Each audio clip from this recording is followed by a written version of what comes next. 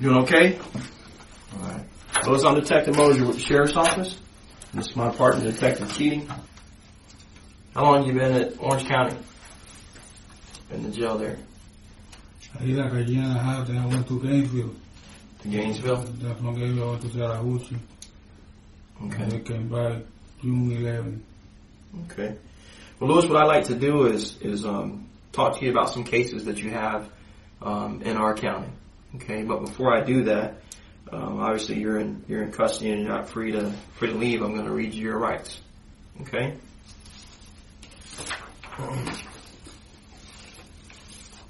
You have the right to remain silent. You understand that? Is that yes? Yeah. Okay.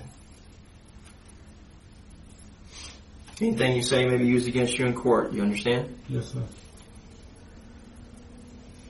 You're entitled to talk to a lawyer before and during questioning. Do you understand? Yes, sir. If you cannot afford a lawyer and want one will be provided before and during questioning without charge. Do you understand? Yes, sir. Okay.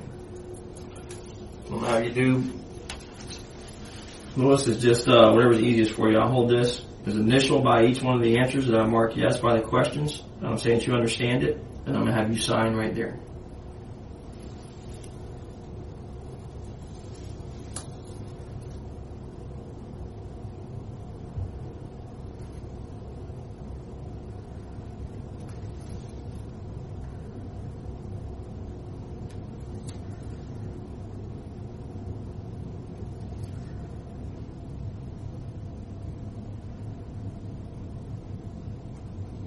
Thank you.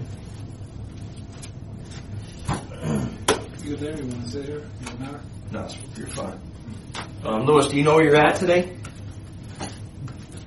You know, Sutter County. Okay. How far did you go in school? 11. 11th grade. All right. Next thing I'm gonna do, Louis, is I'm gonna swear you in. Okay. I must advise you I'm a law enforcement officer, empowered to administer oaths during a criminal investigation. Any false statement under oath is a misdemeanor in first degree and punishable up to 1 year in the county jail under state statute 117.10. You understand what that means? You don't? You understand the difference between telling the truth and telling a lie? I guess so. Okay, if I told you this wall right here, if I told you this wall was black, would that be true or would that be a lie? A lie? Okay, and why would it be a lie? Because it's what? Because it's what? White. White. Okay, good. Basically what I'm telling you right now is we're going to talk to you about some things. Okay, and if you're untruthful while we're talking to you, you can be charged for that. You can be charged for telling a lie.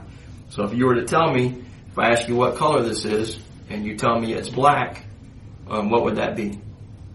White. But if you told me it was black, you would be what? Would you be telling the truth or would you be telling a lie?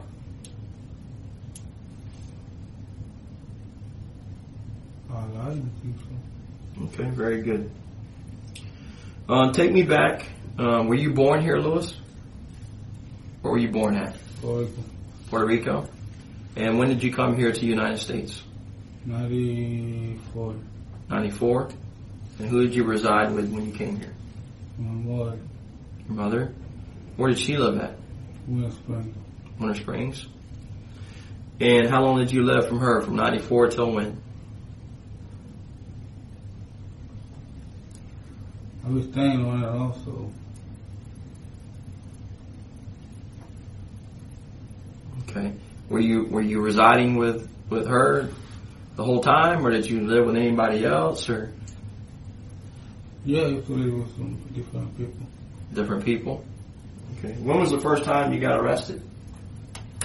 Until 94, 95, something like that. Same year you came over? Yeah. All right. And after you got arrested, did you do any prison time, or you just went to the county jail? What happened? Nah, the first time I got probation. You got probation? Yeah. Okay. And how long were you on probation for? I forgot. You forgot. When is the next time that you remember that So 94, 95, you had probation.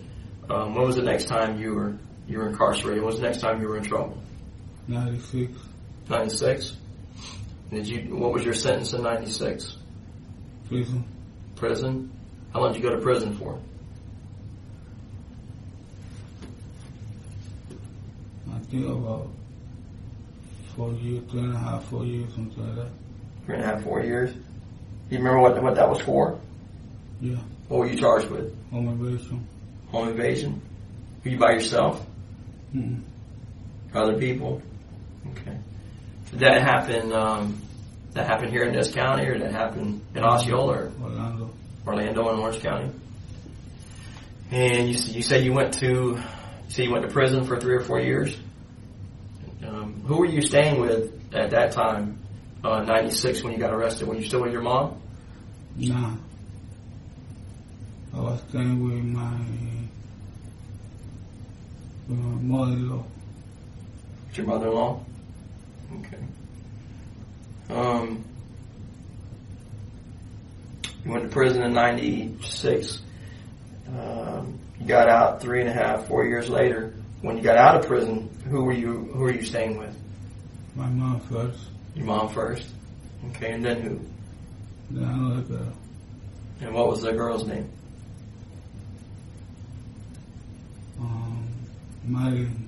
Marilyn? Okay. And did you and Marilyn reside together?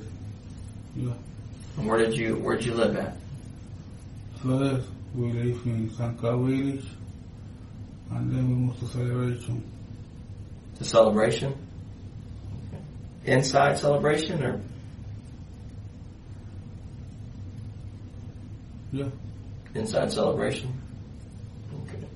When do you remember when you moved out there? No.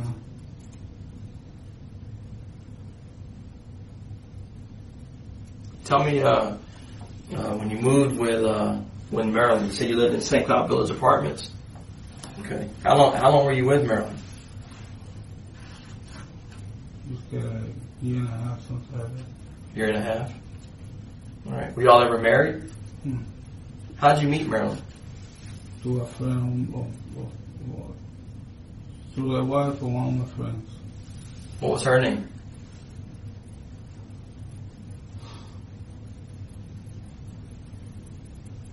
I forgot. You forgot? Yeah. You remember your friend's name? I know his nickname. What's that? Tony. Tony? And what was your relationship like with Marilyn? Good. It was good? Did y'all have any kids together? No? Did she have any kids? Yeah. What was your relationship like with the kids? Like they were my own. I'm sorry? Like they were my own. They were your own? How many kids did she have? 3. She had 3 kids? Do you remember their names?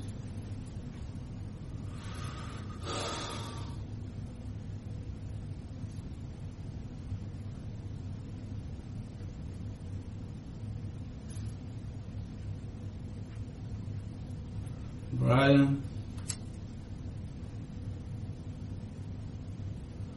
Andres, and Victoria. Brian, Andreas, and Victoria? All right. And when you and Marilyn were together, when you moved from St. Cloud, you said you moved out to Celebration, were both of you working? You and Marilyn? Did you work, or? So I was doing outside jobs. Outside jobs. Tell me about that. What were you doing? I tried driving truck once in a while. Okay. And what was Marilyn doing? She was working first in the mall. Then she was working as an operator on things. An operator? And what was your relationship like with her? Good. It was good? Were y'all... you said you were never married, though, right? No. What would you explain your relationship? Was she like your wife? Was she just a friend, or? She was like my wife. Like your wife? All right. Did the two of you ever have any problems? No? And when you lived there, do you remember how old Brian, Andreas, and Victoria, do you remember how old they were? No. All right. Do you remember if they were young or old, or they were in elementary school or middle school or high school? No. No, you don't remember, or no, they were in elementary, or I don't remember. you don't remember? Okay. And did you ever? What did y'all used to do? You, Marilyn, and the kids. What'd you do? Take me through. You know, like you came back from work, or she got home from work. What would happen? Nothing. She cook. She cooked. We sit down and watch TV. All right. Would you do anything else? No. And the whole time that you lived there, was there any problems in that house? No. No. The whole time that you lived there, was anybody hurt? No. No. No problems between Marilyn and you? No. All right. When you were living there at that residence, when's the next time? So you get out, it's got to be what, 1999, somewhere around there when you got out of prison? Huh? 2000. 2000? Okay. You're with Marilyn for 2000. When's the next time you go to prison? 2002. 2002. Now from 2000 to 2002, any problems with you or the kids, Marilyn? No, they were perfect. Perfect? Okay. In 2002, you went to prison again. You were living with Marilyn? Mm-mm. Okay. When did you leave Maryland? When I left her, Yeah.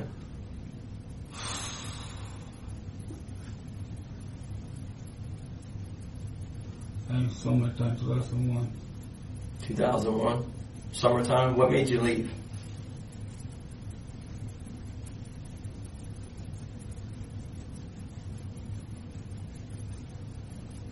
She wanted to go to by her own. She wanted to go on her own? Yeah. Okay. Did she still have all of her kids? Mm-mm. No, where were the kids at? HRS. HRS? All three of them were at HRS? No. Okay, who was at HRS? Vicky. Vicky. And where was Brian and Andreas? Brian was with his father, and Andrea had passed away. Andreas passed away? Yeah. When did Andreas pass away?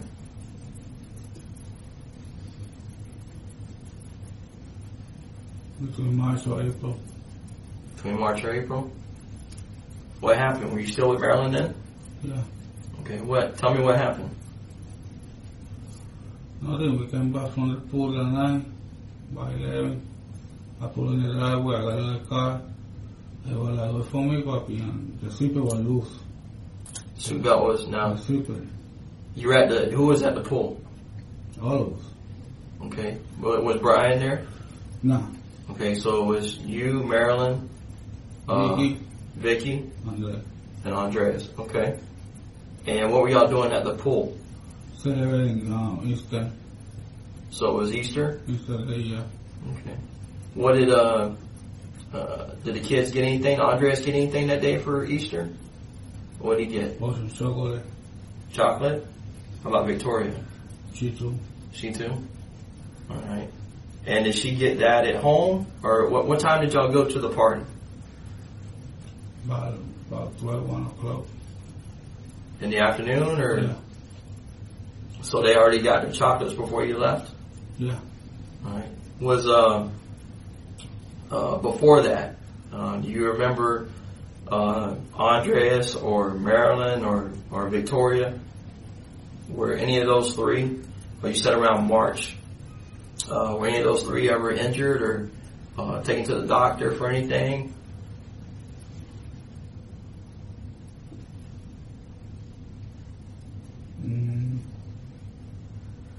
I think in January last year we had a car accident. Somebody had a car accident? Yeah, I was driving with Mary. Mary had surgery in the arm. Mm-hmm. Okay. So so when did that happen? When you and Marilyn got in a car accident? I think January 2001. 2001? Of what? Of when? 2001? January. January? All right. How was Marilyn after the accident?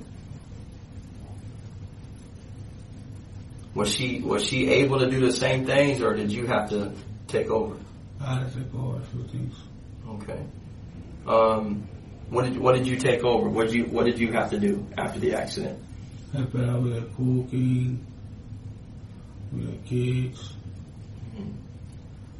And were you still working at that time? Yes and no. Okay. How were y'all surviving? How were you able to eat? Where was the money coming from? My mom was helping us. Your mom was? Okay. And she was getting child support and all that shit. Okay. All right. So it had to be a lot of responsibility on you, huh? How did when the kids, if they did something wrong, how were they disciplined? I used to put them on timeout. You put them in timeout? All right. Did you ever, did you or Marilyn, did you guys ever spank the kids? Never? All right. So what would happen if they did something wrong? Tell me how you would do it. Where would timeout be? You're standing watching the corner of the wall. Okay. And how long did you make them stand there for? For me, really, I didn't care. I found it funny. I'm sorry? For me, really, I didn't care. I found it funny. Though. Oh, you found it funny? Yeah. So you were putting them in timeout, or Marilyn was doing it? I didn't. Oh, Marilyn put them in timeout. All right. What did y'all do did y'all ever, before the accident, did y'all ever go anywhere? Did y'all travel, go on vacation, anything as a family? No. No, just stayed home? Did the kids go to school? Mm-hmm. They didn't go to school? Were they old enough to go to school or no? No. Okay. So, when you moved out there to, what made you move from St. Cloud to the new place? What made you move out there? I fight in St. Cloud Village. You what? I fight. Oh, you fight? Yeah. What was the problem there? A bunch of black people. They were giving you problems? Yeah. What were they doing? Disrespecting man and everything. She come out of the car. Oh, okay. That upset you? Yeah. When you say fight, were you just, were you arguing or you were really fighting with them? I really got beat up though. You got beat up? Yeah. Okay. Well, what happened? What happened when you got beat up? The ambulance came, the police came, they took me to the hospital and I came back on night time. Oh, okay. Did you have any injuries? Yeah. All right. What happened? Where were you hurt at? My fingers tissue on my fingers. I have another one here, this one. Mm-hmm. Okay. What made you said in 96 you went to jail, you were arrested for the home invasion. What made you, you seem like a nice guy, man. What made you start doing home invasions?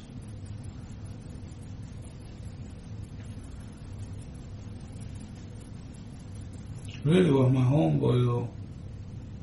It was who? My friends. One of your friends? What made him do it? I don't know. Alright. Was your friends at that time or you ever taking any type of drugs? Yeah. And what were you doing? Weed, heroin. Yeah. Were you doing a lot of it? Not really. Not really. How much heroin were you doing? Half a gram a day. Half a gram? Every day? And how were you paying for that?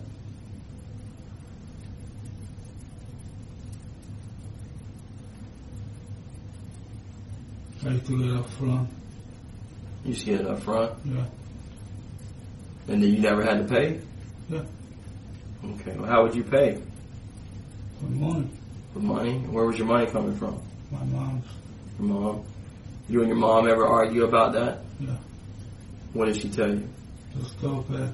That she wasn't gonna have me no more, this and that. How about you and Marilyn? As long as I stayed home, she was okay with it. I'm sorry? As long as I stayed home, she was okay with it. As long as you stayed home? Alright. So you did where'd you do it at? Did you do it there at the house? Yeah. Alright. And how would you do it? A needle? Yeah. And where did you put it at? Your arms? Yeah. What were you like when you did heroin?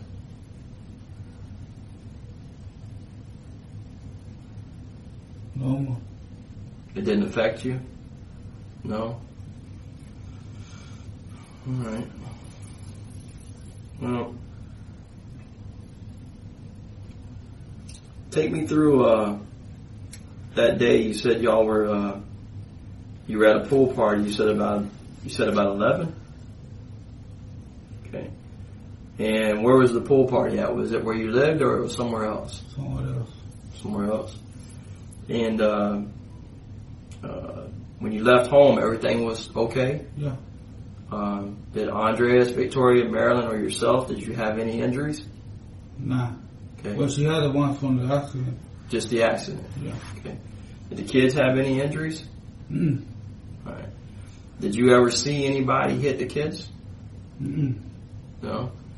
All right. So tell me, you get to the pool party. Where's the pool party at? In Winter Spring. Winter Springs. When you get to the pool party, tell me what happens. Nothing. We sit over there and do the barbecue. We just sit over there all day. My mom came over. Tony came over with the girl. All right. How long were you there till? The whole day. All day? Yeah. Until like 9:30 at night. Okay. When you left there, was everybody okay? Yeah. Nobody was injured? Mm-mm. Okay. No marks on their body? All I know. Okay. You leave there. Tell me what happens. You leave there about 9:30. What happens next?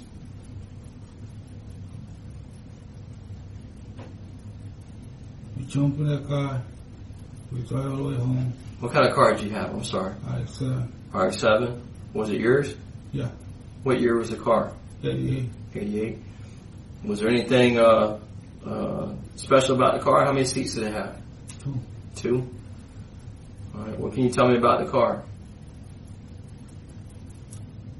You have any problems with it? I mean, it ran good. Yeah. All right. Was it quiet? Was it loud? Loud. Loud. Okay.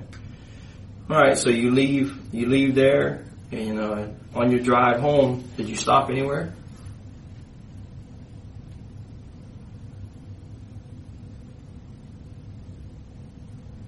I don't think so. Did you stop anywhere? I don't think so. Okay. When you get home, you remember about what time it is when you get home? Yeah, like 11. 10:30, 11. 11. Okay. What happens when you get home? I come out of the car. And Andres told me, hold up, papi. And when you were going to get out of the car, his foot got stuck in the seatbelt. So you fall flat on the concrete on the driveway. He fell on the concrete? Yeah. All right. Did he have any injuries? Yeah, when I picked him up, he had a bunch of scratches all over him. And tell me what happens when you get home. Who gets out of the car first? Me. Okay, who gets out of the car next? Andre. And who gets out of the car next? Marilyn. Marilyn. And who gets out of the car next? Vicky. So once y'all get out of the car, what happens? We go inside the house. And I tell Marilyn to put Vicky to sleep because she was knocked out. There wasn't no reason for her to wake her up, take a shower. So all of you go in the house together? Yeah. Okay, so you go in the house together, and what happens next? So I tell Marilyn to put Andres to the shower because he was up. And what about Victoria? What'd you do with her? We put in bed. She was sleeping. She was knocked out. She was out. Okay. All right. And you tell Marilyn to do what? To put Andres in the shower. Okay. Was Andreas was he complaining about being hurt? Was he crying at all? No. No? Okay. So you put him, you tell her, who puts Vicky to bed? You do or Marilyn does? Marilyn goes. Marilyn puts her to bed? Okay. So when you come in the house, where do you go? I go to my room. I finish take a shower too. Okay. Did you and Marilyn have the same room? Yeah. Okay. And you had the same bathroom? Yeah. So she puts Andreas where? In the extra bathroom? Yeah. All right. So you go inside the house. You go inside to. You said you go inside to take a shower? Yeah. Okay. What happens next? Tiramos acomado. Andrea already in his pajamas, sitting in bed talking to Marilyn. Sitting in bed where? In his room. In his room? Yeah. And where's Marilyn at? Right next to him. Right next to him. Okay. She put some ointment on the scratches on the head, on the forehead. Mm-hmm. And I told him, you want to come and watch TV? They were like, nah, I'm tired. And Okay. my mom, she had brought some big bunnies of chocolate. Big what? Big bunny, rabbits. Oh, rabbit. Chocolate? Rabbits, yeah. Okay. They were like, I want to eat one. Mm-hmm. And I gave it to him. I was like, no, he want to stay out the whole night. I was like, give it to me. Mm-hmm. She didn't want you to do it. Yeah. So I did it to him. He ate it. Mm-hmm. And he said, good night. He fell asleep Where did he eat the chocolate at? in his room.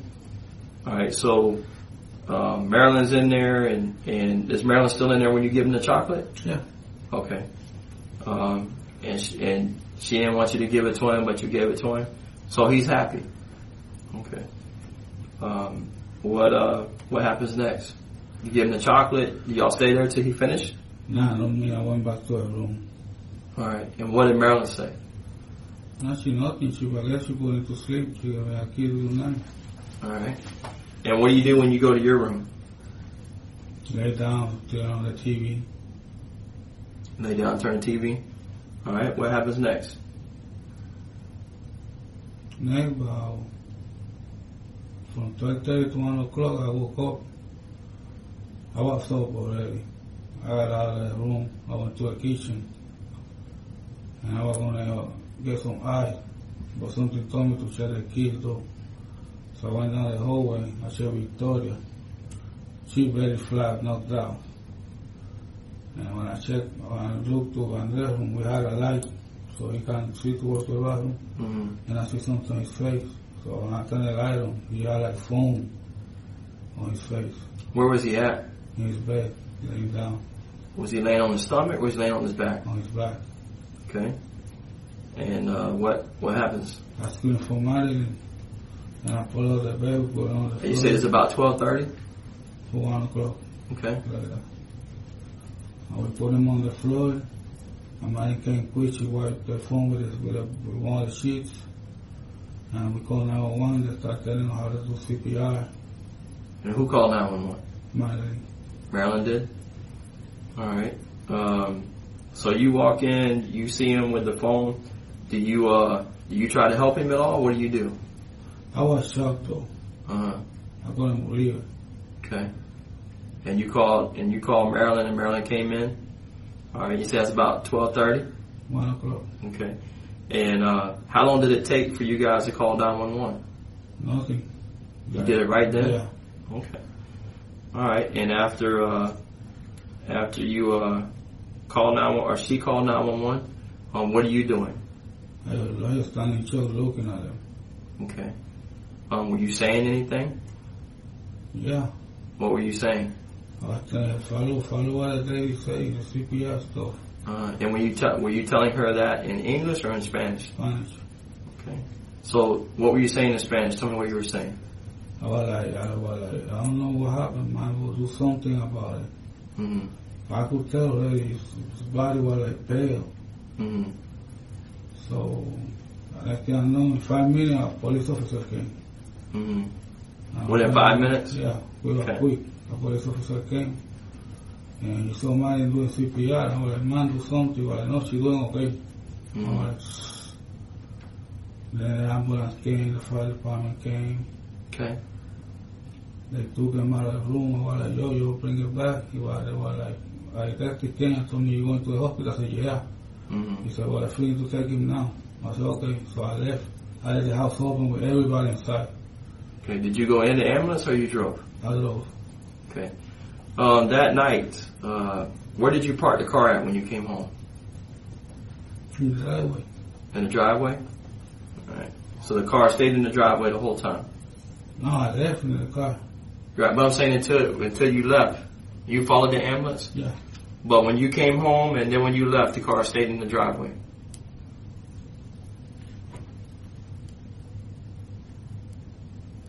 I don't know. I don't know if I got the time to put in the garage or what. Okay. Did you ever park the car in the garage? Yeah. You did? How often would you do that?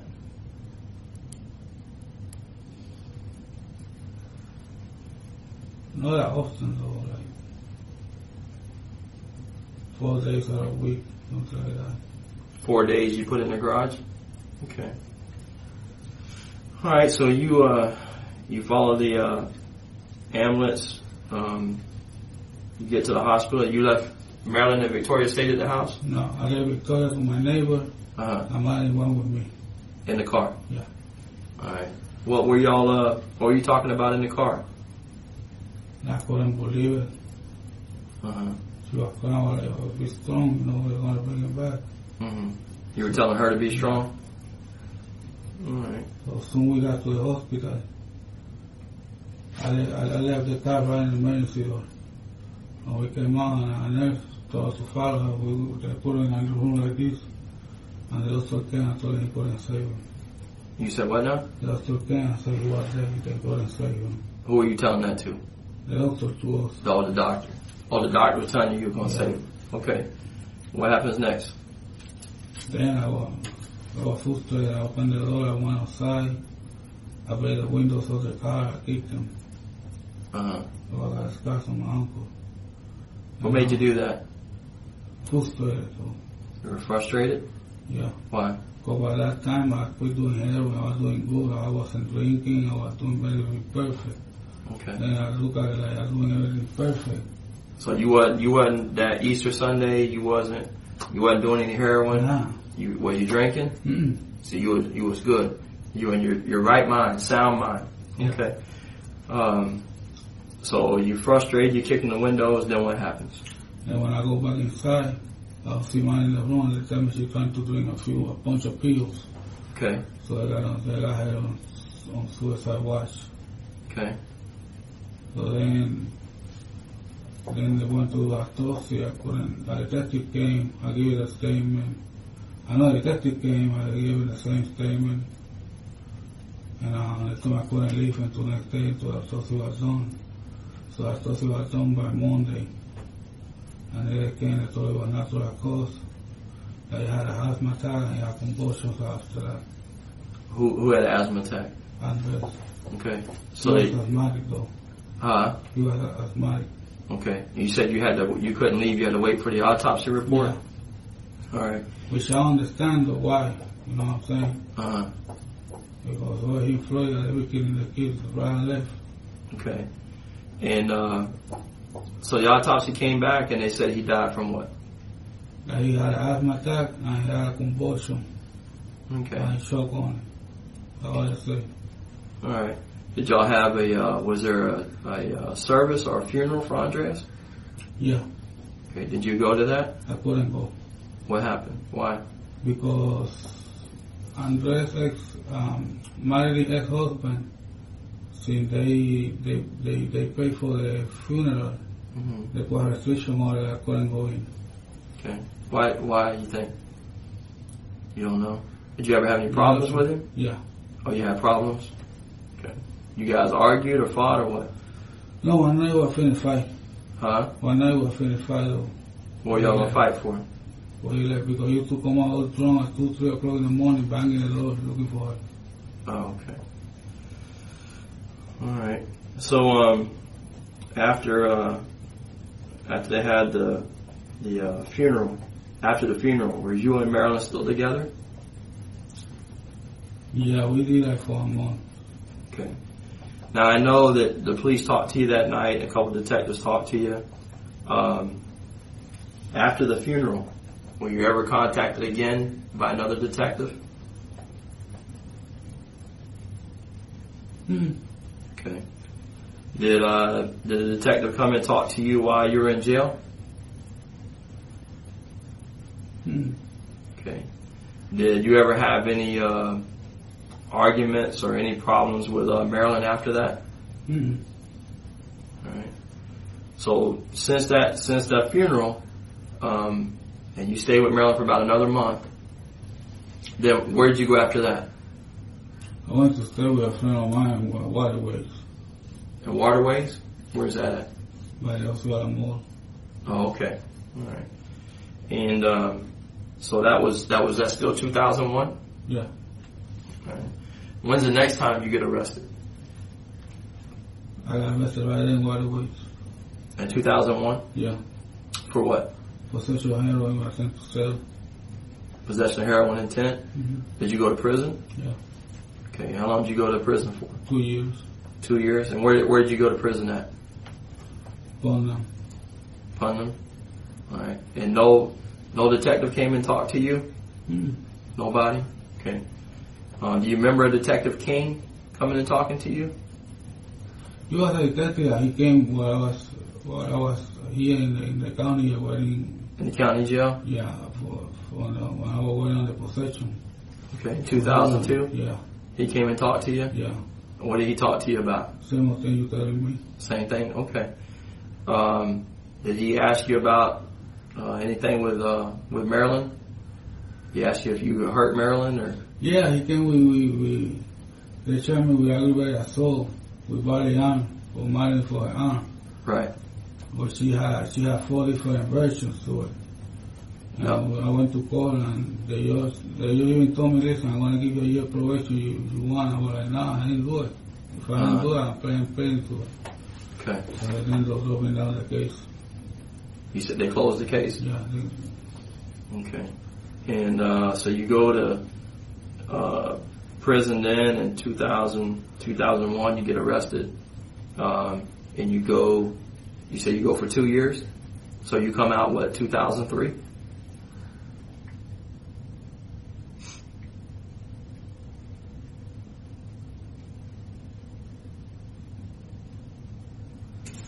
In 2003, 2004. That's when you came out? All right. And then you got arrested again, right? I went to Puerto Rico. Oh, you went to Puerto Rico? Okay. And how long did you go to Puerto Rico for? 5 years and a half. Okay, so when you come back, what year is it? 2006. Okay. Did you get arrested in 2000? 2005. I came in December. 2005 what? I came from Puerto Rico, it was December. Okay, in December 2005? Yeah. Okay. And what happened from 2005? You get arrested again? Yeah. And what did you get arrested for next time? Possession of marijuana. Possession of marijuana? All right. Did you go back to prison again? Nah. Okay. You just stayed in the jail? Nah, they gave me community service. Community service? Okay. And then after that, did you get arrested again? Yeah. Okay. And what was that about? Discharge, I'm here now. The charge. Okay. And then from there, that was in 06, right? Yeah. And then you went to Chattahoochee? Yeah. I went to Gainesville Hospital first. Gainesville Hospital? I'm from Gainesville, I shipped me to Chattahoochee. Okay. And then you came back from Chattahoochee to Orange County just a couple months ago, right? All right. That night when you went to check on, you said you felt something, go check on Andres. Where was Marilyn at? Was she laying down, sleeping? She was sleeping? All right. When y'all went to bed at night, did you lock the house? Yeah. All right. Is there any way that night anybody else could have came in the house? Nah. Okay, it was just you and Marilyn? Yeah. And are you the only one that stayed awake during that time? Yeah. Okay, and Marilyn went to sleep? And there was no arguments between you and Marilyn? Okay. All right. I'm going to go out here and check a couple things, and I'll be back in. You want something to drink or anything? I need to go to the bathroom. You go to the bathroom? Okay. Give me just a minute and we'll take you, okay? All right, bud. Can I get a cigarette? Hey, a cigarette? We don't smoke, but I try to find you one in a little while. Appreciate it. All right, man.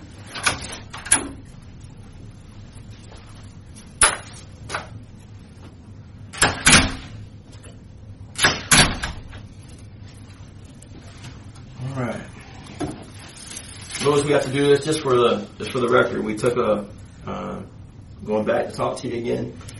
Tape's been running, but all we did was we stopped, we went to the bathroom, took you to the bathroom, and we brought you back. Is that correct? Yeah. Okay, now we're back in the interview room. No interviews took place outside of here. We took you to the bathroom, we brought you back here, and we're going to get started again, right? Is that correct? Yeah. All right, you swear that the information that you've given us so far up to this point has been the truth, the whole truth, to help you God? Yes, sir. All right, very good. All right, I'm going to press on.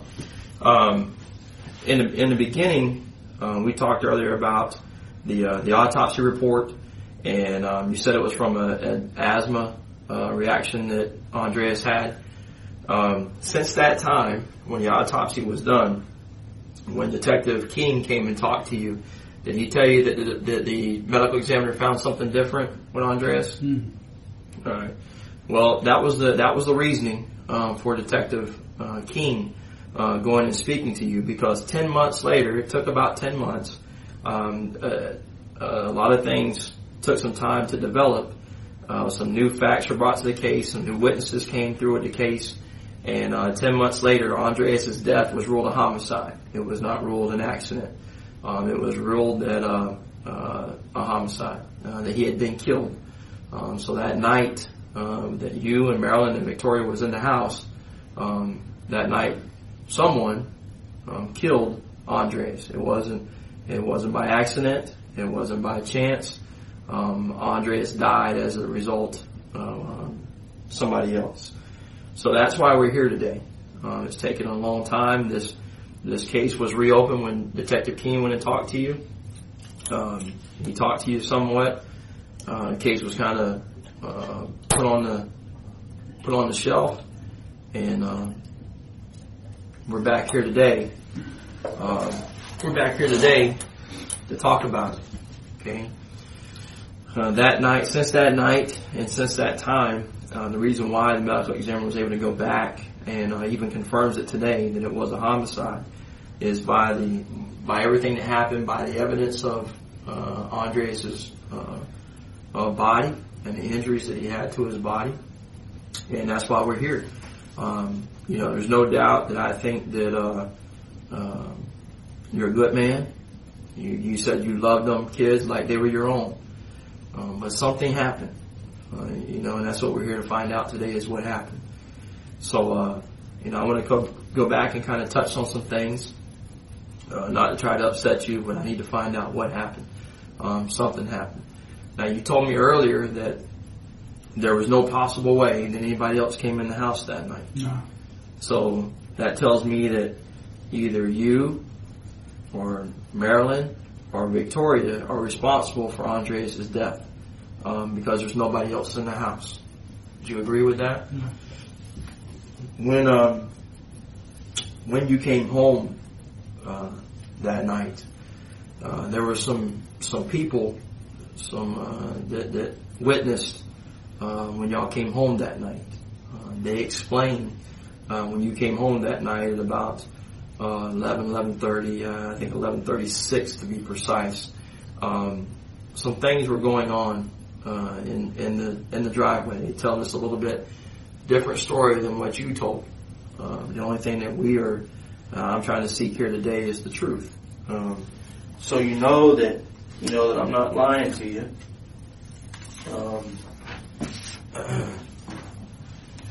We have a newspaper article that tells. Yeah, I read that. You read this? You seen it before? Yeah. Okay. And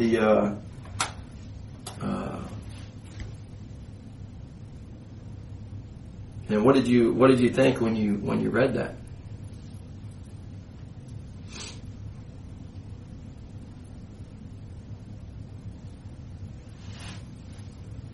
I can't believe it, man.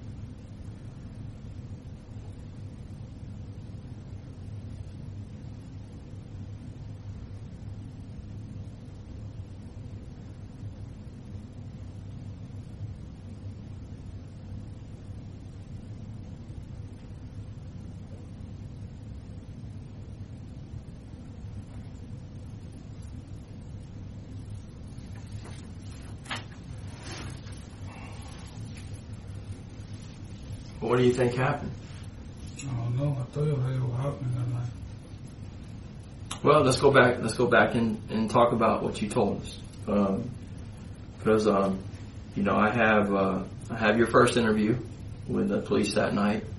I have your interview with Detective King, and since that time, I've talked to everybody involved, Victoria, Maryland, everybody that lived there, friends, family, and I'm trying to explain because what you're telling me really doesn't match the evidence that we have. You know, you told me, and I'll just confirm it. You told me that Andreas, the only injury he had that you could see was on his forehead. Yeah, yeah. Is that correct? Yeah. Okay. Well, the problem is that Andreas has many injuries to his body, not just one. He has multiple. He has some bruises on his leg. Mm-hmm. That I see. Well, how did he get the bruises on his leg? At one time he jumped down the pool. It was deep, and I just sunk him out with both legs. That was all. Okay. Do you know how long it takes for a bruise to show? Mm-mm. Well, if I was to hit you, the bruise. If I hit you right now, the bruise is probably not going to be there today, is it? I don't know. Well, I'm telling you, it's not. If I hit you, I don't want to hit you to prove it to you. But if I was to punch you on the leg, bruising is not going to show right away. You know, it's kind of like you ever watch boxing? You watch fighters? You've been in a fight before. Sometimes the night before they don't look so bad, but what they look like the next day? They don't look good, right? They look rough, all right? That's the same thing that happens with bruising. So those injuries that he had couldn't have been sustained all that day. The bruising, the staging of the bruising, there's some bruising that was there days prior. There's some bruising that was there that day. Because as a bruise, it changes colors. You ever had a bruise? Yeah. Sometimes it may come purple, brown, yeah. and it changes colors, right? That's the stages of the bruises. Now, as I said before, you know, it took a little while for these results to come about. It took longer than it should. It's happened Easter 2001, and here we are today. And I didn't even do that today. We didn't even do that today, but today, July 15, 2010, here we are, almost 9 years later, you know, trying to sort this thing out. So, speaking to everybody that's involved in this, they tell me a little bit different story. All I know is that their story they're telling me matches what happened. The story you're telling me doesn't match what happened. Okay, because something happened to Andreas that night. Yeah. And I'm being told what happened by other people, but I'm not being told by you. Now, I could imagine that for 9 years, this has got to be something that's weighed heavy on you for a long time. You know, this is your chance to tell us what happened, to get it out. You understand? Yeah. To get it off your chest, because you know science doesn't tell me. You know, I can just tell you little things. You know, your muffler on your car that night. You know, it was loud. You know, when you come home, people heard it. You know, people didn't just hear the muffler; people heard Andreas. Okay, you told me that Andreas was quiet. You know, and he wasn't crying. When he fell, he was crying though. Okay, but once he went in, once we went to the room, once we went to the house, he stopped crying though. Yeah, well, I carried him. Huh? I carried him to inside the house. Okay, you carried him in the house. Yeah. Okay, and once he went in the house, right, crying stops. Mm-hmm. Okay, there's a reason why I believe that his crying stops. There's reasons why he has injuries over his body that just didn't happen. Okay, I know for a fact that somebody in that house hit Andres. Not once. Hit him a lot of times. Probably, if I had to guess, 9 years later, probably with a shoe, based on the pictures that I'm looking at. Maybe he was spanked with a shoe, maybe he was hit with a shoe, but he was definitely hit. Okay, Andres was 4 years old. 4 years old.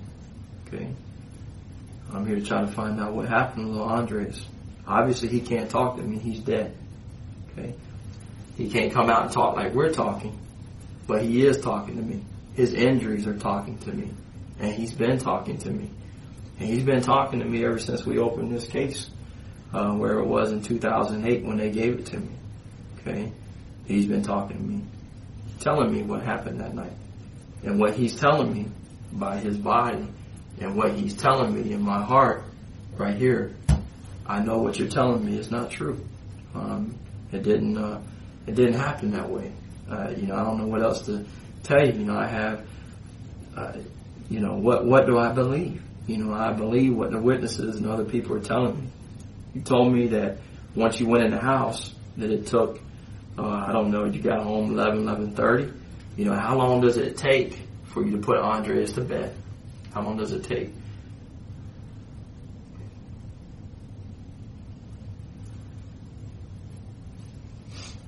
I finished the shower. When I came out of the shower, he really was sitting in bed with Madeline. Okay. And then you said you gave him some chocolate. Yeah. Right?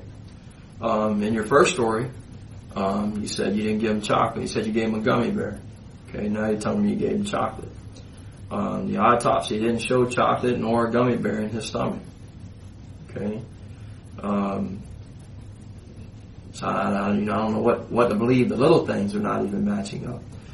You said that it came back and it was probably around 12:30 when you went back to check on him and he wasn't breathing. Is that true? Well, 1 o'clock. 1 o'clock? Okay. What time do you think Marilyn called the sheriff? What time do you think Marilyn called 911? Right away. Right away? Yeah. You know what time we got the call?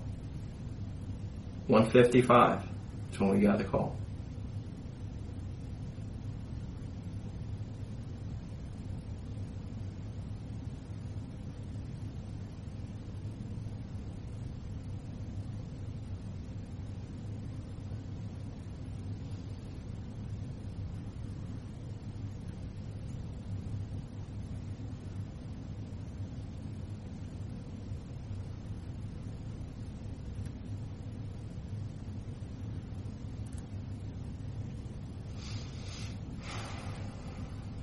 What happened between 12:30 when he wasn't breathing and 1:55? I don't know. Well, you told me you were the only one awake. Yeah. Right? Yeah, we went to bed and she fell asleep watching TV with me. Okay. All right. I know it's got to be difficult. Louis, it's been a long time, many years. All right? But you told me out of your own mouth, I'm not making this up. 12:30, 1 o'clock is when you find him. He's not breathing. When they call 911, when the calls come in, it's documented, bro. They have it recorded. It's written down. As soon as it comes in, it's by computer. All right? Call doesn't come in until 1:55. So you know what I think? I think something bad happened. And I think maybe you got a little bit panicked from 12:30 to 1 o'clock, trying to figure out what you're going to do. Yeah. Well, then you tell me what happened then, because I'm missing about an hour to an hour and a half after you find Andres not breathing and his body's white, probably dead. Okay? Once you find him that way, or you leave him that way, right? An hour to an hour and a half passes that you don't call 911, you don't get any help for him, you don't do anything. So tell me what's happening between 12:30 to 1 o'clock. I'll even give you the 1 o'clock. You say 1 o'clock, but I believe when you went in that house at 11:36, I believe by 12:30, Andres is dead. I believe by 12:30 he's dead, because the evidence tells us he's already dead. Okay? But you don't call us until 1:55. So now I have to explain what happened. What happened between 12:30 and 1:55? Because Andres is dead at 12:30. He's already dead. Okay? But you don't call. And you don't let Marilyn call 911. Alright? There's a lot going on. I don't let Marilyn call 911. I'm sorry? I don't let Marilyn call 911. Mm-mm. Who said that? Mm-mm. There's only 2 other people in the house. Right? I don't think that you meant, I believe you, did you love Andres? Yeah. Okay, I believe you did. Okay, but something happened. Sometimes, I have kids. Sometimes we get angry when they won't stop crying. Sometimes we get angry when they won't do what we want to do.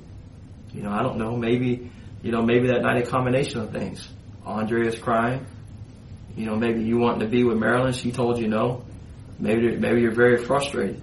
I don't, listen to me. There's one thing I'm not going to do is lie to you. Okay, I don't know. I'm just guessing because you're not telling me what happened. The first story you gave me and the story you gave that night and the story you gave to Detective King, we all know that's a lie. Okay, that's like saying this wall is black when it's white. That story is not accurate because the problem is what you didn't realize and probably what you'd never think is that Marilyn would never tell me the truth. Okay? You didn't realize that night that neighbors were watching what was going on and was wakened by your car. You're probably not banking on all that. And before, when they talk to you, I don't know why. But looking at it now, I can tell you because science tells us. By the time Andres got to the hospital, we get the call at 1:55. By the time he gets to the hospital at 2:15, his body temperature is already 91.2. So, you know what? It has a tendency to tell me that he was dead by 12:30. He was already dead. You tell me, you help me put the last piece of the puzzle together, okay? Because I'm pretty confident I know what happened, all right? I know the first story that you told us that night, the first story you told me today is not accurate. Okay, when you went in that room at 12:30, Andres already dead. He's dead. 12:30, 1:55, you finally decided to let her call 911. 12:30, 1:55. Okay, what's going on? So it's Daddy guessing. Huh? I'm guessing when I said to Daddy. I think you're right. I believe that. I believe at 12:30, when you saw Andres, he was dead. I believe that. I believe it. Okay? I would have made mine call 911 her way. But you didn't. But I was in the room. I was in the room watching TV. No, that's not what happened, Lewis. The evidence doesn't show. Listen, the evidence points. Okay, because once we die, right, our body temperature, our normal temperature. You've been in Chattahoochee. They take your temperature, they take your blood pressure. I'm sure they evaluate you, right? And we know it's about 98.9, 99, somewhere around 98.9. That's what our body's supposed to be. Okay. When our body drops that many degrees, our body doesn't drop that many degrees that fast. You understand? That when she called at 1:55, if it just happened, Andres' body would still be warm, not cold. But Andres is cold to the touch. You know why he's cold to the touch? Because he's dead. That's why he's cold to the touch. So help me fill in. Science tells us, technology, I know you watch TV and court TV and CSI and everything else.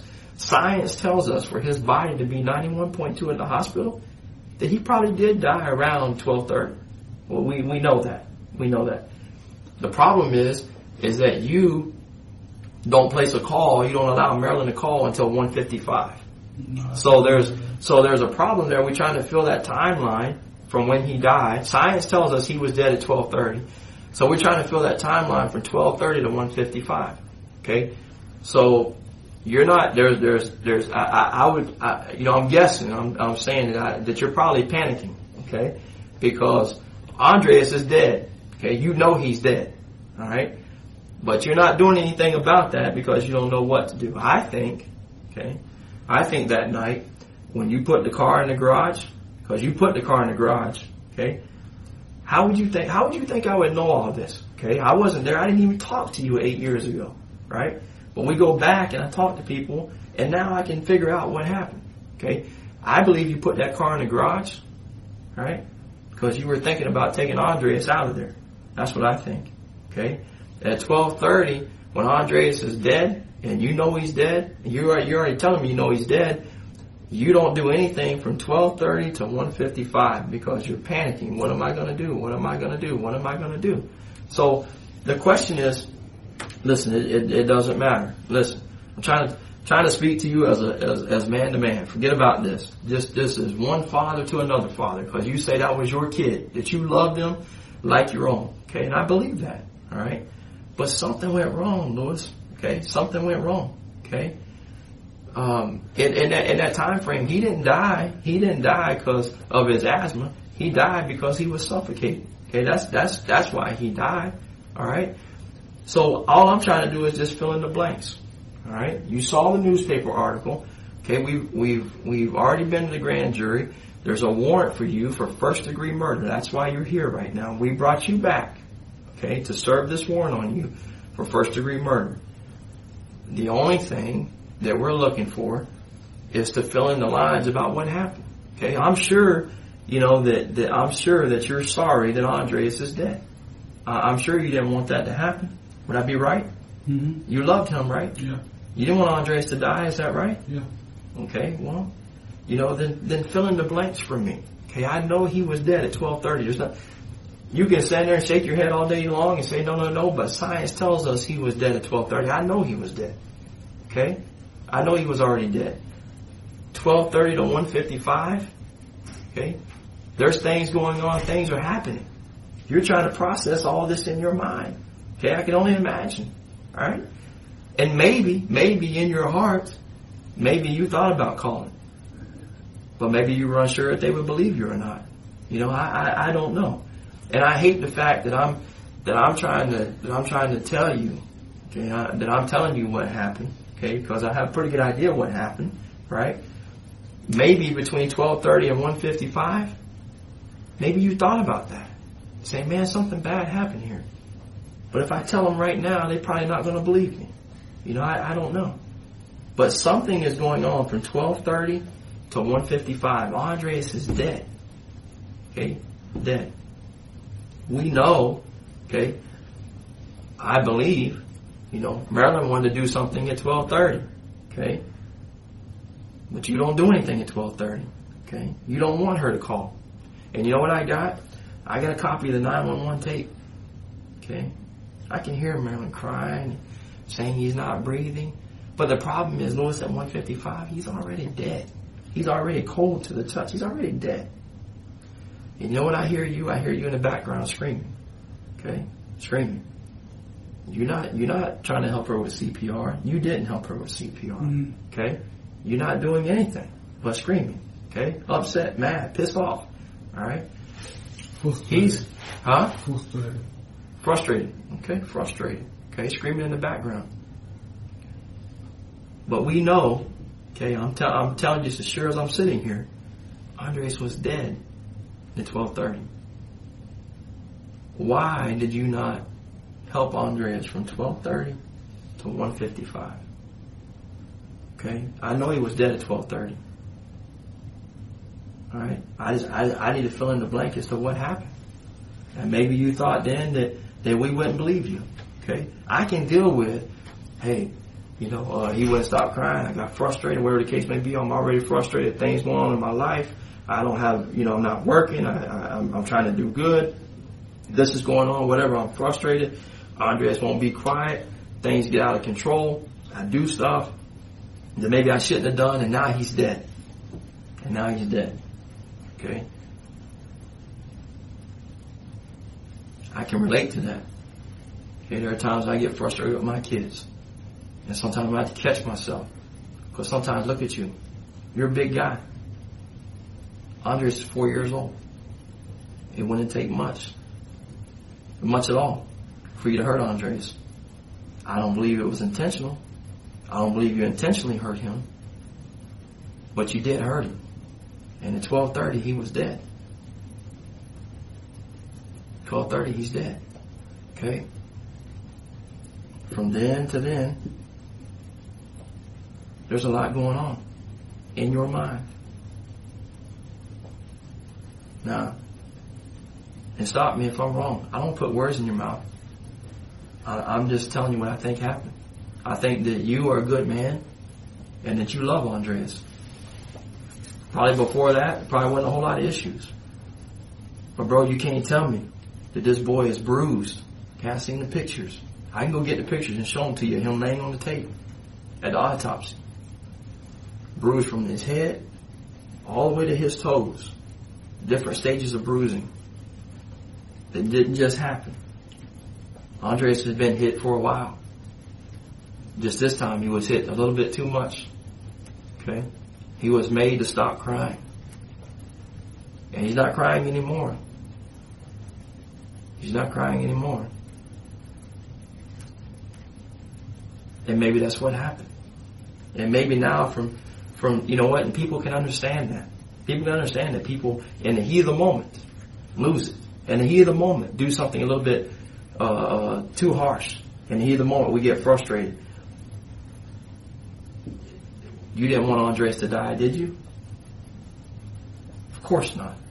Okay? I didn't want him to die. Nobody wanted him to die. But sometimes things happen. Things happen. And the science and the evidence tells us that something happened. Technology and things that happen. People. You know, and in the beginning, Marilyn didn't want to tell us what happened. You know, she didn't want to tell us what happened, but finally she did.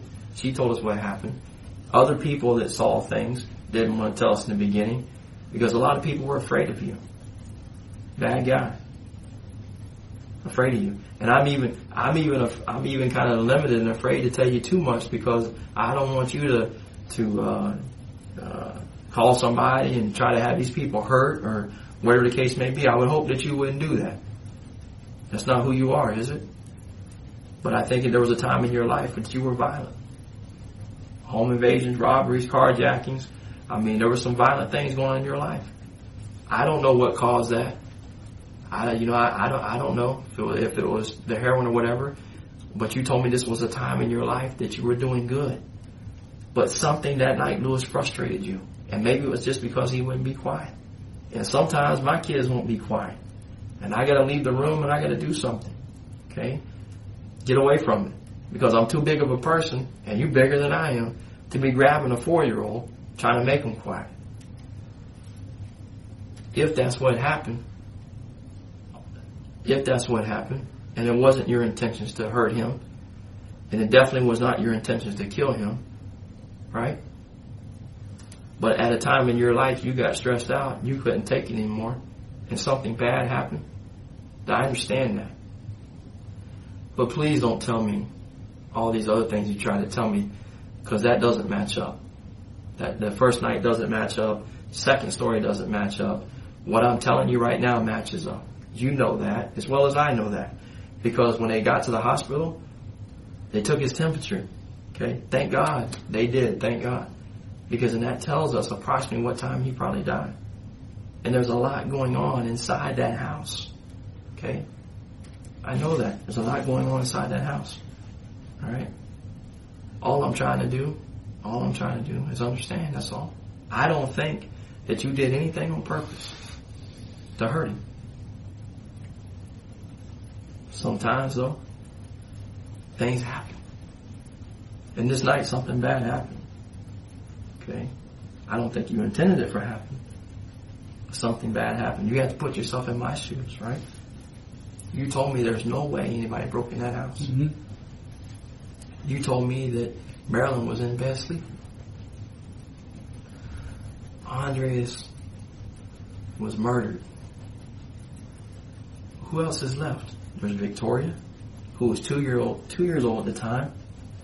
And there's yourself, Lewis.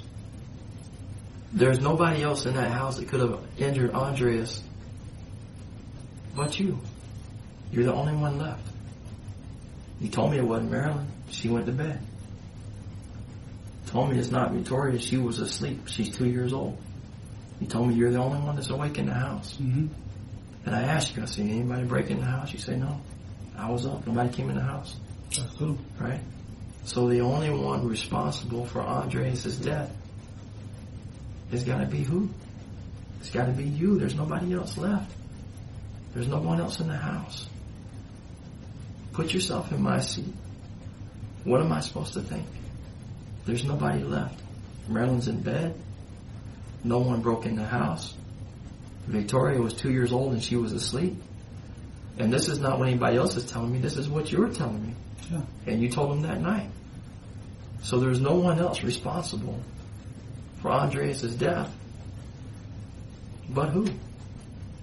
But you, Louis. You're the only one left. You're the only one left. Something happened. I don't think you intended for it to happen. But something happened. Something happened between you and Andres. Something happened. It did, brother. I'm sorry to be the one to tell you that. And I'm sorry that it's taken 9 years to say that to you. But I'm telling you, just as sure as we're sitting here, there's no one else responsible for his death. You read, I can go get the autopsy report, and you can read it. Okay? If you want me to do it, I'll go get it. Yeah. And I'll show that. You want to see it? Okay.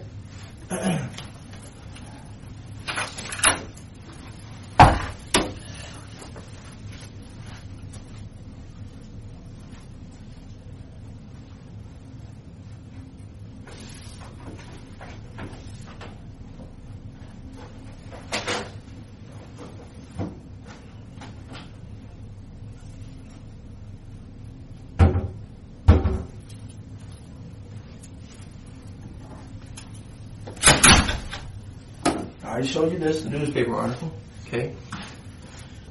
In February 2010.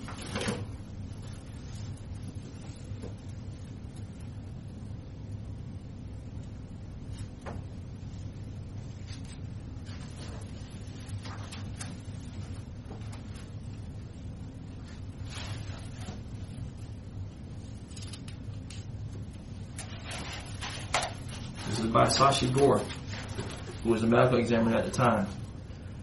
This is the amendment that was made February 14th, 2002, and you can see exactly what he has to say.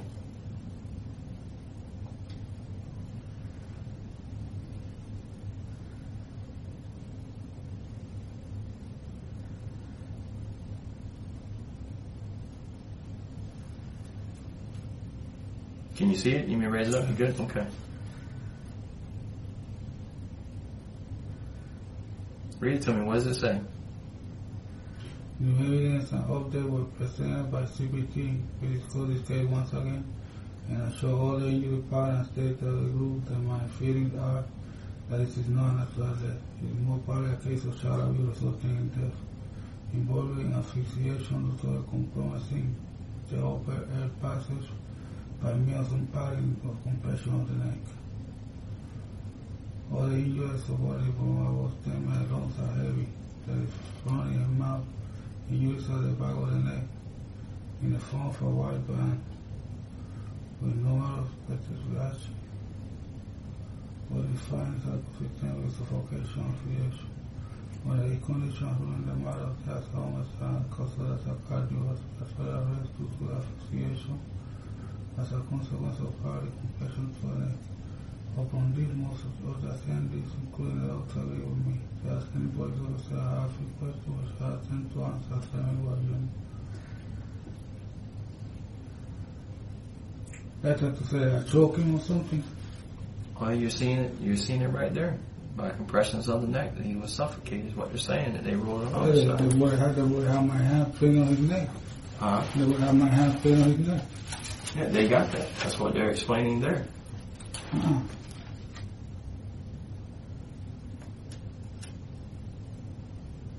They're explaining that. Okay, by suppression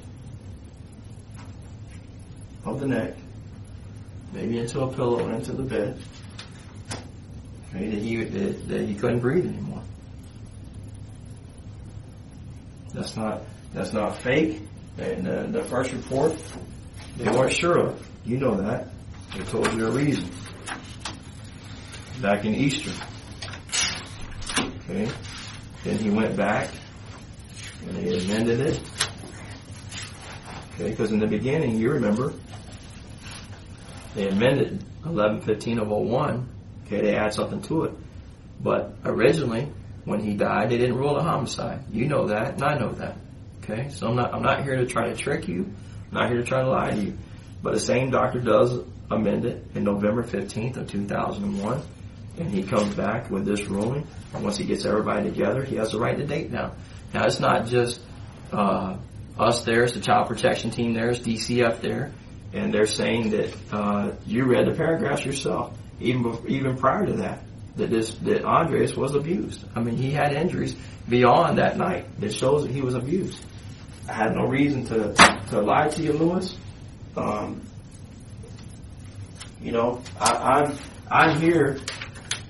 here for this beautiful little boy right there, smiling and happy and living life. Okay, how old are you? 35. 35. So you lived 31 more years than he got to live, because he died at 4. And he died as a result of your actions. Mm-hmm. Yes, Lois, I as hard as that is to sit here and tell you, I'm telling you. Okay, it was ruled a homicide. You don't realize by your own admissions what you've already told me, right?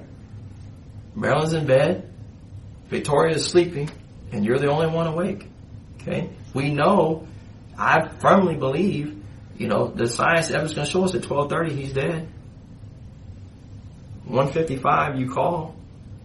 Okay, I'm not going to tell you everything that happened that night. I know what happened that night, but I'm not going to tell you everything, because you're not even, you're not saying anything. You're agreeing with me that he was dead. You know he was dead, right?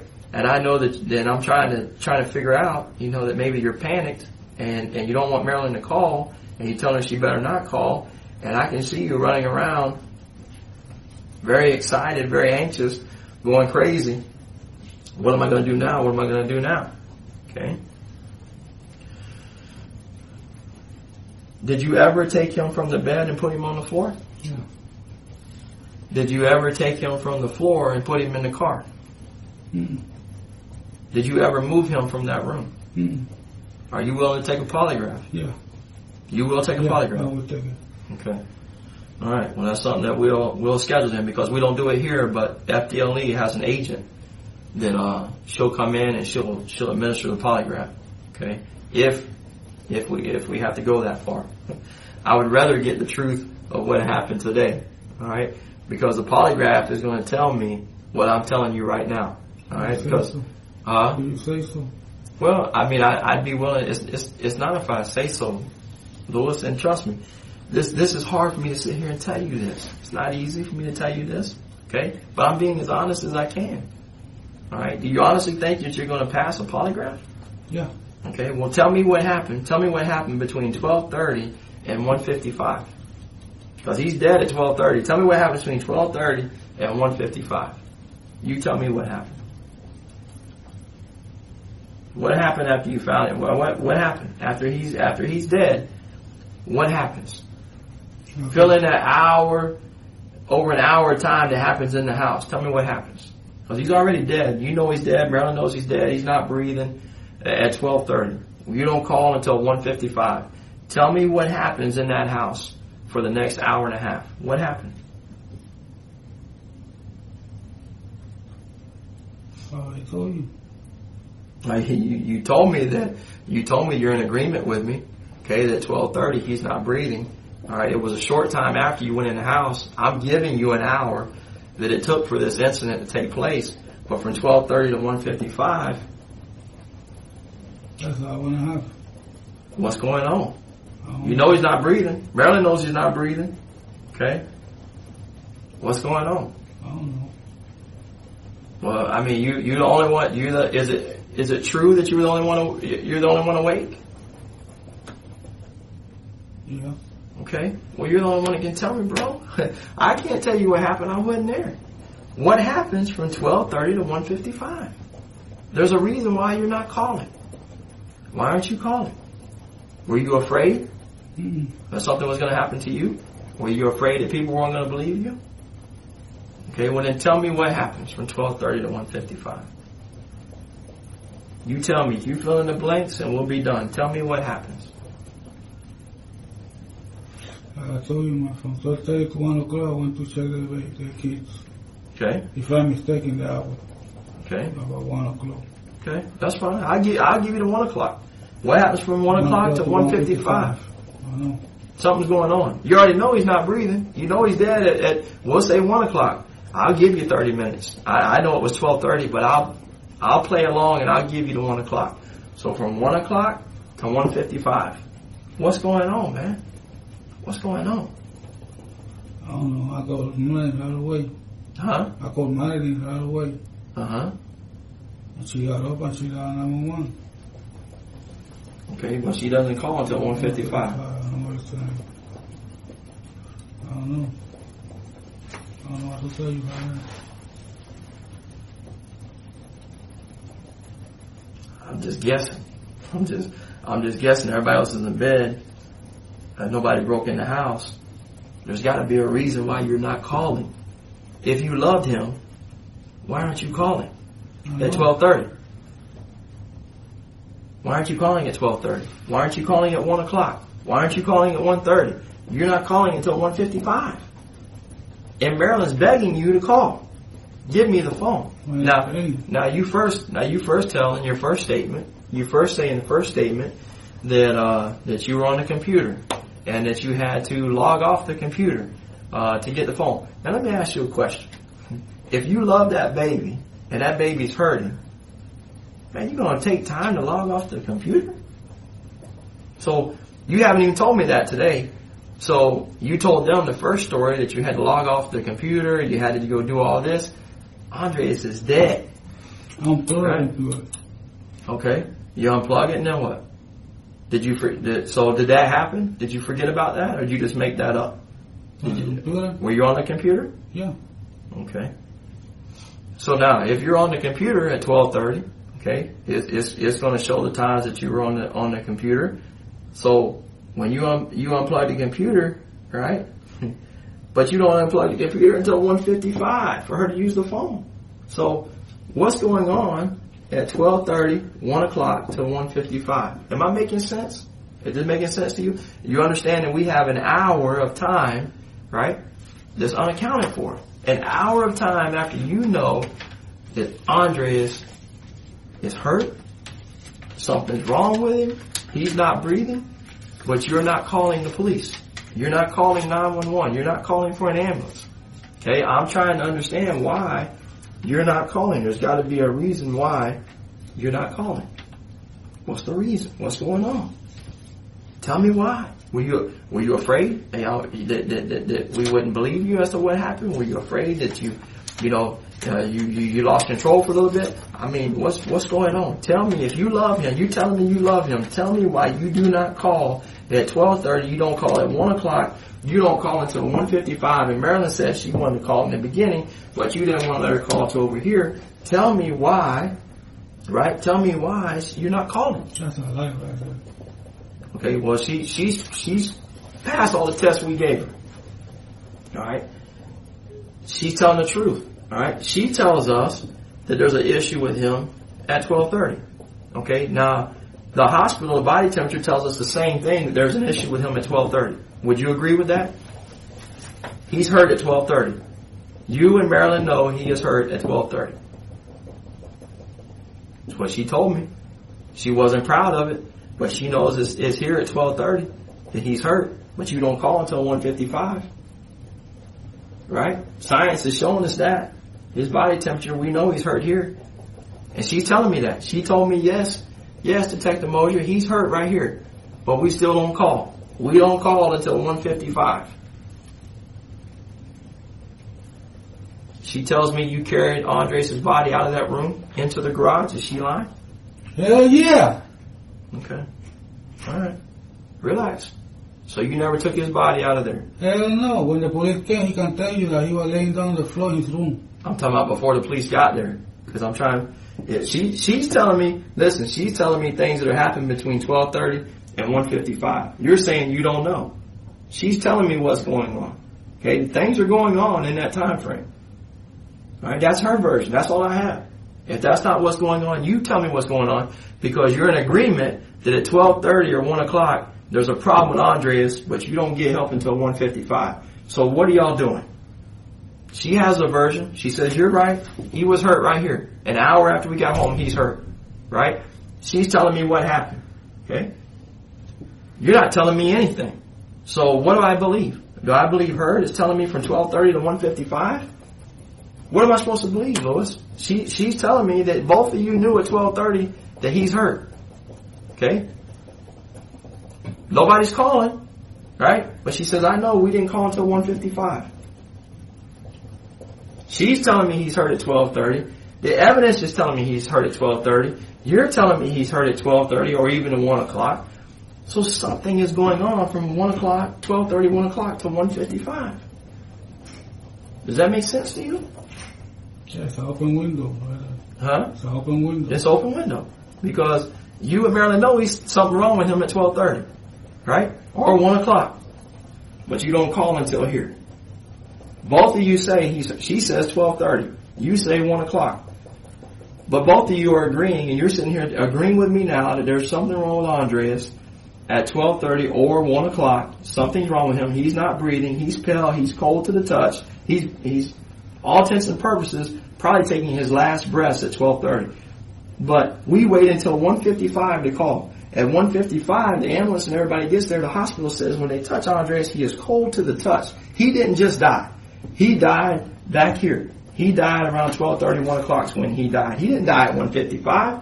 That's when y'all called. But you knew something was wrong with him at 12:30, 1 o'clock. Right? Yeah. Okay. But you don't call until 1:55.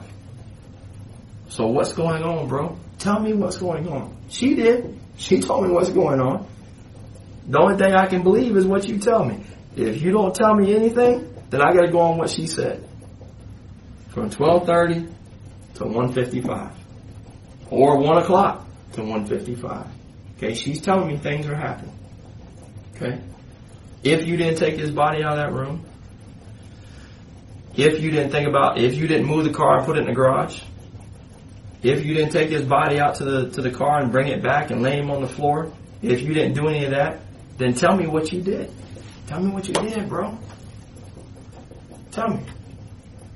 Yo estoy already, man. I work it over. Estoy con 911. They ain't breathing. What time does she call? One what? You say 1:55. Oh, it's not what I say. We have a computer printout. 1:55. The call comes in. 1:55. It's not what I say. That's what happened. You're both telling me something's wrong with Andreas at 12:30. She says 12:30. You say 1 o'clock. Okay, so she didn't call right away. She's saying, yeah, there was something wrong with Andreas at 12:30. There's something really wrong because he's not breathing. Okay? She says you don't allow her to call 911 if she wants to call. She's begging to call. You don't let her call. Finally, at 1:55, you tell her to call. You can call now. That's a lot. You better not. Okay, well then tell me what happened from 12:30 to 1:55. If she's lying, what happened? You both tell me he's dead here. Something's wrong. He's not breathing. He's not responding at 12:30. Well then tell me, Louis, what happens? If she's lying, tell me what happens. Tell me, because you told her to call as soon as you found him, but we both know that's a lie. Because she's saying that she found him, that y'all found him at 12:30. You say 1 o'clock. She doesn't call until 1:55.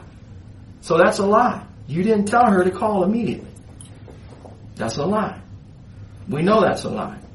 She's saying that's a lie. You're saying I told her to call. She didn't call until 1:55. She says she doesn't call here because you won't let her.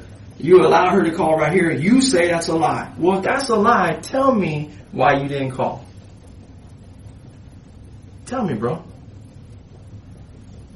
From here to here. Why don't you call?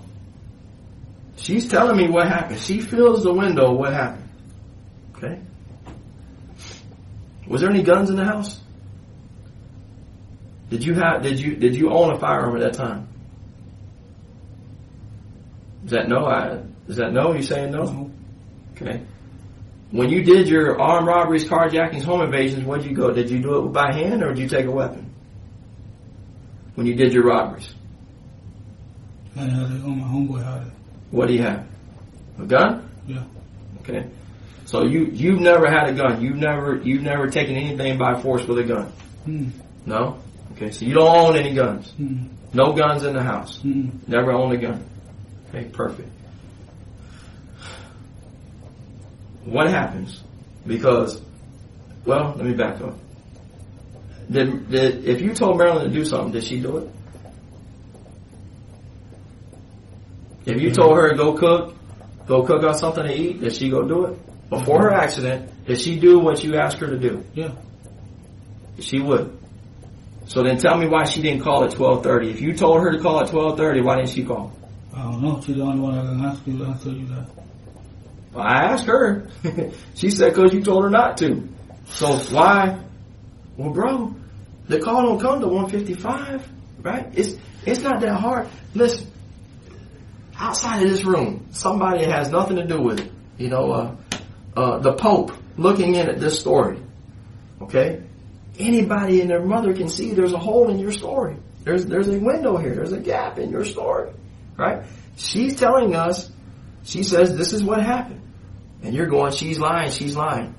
Okay? Well then tell me what happened for that last hour and a half. Tell me.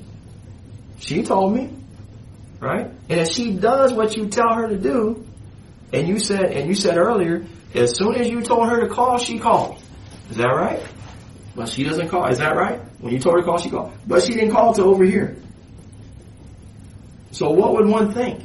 If you both know he's hurt here, if he's hurt right here, he's not breathing, he's not responding, you didn't tell her to call. Because if you'd have told her to call, she'd have called at 12:30.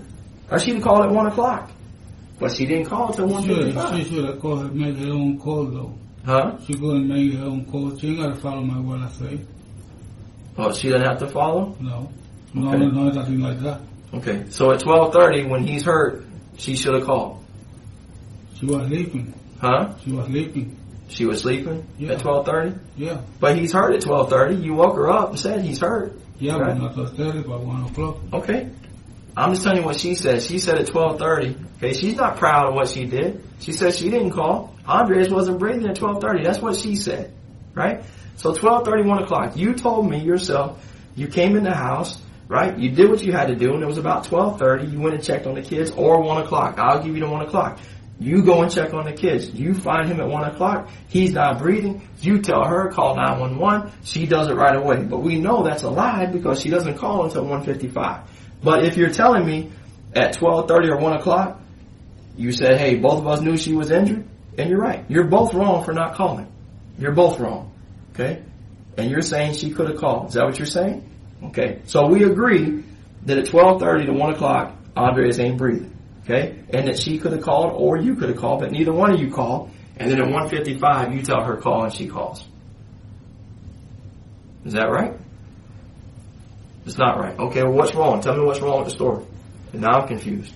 Because I never want to keep her from calling. Huh? I don't want to keep her from calling 911. Right. I'm saying at 12:30, when she's saying at 12:30 that Andres had a problem, he wasn't breathing. I'm saying at 12:30, you're telling me she could have called, right? Yeah. But she didn't call. And she's telling me to take the motion. You're right. There was a problem with Andres at 12:30, and I didn't call. And she's saying that she didn't call at 12:30 because you wouldn't let her call. But you're telling me she could have called at 12:30, right? You weren't going to stop her. Or 1 o'clock. But she doesn't call until 1:55. So we're in agreement that there's a problem with Andres between 12:30 and 1 o'clock. She says 12:30, you say 1 o'clock. You say you checked on him at 12:30, but then you say, possibly 1 o'clock. So 12:30, 1 o'clock. However you want to say it. There's an hour and a half that she doesn't call. There's an hour that you don't call, but eventually she calls because she says at that time you allow her to call. But we're in agreement. From 12:30 or 1 o'clock, when she saw Andres, and that makes sense because when you came in the house, you did your shower. She had him in the tub, you do your thing, he goes to the bed, wants the chocolate, I'll give you an hour. I'll give you to 12:30, right? But we know at 12:30 something's wrong in Andres' room at 12:30. And you say 1 o'clock. I'm cool with that, all right? She's already admitted to me at 12:30 something was wrong with Andres, and she didn't call. She's wrong for that. But she says she didn't call because you wouldn't allow her to call. Fine. She's lying. She could have called at 12:30, right? Because you didn't stop her. She could have called, right? So if she didn't call at 12:30, why didn't you call at 1 o'clock?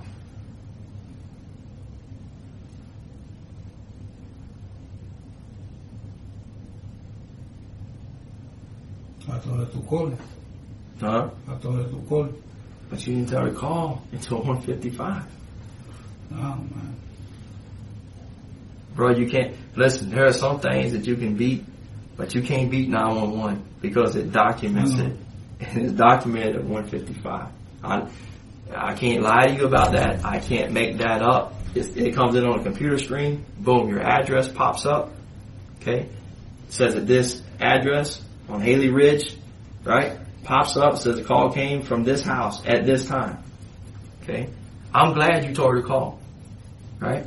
Because she didn't call at 12:30. I'm glad that you told her to call. But you told her to call a little bit later, 1:55. But at least you told her to call. She never called on her own. Right? You had to make her call. So what's going on from 1 o'clock? We'll say 1 o'clock. She says 12:30. You say 1 o'clock. What's going on for the next hour? Why does it take an hour? Is she just not listening to you when you tell her to call? What's going on?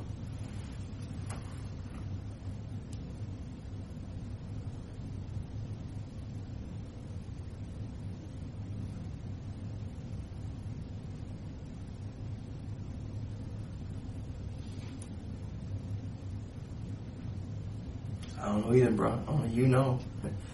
Only you, Andres, Marilyn, Victoria was asleep. So only 3 of you know. Okay? Andres is telling me by his injuries and by science that it happened way back there. And you agree with that. 12:30, 1 o'clock, we had a problem with Andres. He's not breathing. I just need to fill the window. That's it. I need to fill the window from 1 to 1:55. Andres can't tell me anything else because at 12:30 he stopped talking. He stopped crying. He's dead. He can't talk anymore.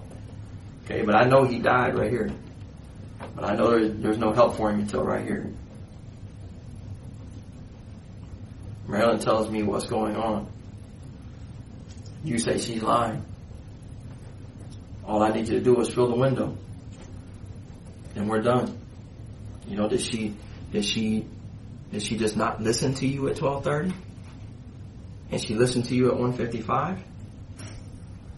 You know, what happened? You know? What happened? Because I can build the timeline. And I can build when there was a problem, and even you tell me there's a problem. You go to check on them at 12:30, you say, maybe I meant 1 o'clock. So you told me out of your own mouth there's a problem at 1 o'clock. She says 12:30. Call doesn't come in until 1:55.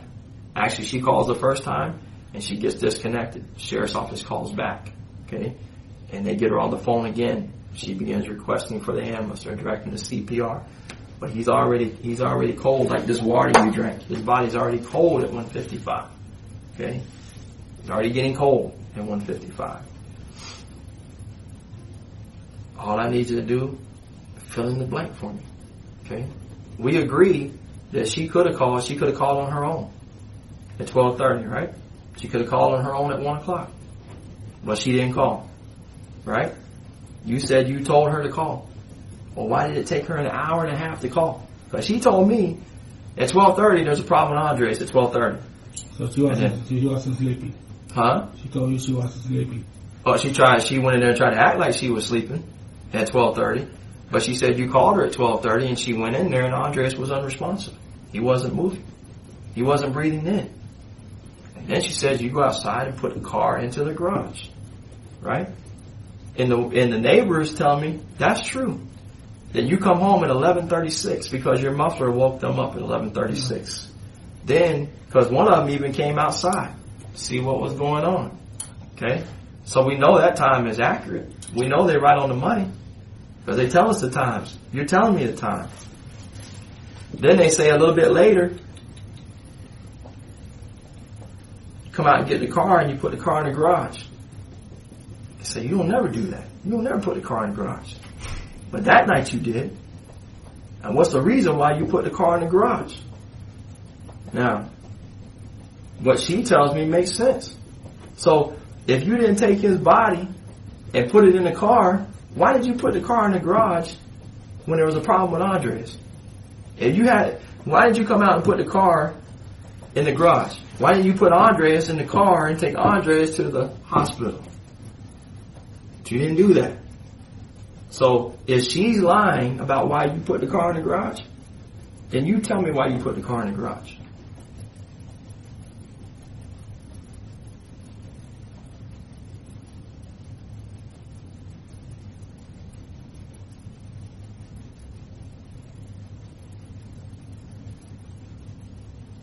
You told me you put the car in the garage. Why'd you put the car in the garage, Louis? Nobody stole it. You didn't do it the night before. You didn't do it the next night. No, the next night I was still in the hospital. No. The nights prior, before.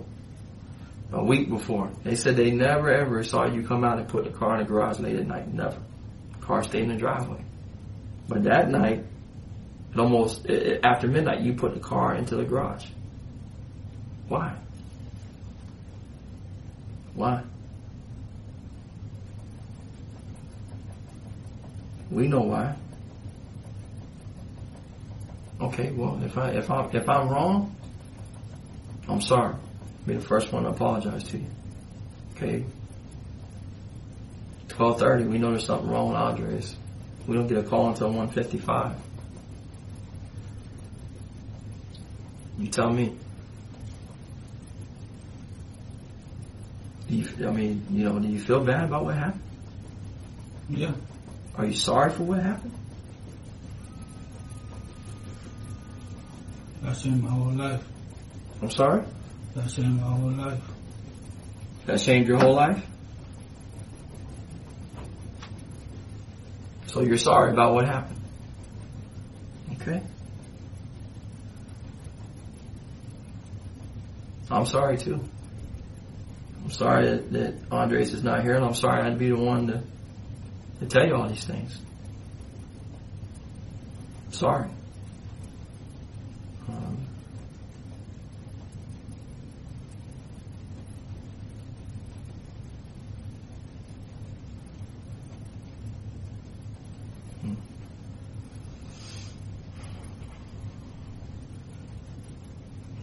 If you could go back in time, would you change?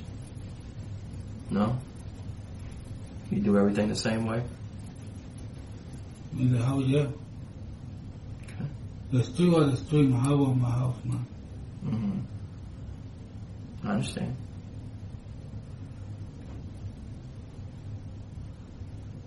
But you understand that Andres died as a result of a homicide. He was murdered. You understand that?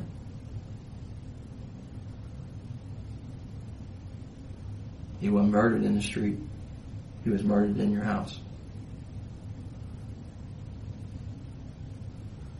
I don't think you meant to do it on purpose. I had nothing to do with it. Huh? I had nothing to do with it. Well, Louis, tell me who else is left, let me go talk to him. Who else is left? You wasn't with me and mine in the house, I was sick. And you said Marilyn was in bed. Mm-hmm. Andres is dead. Then who killed him? I don't know.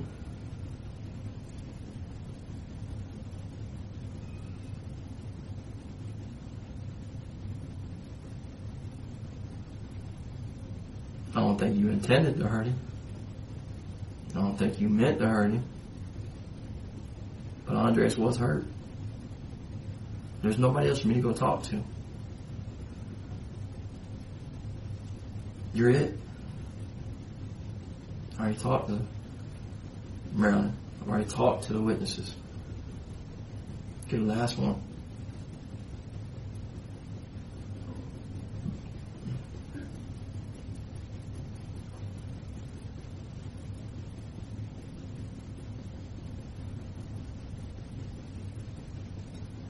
But I know you didn't do it on purpose. I know you didn't intend to do it on purpose. Things got out of hand. If they got out of hand, you know, it wasn't by me, man. Who else, Louis? Who else?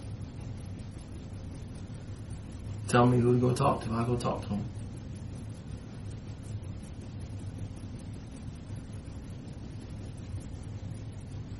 There's no one else in the room.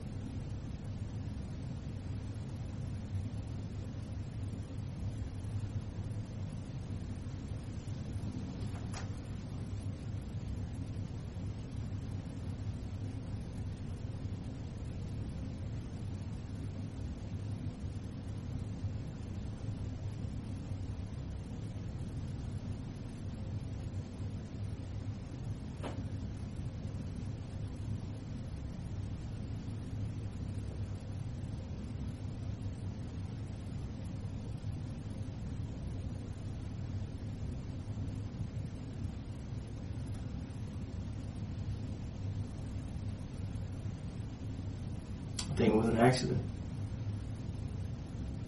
Know what I mean?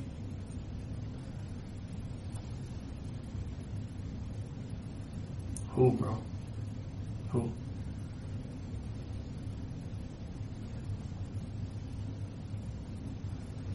Tell me who. I don't know. The last person I saw in my life was Marilyn. Well, I saw him was dead already, so. Say it again, I'm sorry. The last person I saw in my life was Marilyn. Mm-hmm.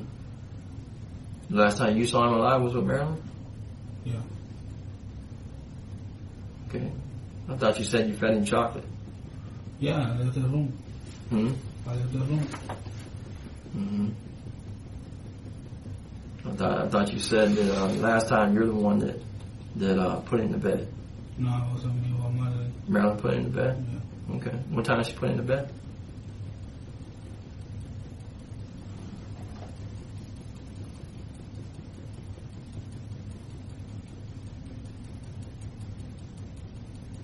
I think about 12. So like that. Put him to bed at 12? Okay. And when did you go check on him? About 1. So who was in the room between 12 and 1? I don't know. You don't know? Okay. All right. Are you willing to take a polygraph? Yeah. Okay. All right. We'll take a little break. I'll be right back. And you bring a cigarette with you? Sir? And you bring a cigarette with you? I don't smoke, man. I gotta go try to bribe one. I'll be back.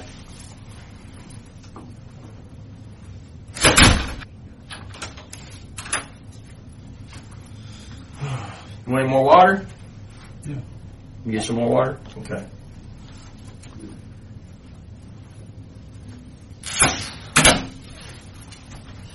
You alright, man? I don't know. What's up? Hmm? What's up?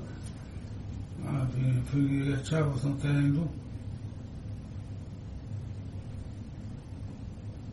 You understand why we're doing what we're doing?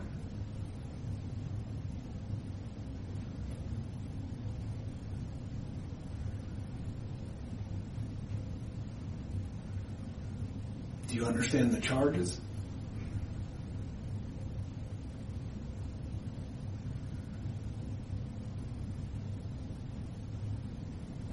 You don't understand them?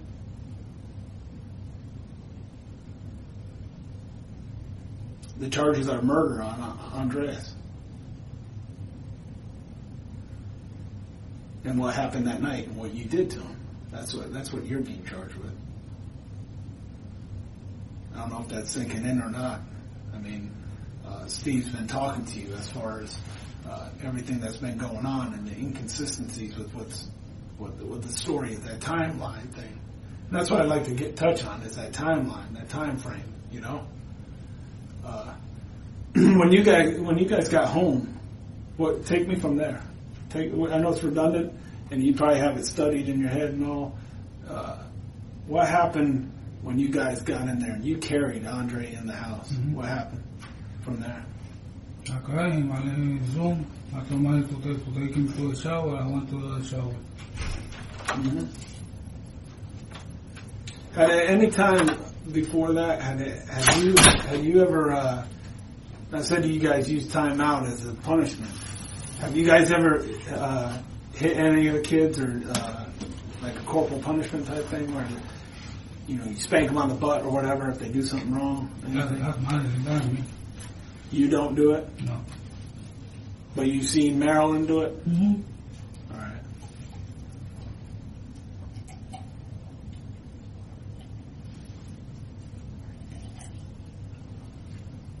So you're just cool as a cucumber. You don't get upset or anything like that as far as getting mad or anything? Not my house. Say what? Not my house. Not at your house? Mm-hmm. So the only time you get mad is out on the street? How often would you use heroin back then? When he died, I was clean. You quit cold turkey? How long were you clean for? Like 3 months. So 3 months that time you were it? When was it? What months are they that you stayed clean at?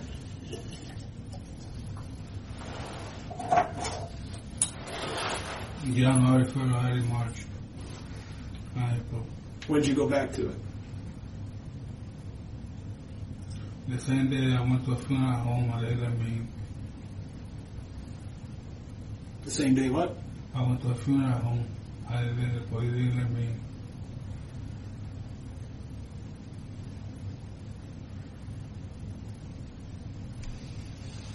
What were you doing at the house after you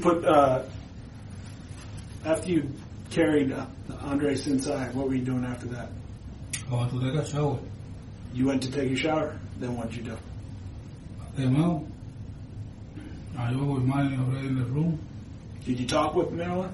Hmm? Did you talk? Did you guys talk about anything? How the day was or anything? Yeah. What did you guys say? Nothing. I never stuff. Like what? Like then it would be a long day, something like that. It was a long day, so. Mm-hmm. And then what? What did you do from there? I asked if he wanted to go to watch TV with us. He said no. He said he wanted to eat a bunny, chocolate bunny. So who was in the room when you gave him the chocolate bunny? Me and Mother. So Marilyn was in the room too? Yeah. Why wouldn't she say that you gave him the chocolate? In other words, when we talked with her, how come she wouldn't just say that? That's no big deal. I mean, that's something that's normal. Why wouldn't she say that you gave him chocolate? I don't know. Only if it wasn't true is what I would think. You know what I mean? Can't think whatever you want to think. I mean, what would be the reason somebody would say, no, that's not true? You know? That you giving Andres chocolate. Why would somebody say, no, that's not true, that's a lie? I don't know. So you gave him chocolate, and then what?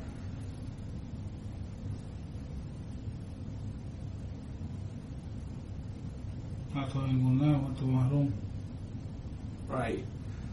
Where was Marilyn at that time? We undressed in the room. Say again? We undressed in the room. She went to the other room? No, I was the first one that came out of the room. Uh-huh. Mine, she stayed like 5 more minutes, something like that, in the room with him. Mm-hmm. And then what? Then she came to the room and lay down on the bed. Was he happy when you gave him chocolate? So he wasn't crying? Hmm. Okay.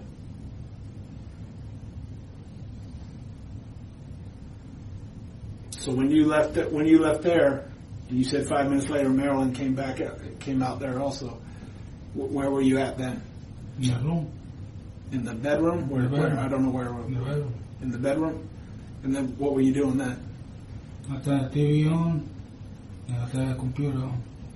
So you did both. You have the computer. Is it in the same room? Yeah. All right. Then what?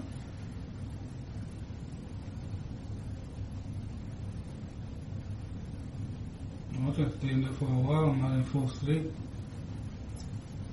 So Marilyn's sleeping. How's it set up? Where's the computer at? Right next to the bed. So the computer's right next to the bed. You see Marilyn sleeping in the bed? Okay, so she didn't get out of the bed, right? No. Okay. Then what are you doing? What from there? I went to a chat room. Into a chat room? Okay. What'd you do from there? I stayed a while talking to different people. Then I decided to get me a drink. So I went to the kitchen. When I opened the fridge, I took out the ice, so they told me to check on them.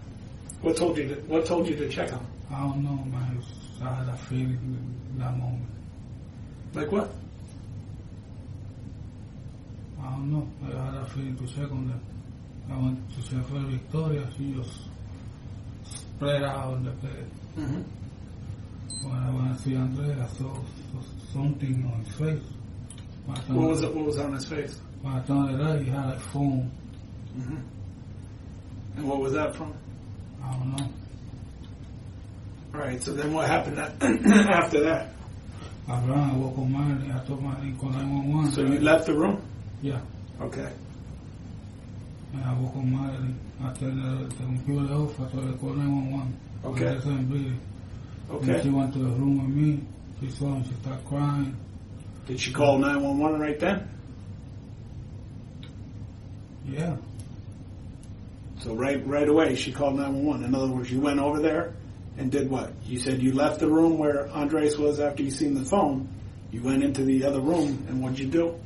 I woke up Marley. I told Marley I started breathing. Call 911. Okay. And she got out. She went to the room. She realized what I was saying. So I went and I connected the computer of the wall. And I took the cell phone, the call phone, and gave it to her. Okay, so when you saw the phone on Andres, you went in the room, woke up Marilyn. What did Marilyn say to you right then? Nothing. She didn't say. Jump out the bed. No, she didn't say what the heck. She never asked. She nothing? jumped out the. No, she jumped out the bed and ran out of the room. And she ran to Andres' room. Yeah. And what did you do right then? I disconnected the computer to a call phone. And when I went to the room, I gave it to her. Okay. How long a time frame is this? How long are you looking? Since the time you did seeing him till you got her and called the 911? 5 minutes. That's the most it could be, right? Yeah. All right. So you're saying 3 to 5 minutes that happens, which I think is a long time also, but that's nothing compared to 55 minutes or to an hour, you know. But anyway, when that happens, and all this is going on, and I assume that she's dialing 911, she's calling the police to come, right, and the ambulance and everything. When do you move that car inside that garage? It was already in the garage. From when?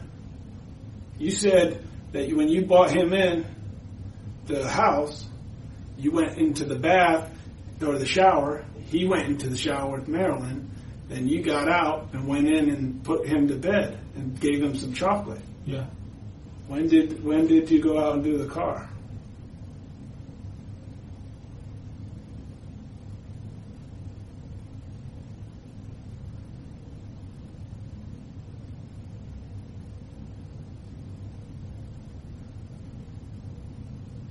The car was already in the garage. I don't believe it, but if that's what you're saying, that's fine. That's fine. We'll get past that. I don't believe it. You know, because well, I'm just going based on everything we've been told by witnesses, Marilyn, and you before, and your hesitation gives me a little off-key thing on it. But that's just me. That's my opinion. No big deal. But You know the truth, and I think it's inside you, and I think you know the truth. And we've keyed down on a few points, and you're kind of getting irritated with it. And I'm not trying to get you mad, but you have to understand what we're doing. Louis, you have to understand what we're doing for Andres. This is between right now. This is us three sitting in a room talking about Andres' death and what we know happened, and you know happened, and between us and God right now. In order to have some settlement with Andreas, the truth has to come out. And if you're not man enough to say it, that's fine. But I'd rather you say, hey, I'm not ready to admit everything. I'd rather have you say that. You follow what I'm saying? Yeah. So what am I saying? If you understand it, what am I saying? Only this bullshit, bro. Huh? Only all this shit is bullshit. All this shit? Yeah. Why? Because I ain't do a motherfucking thing. Okay. So how can you explain it to us so we can understand it? Your time frame doesn't match up. None of the stuff you're telling us matches up. Tell us so we can understand it. And trust me, I'm not trying to be a dick to you, man. I don't know you. This is the first time I've ever talked to you, I just have the facts I've read from the report and everything else. You let us understand how it's not supposed to be bullshit.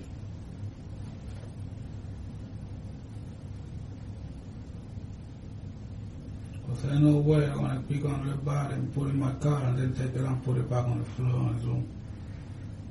So tell me what happened then. Tell me what happened between the whole time between the hesitation of the 911 call. It wasn't no hesitation. I believe it was, Louis. And what I'm telling you is the facts that you told me, you got partial truths in there. Partial only gets you so far. But what happens is the whole story, when it goes together and people see it and not try and understand it, is that when it goes, and you're like, your hesitation going, oh man, and you're trying to think back and say, man, when did I put that car in the garage? Because the neighbors didn't see it go in the garage in the first time. But after a while, they see it go in the garage, which I believe. And when you started getting caught up in your whole story you were telling, you couldn't remember when you put the car in the garage. But you had a plan for it.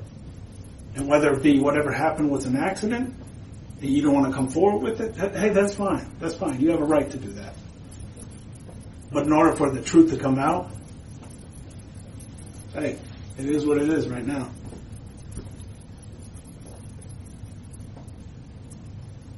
Facts are facts of the case. That's all I can say to you, man.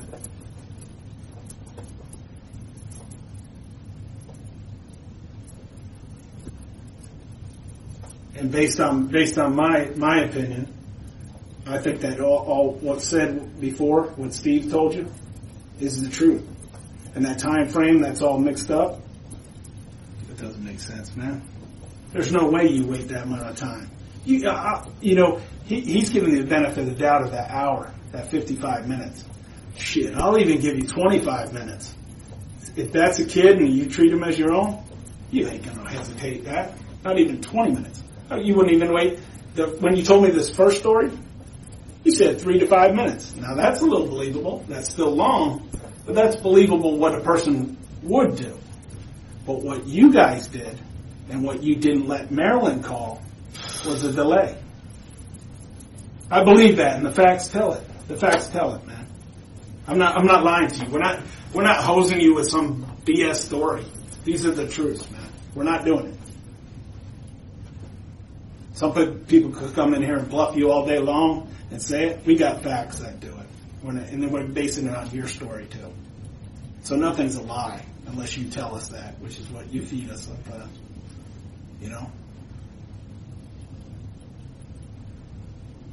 You tell me a truthful story that I can believe on what happened to Andres, little 4-year-old kid. You tell me what I can believe. I don't know.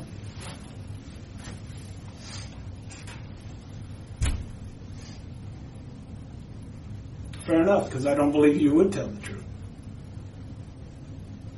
Fair enough.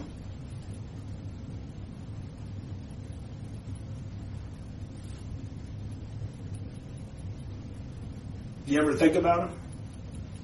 You ever think about Andres? What do you think? Good moment we had. Good moment we had. The moments you had?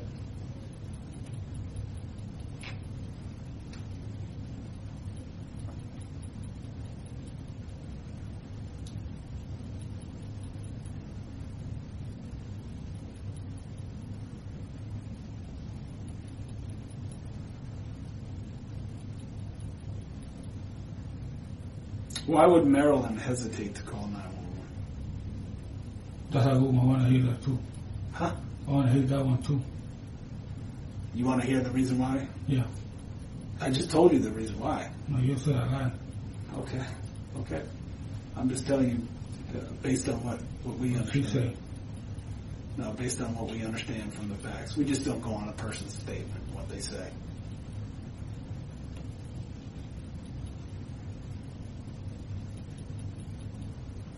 You ever try to take your life, Lewis? You did? Why?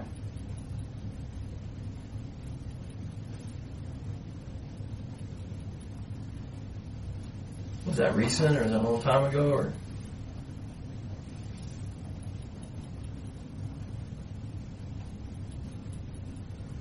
A while ago.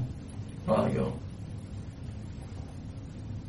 Did Marilyn ever accuse you of hurting Andres? Never?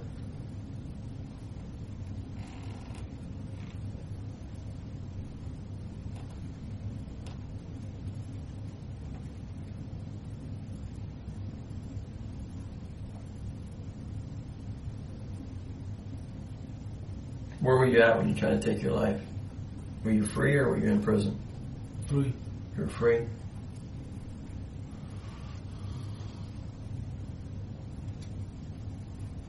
What was going on? What happened? Too much shit on my shoulders. Huh? Too much shit on my shoulders. Emotional disorders?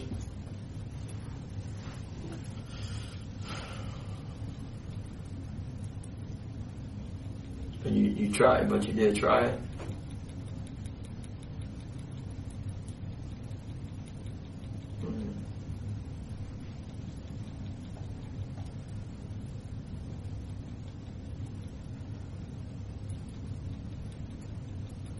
What were you thinking about? What had you so depressed? Everything.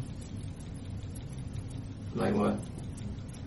I lost in 24 hours, I lost everything. Huh? In 24 hours, I lost everything. What'd you lose? I lost Andres first. Mm-hmm. The next day, I lost Mary because she going to Lakeside. But then to suicide.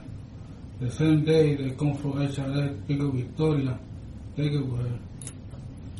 Our bigger house empty.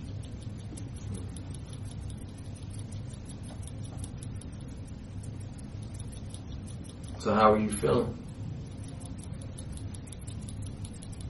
Really depressed. Depressed? Did you think it was your fault? So why would you want to hurt yourself?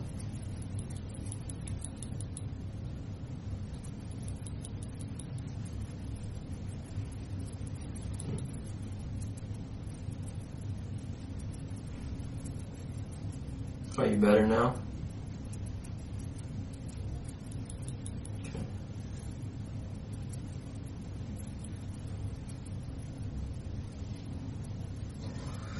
All right.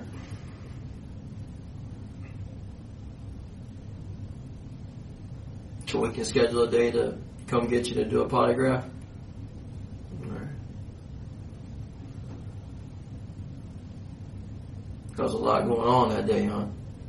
Andres, Marilyn. Did you ever talk to Marilyn? Did you ask her why she did that? Why she took all them pills? Yeah. What did she say? To be with Andres. Hmm. Is that one of the reasons why you did what you did?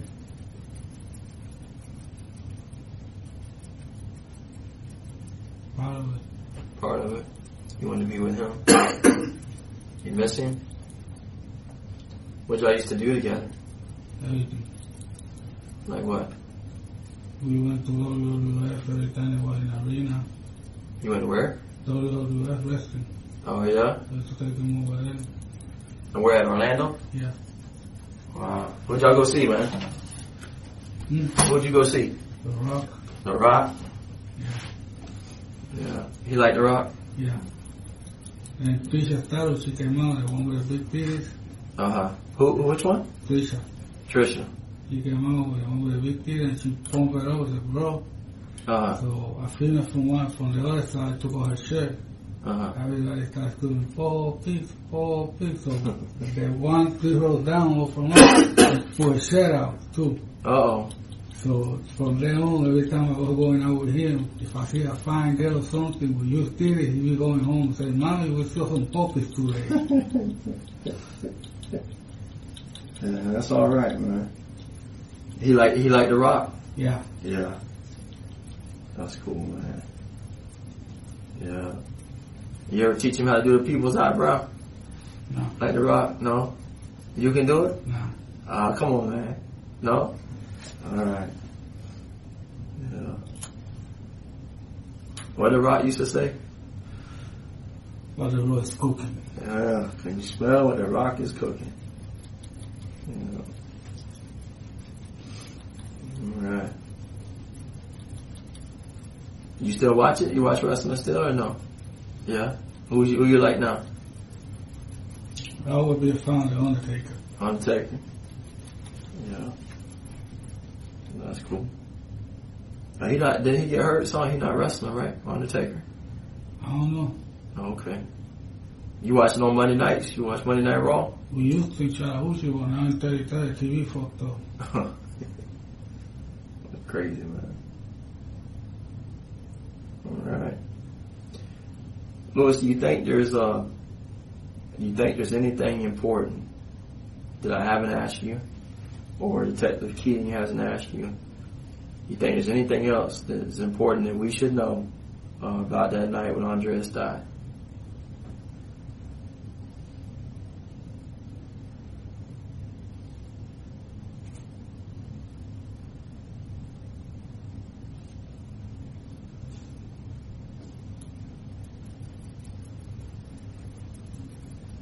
You don't think there's anything? Okay. Do you think, in your mind, do you think that Andreas was killed, or do you think his death was an accident? I believe there was an accident. An accident.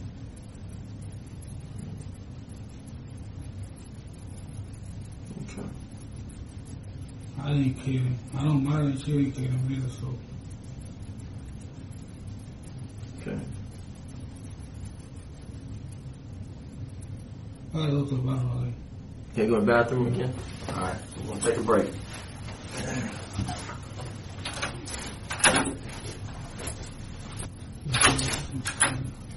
How you doing? All right. I am Sergeant Strecker with the Sheriff's Office. And I am going to be doing this. I guess they said you agreed to do people call it a lie detector test. It's called a computer voice stress analysis. You agreed to do that? You ever done one before? Never been in the military or anything? No. Never got a job at a bank or anything like that? Closes. Okay. Okay. The way this works is it measures the stress in your voice. Okay? So I'm going to ask you some questions. I'm going to have you speak into this microphone, and they're going to be yes or no questions, and it's going to measure the stress in your voice. And your voice puts out sound waves. You understand sound, how it works. There's a modulation to that. The waves go a certain frequency. And depending on your body and how you deal with stress, your body involuntarily, your nervous system, will tense up sometimes and be relaxed sometimes, right? Like when you're nervous, you get tense. When you're relaxed, you're not as nervous. Well, the slightest little pressure in your throat will actually register with this machine. It's that sensitive. Does that make sense to you? Yeah. Okay. So that's what we're going to be measuring. We're going to be measuring stress in your voice. That stress is typically associated with deception, with a lie. You understand that? Okay. So, if I tell you you're lying, and it might be, like I might ask you a question, have you ever stole anything before? Well, if I ask you a question like that, and you say no, and you go, well, when I was a little kid, I stole a packet of bubble gum. So I might rephrase the question and say, okay, except when you were a little kid, and you stole that packet of bubble gum, have you ever stolen anything else? Does that make sense? Yeah. That way, we can get past that, the whole thing with the pack of bubble gum. And we just want to know about what we're talking about, okay? So I'm going to ask you some questions. You obviously know why you're here. They talked to you a little bit about that. What did they say that you were here for? They say I killed my stepson. Your stepson? Yeah. Okay. Were you married to, what's the girl's name? What's the mom's name? Marilyn Vega. Marilyn Vega. Vega? Okay. Were you married to her? No, we were living together. Who's the father? Lisandro Sanchez. He's not around? No. So are you the only father that the kid knew? Yeah. Okay. How long were you with Marilyn? For a year and a half. 5 years? No, for a year and a half. 4? For 1.5. For 1.5 years? Yeah. Okay. I'm going to ask you about, it's about 15 questions, okay? I'm going to ask you about 15 questions before we even start the test, okay? I want you to understand the questions so, once I start doing the test, that we don't have to stop and start. When I ask you a question, I'm going to push a button here.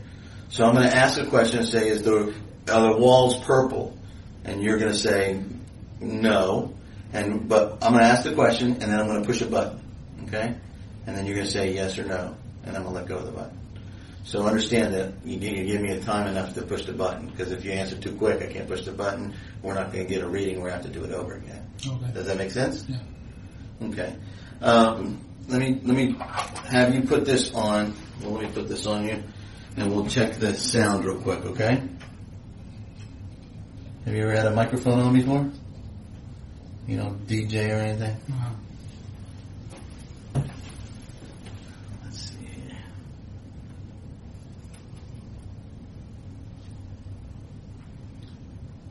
Let me ask you a question. Is the wall purple? No. Is the wall purple? No. Okay, let me ask you. Am I wearing a watch? Yes. Am I wearing a watch? Yes.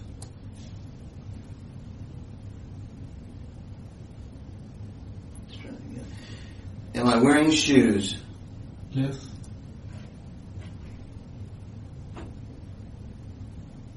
Am I wearing shoes? Yes. That was a little quick.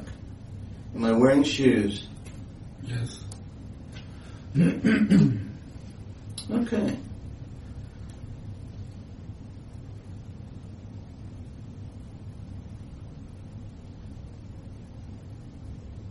Okay.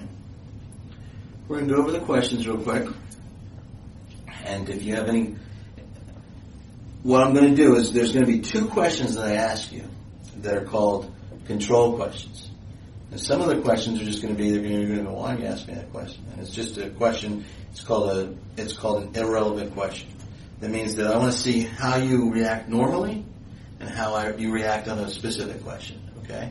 That gives me a baseline so I can tell what is your normal response, what is a response under stress, okay? And then I'm going to have you purposely lie to me on 2 questions, okay? That way I can gauge what your lie looks like. Okay. And I'll let you look at the machine in a minute. But the first question that it's going to be the second question I ask you is going to be one of the ones I want you to lie. I'm going to say, is the color of the wall purple?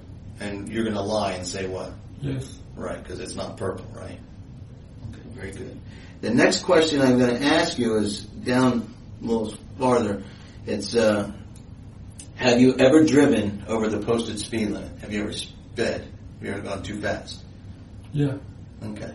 But I want you to say, Yes. no, I want you to say no. No. I want you to intentionally lie. Oh, okay. I want you to say no. What kind of car you got?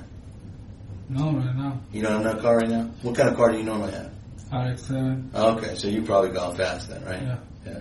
So you're going to say no, even though you've gone fast before, right? Okay. Okay? So we're going to go over the questions, okay? And I'm going to ask them to you, and you're going to answer them like you're supposed to answer them, okay? Is your name Luis Rosario? Yes. Okay. Okay, this is the one I want you to lie to. Is the color of the wall purple? Yes. Okay. Is today Thursday? Do you know what today is? Today's Yes. Thursday. Yeah, today's Thursday, so yes. Have you ever pointed a gun at Marilyn Vega? No. No. Is this the month of July? Yes. Okay. Did you pull your car into the garage after you found Andreas not breathing? No. No. Okay. Are we in the city of Kissimmee? Yes. Have you ever driven over the posted speed limit? Now remember, this is the one I want you to lie. No. Right. Am I wearing a watch? Yes. Okay. Did you stop Marilyn from calling 911 immediately? No. Okay. Are you wearing shoes? Yes. It's not hard questions. After you found Andreas not breathing, did you carry him out of the room? No. Are you sitting down? No. You're not sitting down? Oh, right now? Yeah. Oh, yeah. Yeah.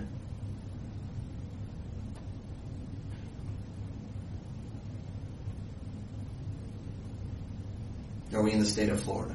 Yes. Okay. That's as easy as it is. That's all we're gonna do. And then this time we're gonna do it again. I'm gonna measure it, and then I'll tell you how you did. Okay. You have any problems with those questions? You don't understand any of them? All that time. You understand them all? Yes. Okay.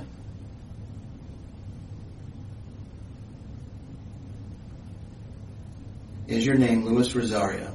Yes.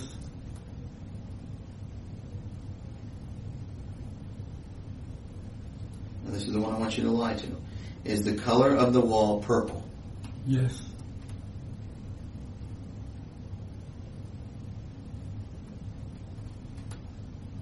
Is today Thursday? Yes.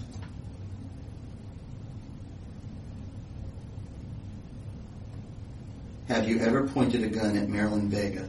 No.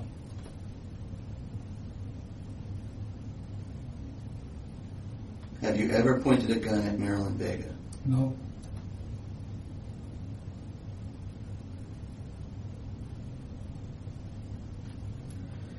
Is this the month of July? Yes.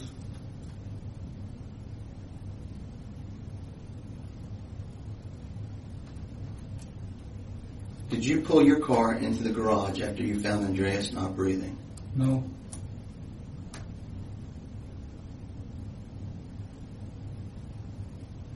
Are we in the city of Kissimmee? Yes.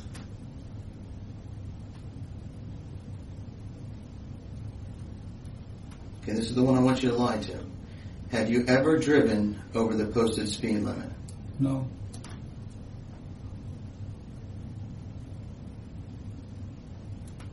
Am I wearing a watch? Yes.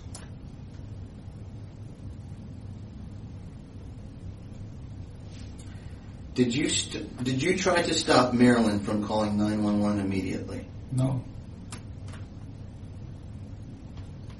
Did you try to stop Marilyn from calling 911 immediately? No.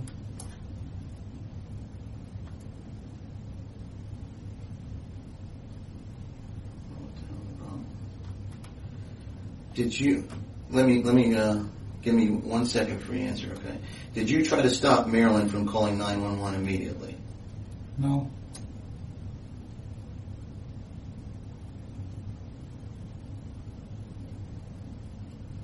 Are you wearing shoes? Yes.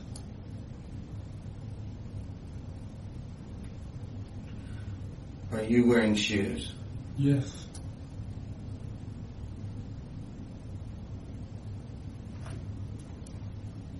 After you found Andreas not breathing, did you carry him out of the room? No.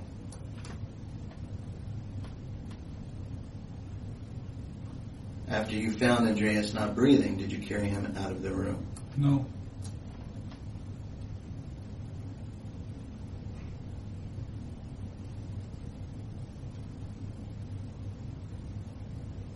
Are you sitting down? Yes.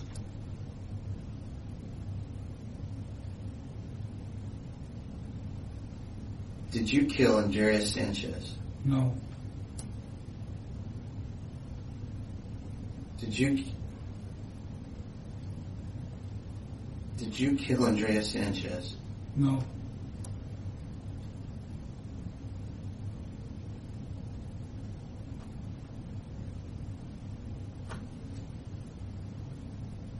Did you kill Andreas Sanchez? No.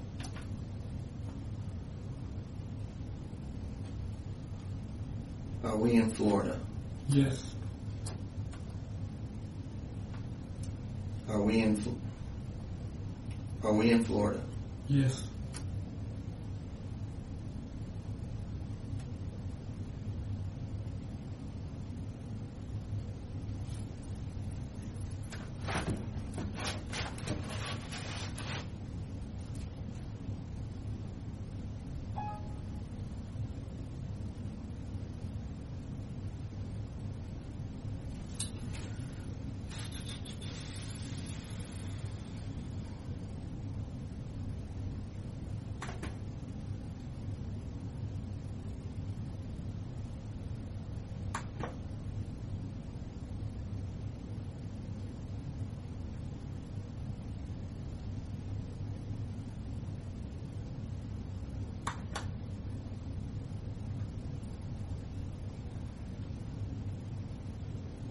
Okay, here, I want you to look at something.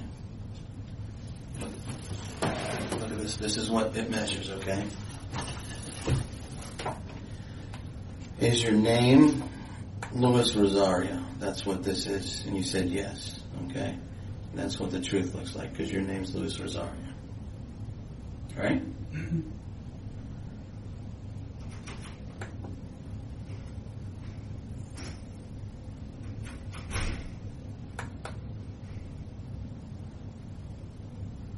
Did you try to stop Marilyn from calling 911? No. No, that's what you said, right? Mm-hmm. Do you see how this went? Bzzz? You see where you said yes? Your name is Luis Rosario, and you said no? You see how this went this way? That's registering a lot of stress in that question. That means that you must have either tried to stop her from calling 911 or stall her or did something to stop her from calling 911. That's what it says. I'm not telling you that's what it is. I wasn't there. I don't know what you did. But the machine says that there's something wrong with the way you answer that question. So why don't you help me try to figure out why the machine is saying that? Did you try to stop her? No. Say, hey, let's try to figure this out first? No. Well, why would the machine say that you got a whole lot of stress with you when you said no for that question? I don't know. I don't know either. And you're the only one that can tell me because I wasn't there. No, but I don't know. You don't I know. don't stop her for calling 911. I gave her the phone to call 911. You gave her the phone. Okay. And so she called right away immediately? Yeah. She called right away immediately. What time was that? I think about 1 o'clock. It was right at 1 o'clock. You think? So you didn't try to stop her. No. This is saying that you tried to stop her. Did you give her the phone right away, or did you talk about it first? I'm trying to figure out. Remember the question I asked you about did you ever steal anything? Well, I didn't steal anything. I stole some gum when I was a little kid. You know, I need to be able to restructure the question because we're going to do this again. And maybe if we ask the question a little differently, that might have a different result. But if you're going to tell me just no, it's going to register stress like that again. Does that make sense to you? Yeah. Yeah. So there's something wrong with there's something going on inside your head that's making the machine do that. You understand? So, do you remember? To try to think back to that night. What did you do?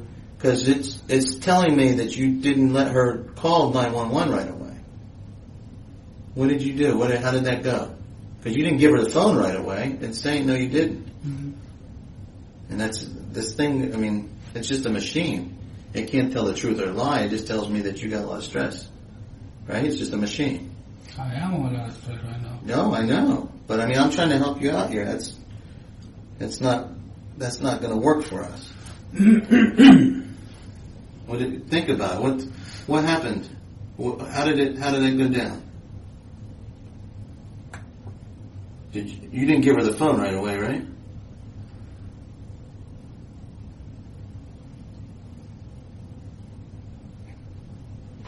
Right? I called her. I told her, listen, Andre, I told her, when I called her, I said, Manny, get up. She was like, what? I said, Andre, I'm breathing. And she ran to her room. So I unplugged the computer, I took her the call phone, and I ran to her room, and I gave her the call phone, she called 911. So she proceeded to do CPR. They was playing it on the phone, how to do CPR. By then, already a police car came, so I opened the door, the police officer came in, and I told the man, do something, because you're supposed to know more about CPR. And he was like, no, she's doing good. Mm-hmm. And then the ambulance came, the fire department came. So that's what happened when you discovered him not breathing. Marilyn was sleeping, and you went and woke her up, yeah. And then you went and pulled the cord out of the phone. Yeah. Okay. Not out of the phone, out of the computer. And then the cops showed up right away. Yeah. Nothing else happened in between there. Okay. Then you see how that, because that shows that there's a lot of stress in that question, right? Well, then this question number 12, I asked, after you found Andreas not breathing, did you pull your car into the garage? Mm-mm. And you said you didn't do any of that stuff because you did all that other stuff that you just described to me. But it's even got more stress than that question. It's telling me that you did pull your car into the garage. Your RX-7? Is that what it is? What color is it? Brown RX-7? It says that you did. It tells me that you probably did pull your car into the garage. I pulled the car to the garage, but not before I found Andres died. Not before, after you. You pulled it in after you. No, before. No, you just said you didn't pull it in before. You just pulled it in afterwards. After you discovered him not breathing, then you pulled the car into the garage. No. No? No. Well, before that, I put the car in the garage. That's not what this says. After you found Andreas not breathing, did you pull the car into the garage? And you said no. And the machine goes, bzz, no. Oh, stress, a lot of stress. Did you not understand the question? Oh, let me go again. We'll do it again. But after we talk about it, if we don't understand it here, it's going to show more stress the second time we do it. You understand? So help me. Why would it show stress for that? Did you not understand the question? I didn't follow it too much. After you found Andreas not breathing, did you pull the car into the garage? No. Okay. It says that you did. The machine says you did. Are you confused maybe how that happened? No. You're not confused? No. Okay. We're going to do it one more time. We'll see what happens. Okay. Remember what Louis, remember what this question was up here, number 1? What was the first question I asked you? My name? Yeah, and you said yes, right? Because that's your name, right? Yeah. That's the name your mother gave you or your father gave you, right? That's the name you've had all your life. Easy question, yes. And it's just, and the truth is boom, boom, just like that, right? It's pretty clear. That's the truth. And the other truthful questions are pretty clear up and down like that. I asked you a question here, number 14. You see this one? Mm-hmm. Looks a little different than this one, right? What does that look like? That looks a little more like this, going across the board, right? Correct? Mm-hmm. Is that right? So would you agree with me that this is different than this? Yeah.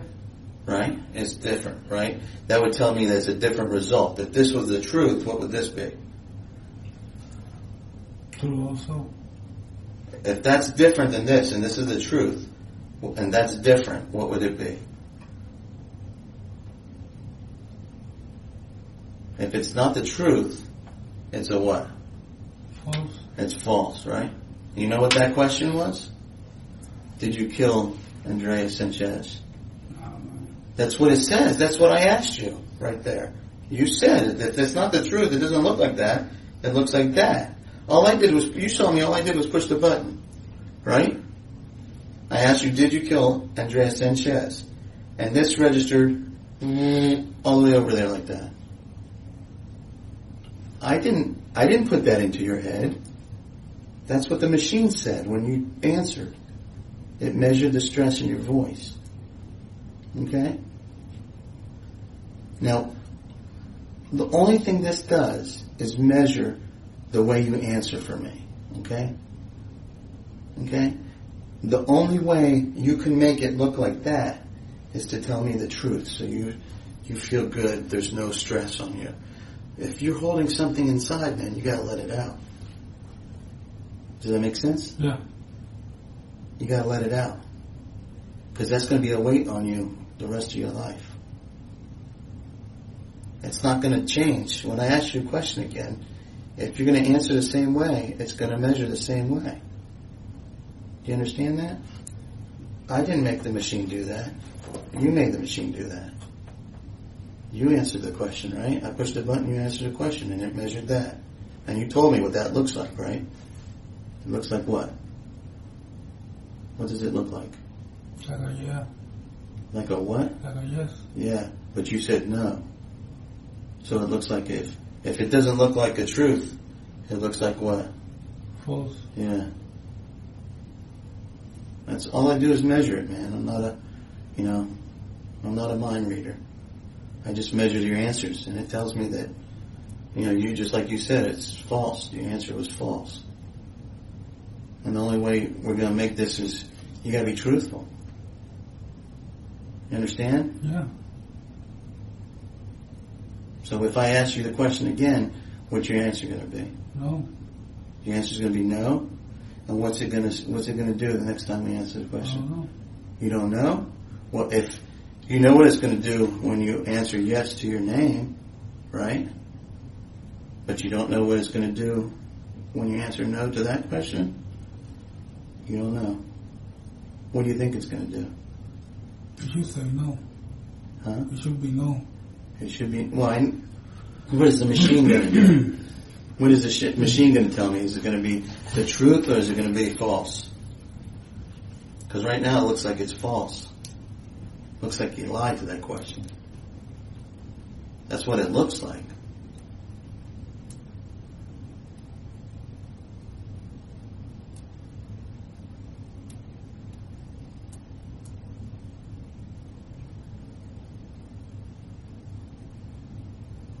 How does it make you feel?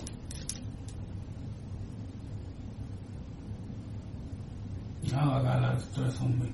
Yeah? I didn't lie. You didn't lie? Mm-hmm. So it's my you think my machine's broken? Maybe. You think my machine's broken? Well, then why wouldn't it be broken when I asked you your name? It didn't tell me. It told me the truth there, right?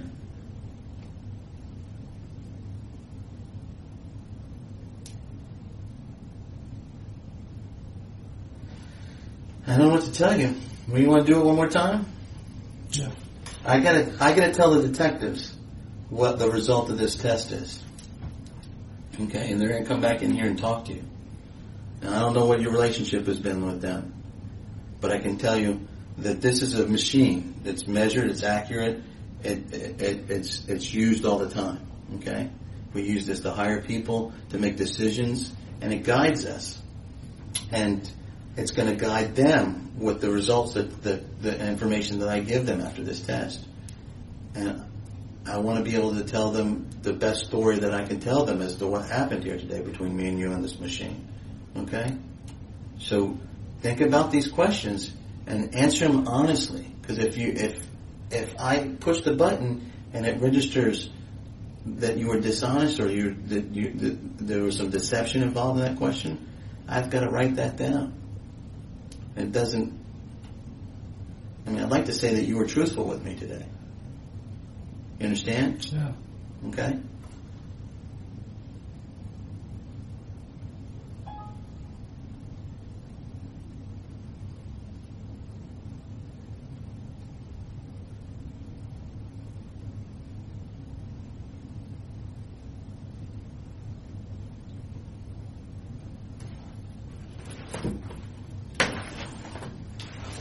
Don't put very big tables in these offices.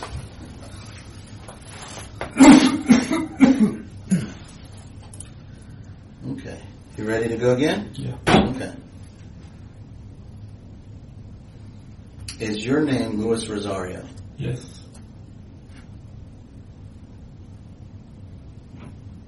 Okay, this is the one I want you to lie to, okay? Is the color of the wall purple? Yes.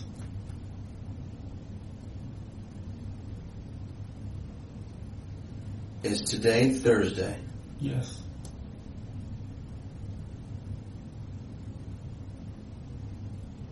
Have you ever pointed a gun at Marilyn Vega? No.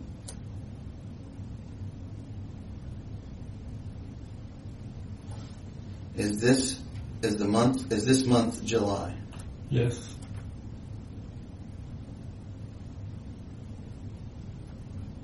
Did you pull your car into the garage after you found Andreas not breathing? No.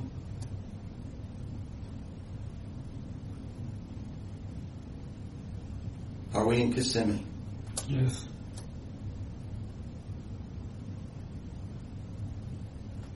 Okay, this is the one I want you to lie to. Have you ever driven over the posted speed limit? No.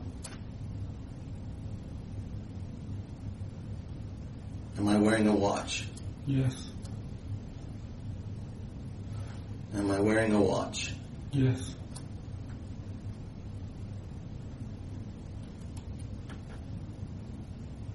Am I wearing a watch? Yes.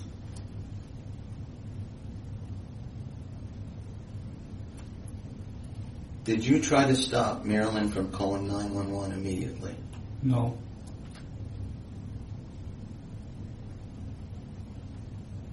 Are you wearing shoes? Yes.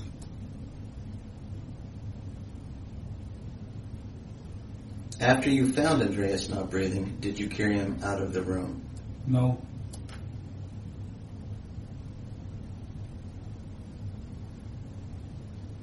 Are you sitting down? Yes. Are you sitting down? Yes. Did you kill Andreas Sanchez? No.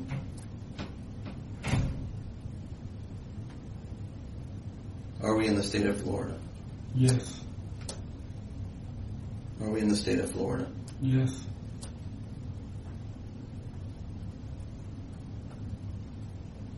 Are we in the state of Florida? Yes.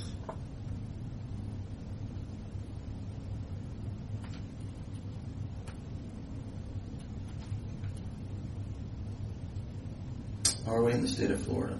Yes.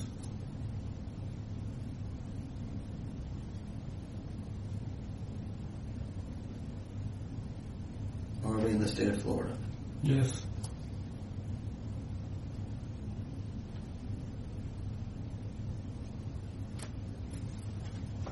Are we in the state of Florida? Yes. Well, that's not registering this last question.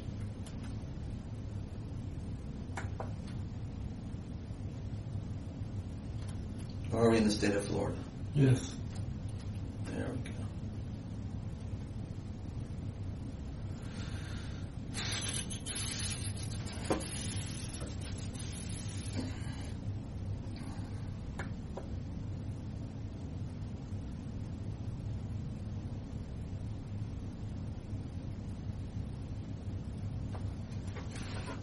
Okay. What question did I ask you to lie to?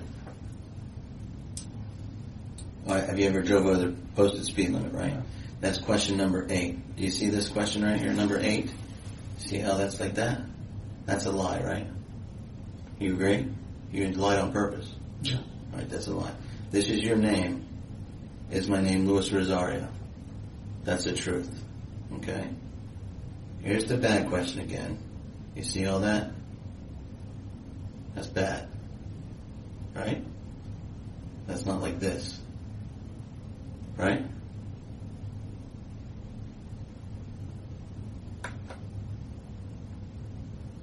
Number 10. You see all that? Did you stop Marilyn from calling 911 immediately? No. No? Oh. That's what it says. Remember, it measured that same thing before.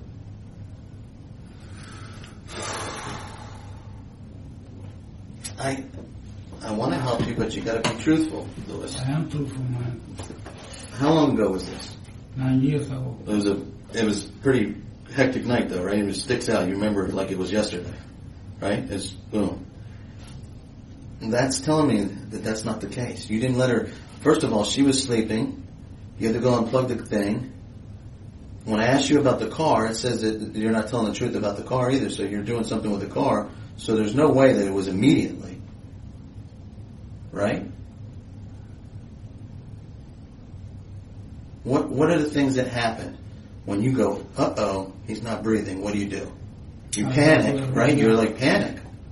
What do you do? I ran to the room screaming to Marilyn to wake up. She was sleeping? Yeah. Okay, so you wake her up. What does she do? She ran to the room. I ran behind her She went to what room? to Andre's room. To Andreas' room. What did she do? I pulled out the bed, laying on the floor. You pull what? Andres on the floor. And he had some white foam on his face. And she took a piece of the sheet and wiped the white foam. And I went and I unplugged the computer, I gave her the phone, she called 911. And I later was explaining to her how to do CPR. You explained to her how to do something. No, the people for 911. What did you do? Where did you go? I was right in the room, I was shocked. You went where? I was in the room. You were in the room the whole time. You didn't go anywhere else.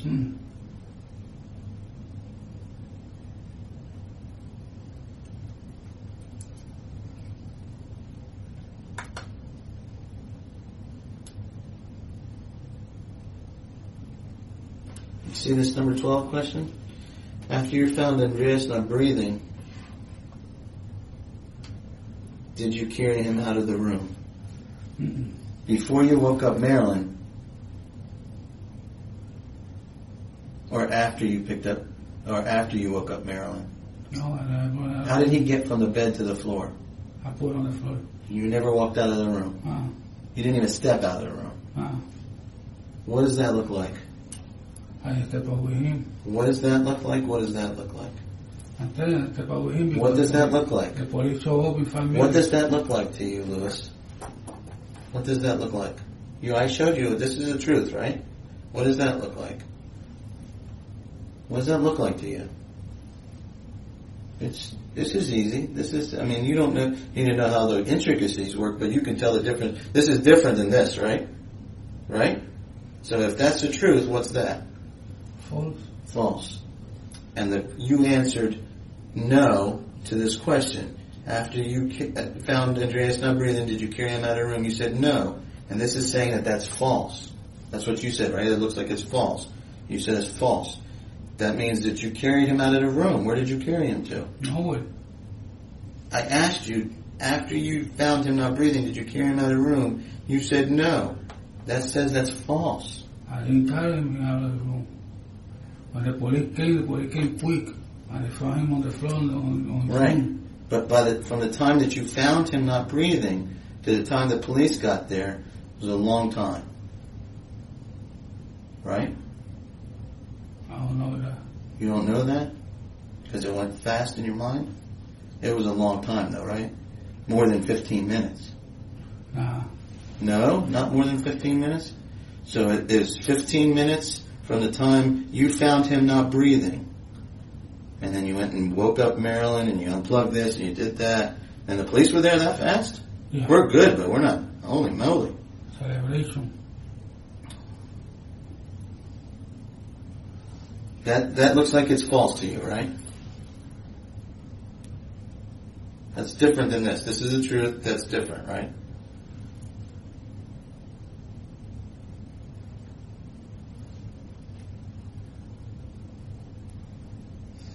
Lewis, come on, man. I can't do this for you, Lewis.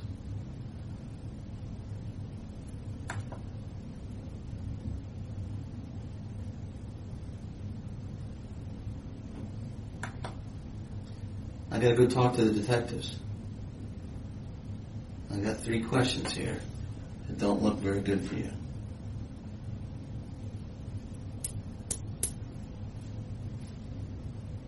Okay? The only way they get better is to tell the truth. I'm telling the truth, man. Listen. Sometimes bad things happen, right? Right? What is that called? When you don't mean it to happen, but something bad happens.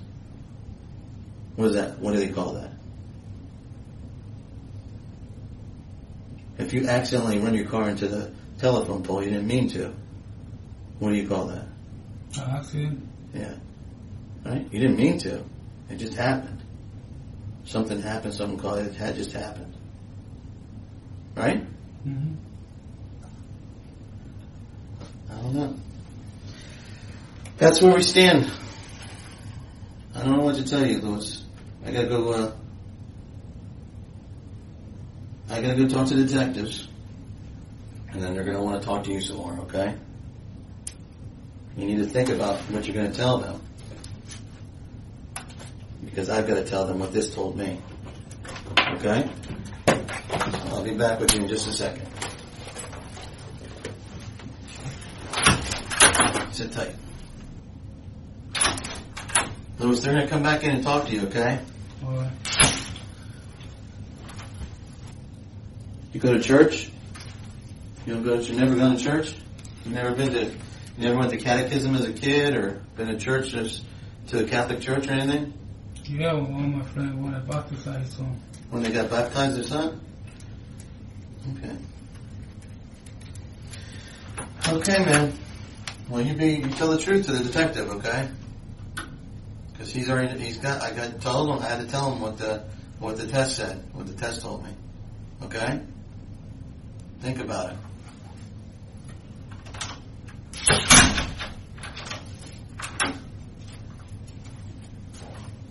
Doing all right?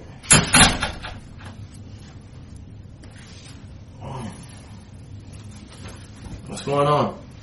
I don't know, he said you failed a few questions. Yeah. And that's why I asked him to come and talk to you, okay? Because we're not here to judge anybody. We're just here to find out what happened. You understand? And that's why I wanted somebody else to talk to you and for you to take that test. And sometimes it takes that for us to come to grasp of what's really going on. And he talked to you about it, about the questions. A couple of them that you didn't pass. Okay? So,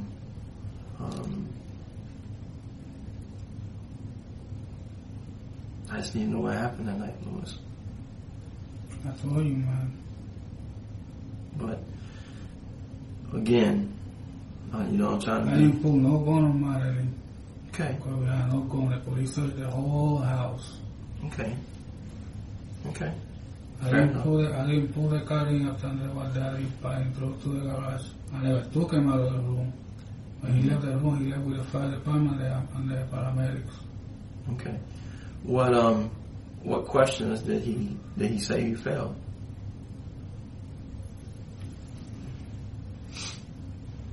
I think it was the one hour they're going on her head. Is what now? They're going on her head. I think that was one of them. No, he didn't tell me you failed that. No. Mm-hmm. The one that pulled the car. Mm-hmm. They was there. Mm-hmm. And then I killed it. Mm-hmm.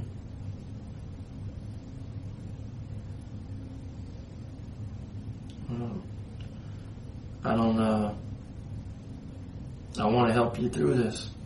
I don't know what else I can do for you. Okay? I mean, I try to be as fair as I can be. You know, that's why I had to come in here and talk to you. Somebody else is not in the case. You know, take the test. Did he explain everything? He explained everything from the machine? Yeah. Okay. Well, we know the machine is the machine. The machine doesn't know you. It's just a machine. So the machine says you're showing deception. Okay, there's not a trick, it's not voodoo, it's not witchcraft, it's not Santeria, it's not anything but the real thing. Right? So we need to get through this. As to what happened. Okay, because I got one side of the story, and I got all of the injuries from Andreas telling me what happened. Okay, his injuries, his time of death, Marilyn and her statement. But there's things in your statement that you didn't pass.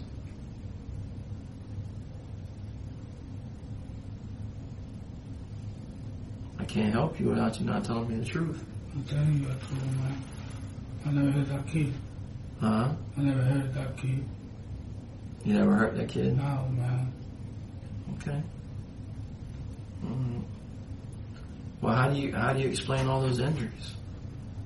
I don't know. I know Manny was saying later that what Vicky, I hit him a few times with some toys. Did Marilyn hit him with some toys? No, Vicky. The little girl. Vicky did that? That was Manny told me one time. Okay. I mean, he's got bruises all over, man. A lot of bruises. Vicky did all that? I don't think so. Okay.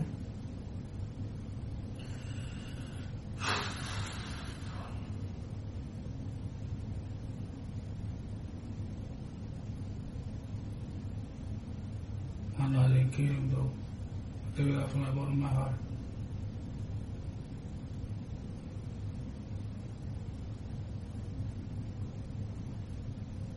If I would have known that had something to do with it, I would have got to our lawyer before doing this.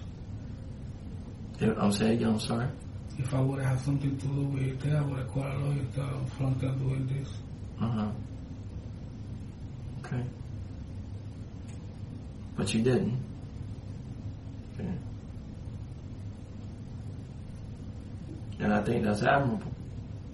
I'm proud of you for that. But you gotta, we're right back to square one again. We're right back to that window, we were talking about. Just where our issue is at. Is in that window of what was happening. Okay. There's I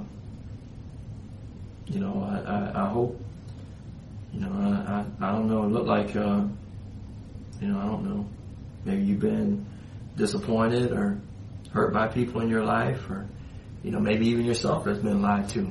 I don't know. Anybody ever hurt you or make you not trust people, or, yeah? When did that happen? Did that happen when you were younger, or recently, or? Both times. Both times? Okay. So it's probably kind of hard for you to trust people, right? And I understand that. And that's why I'm just trying to understand everything that happened that night. But the problem is I don't feel like you don't trust me enough in here to tell me. I think that you think that I'm here to hurt you. I'm not here to hurt you. I'm here for what's best for Andres. Trying to find out what happened. You understand that? Yeah. But maybe inside, something's telling you that that you can't trust me. And, all I can try to do is work past that, but I need your help to help me fill that window. I can't fill that window by myself, okay? Some things I know for sure. I know that you nor Marilyn called 911 right away because of the fact there was too much time when he got to the hospital. He was too cold. So I know a lot was going on after he was hurt. There's things going on inside the house. Now, whether you didn't let her call or whether y'all were fighting, or the bottom line is neither one of y'all called. She says 12:30, you say 1 o'clock. But the call isn't, nobody calls until 1:55. So, there's some issues there. There's some things going on. And I said, okay, maybe it's me. Maybe I'm crazy. And I asked you, I said, you want to take the test? You say, yeah. But the test tells the same thing that I feel, that you're not being honest. You're being honest about some things, but you're not being honest about everything. So what is a person, if I don't have the whole story, right, I got to tell the story. Right now I only have from 12:30 to 1:55, I got Marilyn telling me that there was a lot of stuff going on in the house. Now, you said that some of the things that she said was a lie, right? I don't know. I didn't go back and ask him about the gun thing. Maybe you didn't put a gun to her head. I don't know. But things I do know is from 12:30 to 1:55, an hour and a half, she didn't call. And you didn't call. And you say 1 o'clock to 1:55. So we got almost an hour. She says an hour and a half. Y'all have to be talking about something, because both of you know that Andres is not breathing. She was sleeping. Huh? She was sleeping. Yeah, she was sleeping, but she told me herself, that she was up at 12:30. She was up. She told me herself. She came to the room, right? You came in there. She went to the room to check on him, right? He's not breathing, and she says you do not allow her to call 911. Okay? Understand what she says, bro. You only got one side of the story. She says for the next hour and 55 minutes, she said you put your car into the garage. Witnesses say, people that live in the area say they saw you put the car in the garage. Yeah. She says that you took Andres out of the room, carried him out of the room, and took him into the garage. Now, she doesn't know if you put him in the car or not, but that you took him out. And then you were panicking, hyped up, amped up, yelling, screaming, frustrated, going crazy. Then after a while, you come back and you take Andres and you bring him back from the garage and you put him back in the room.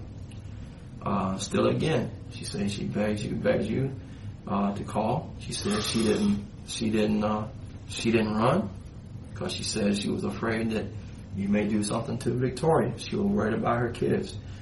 So finally, you allow her to call, and she says you told her you better not tell them what happened. If you tell them what happened, I'm going to kill you. Now, a little while later, months passed after he's dead. She said you were still doing heroin, that you wanted to take her car to buy heroin. And she tells you no. She says you broke her arm. Spiral broke, that you turned it till it broke. She said at that time that she asked you, or she said that she thought maybe you did something to Andreas that night, and you got mad. Now, all I can tell you is what people are telling me, okay?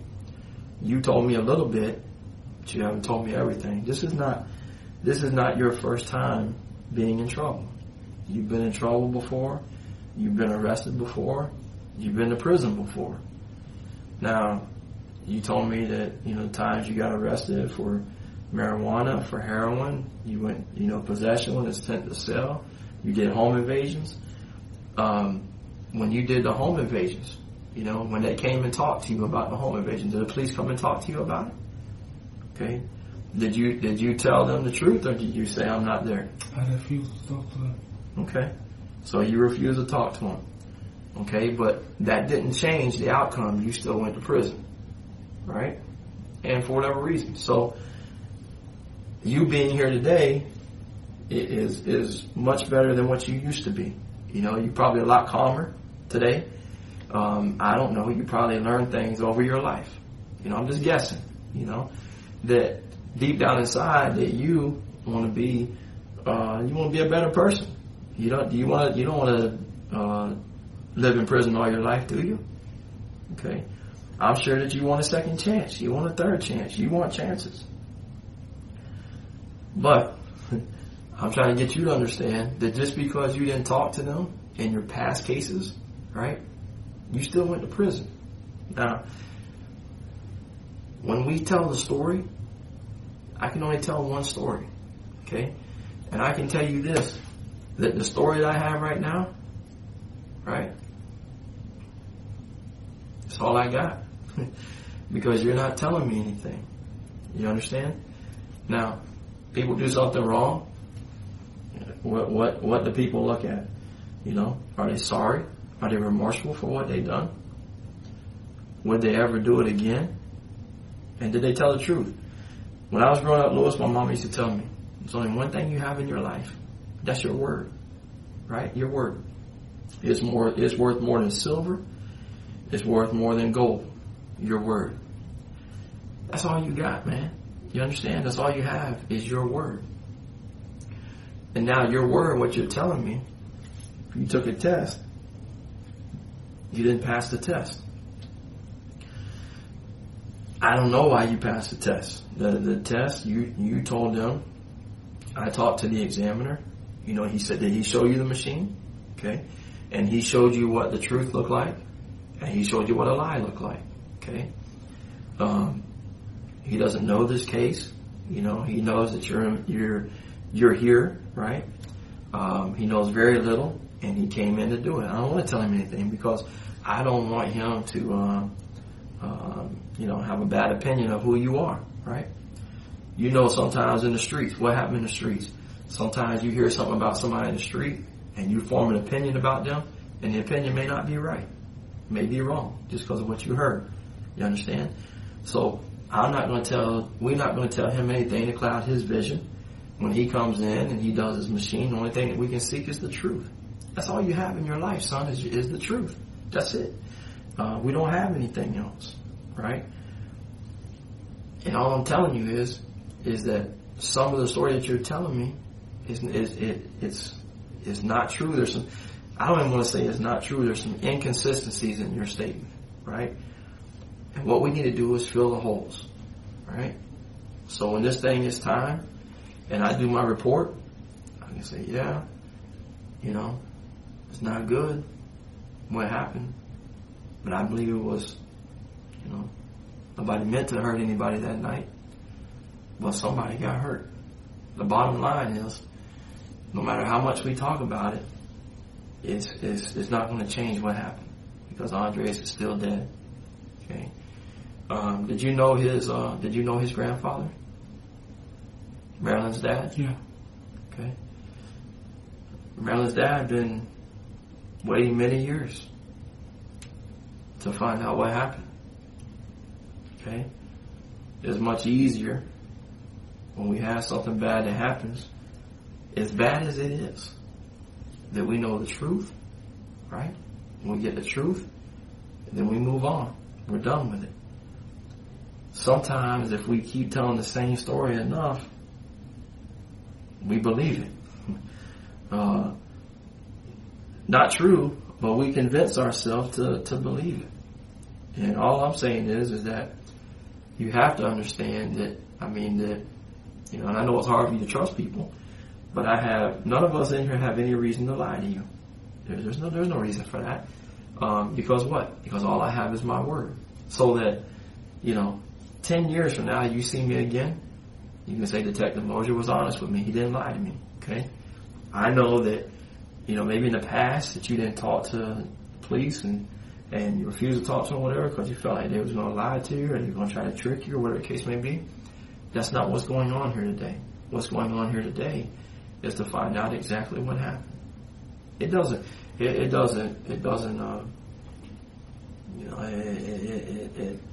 The only thing it does is it sets, this weight you've been carrying, you got a chance to either get rid of it or you got a chance to carry it for the rest of your life.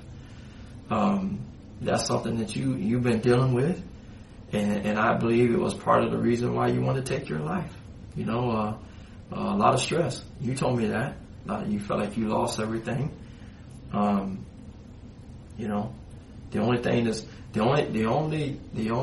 can help Lewis right now is the truth.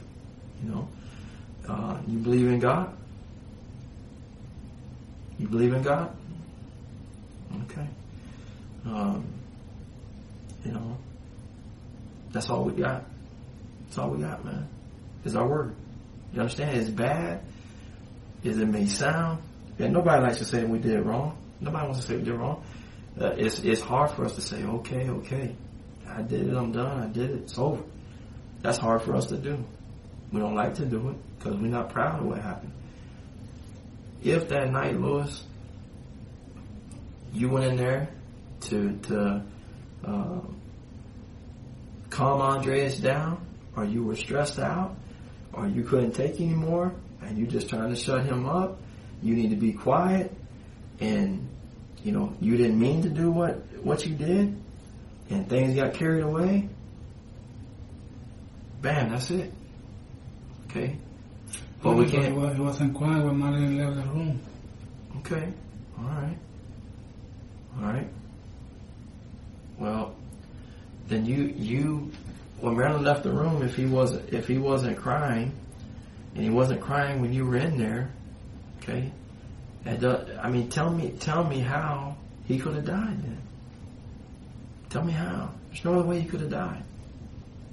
You said you told me earlier it wasn't Marilyn. It wasn't Victoria, right? Mm-hmm. So the only person left is you or Ghost. Because there's nobody else left. There's nobody else in the house. You understand? I don't see them. I don't see Marilyn doing it. Okay. I don't either. I don't see Marilyn doing it either. So who does that leave? Me. But I didn't do it, man. Okay.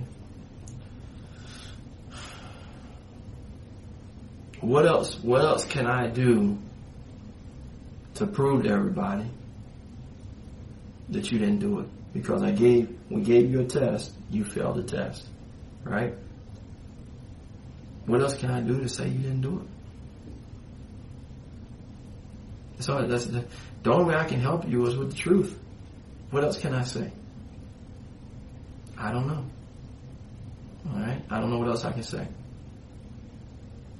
What do you want me to say? What do you want me to tell people when we leave this room? What do you want me to say? Honestly, that I didn't do it. That you didn't do it? But they're going to say all the evidence points to you that you did it. What do you want me to say to that?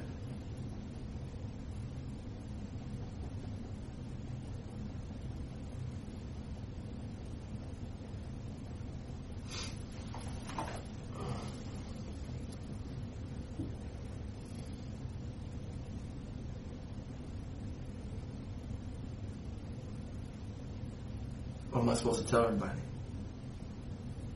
Oh no.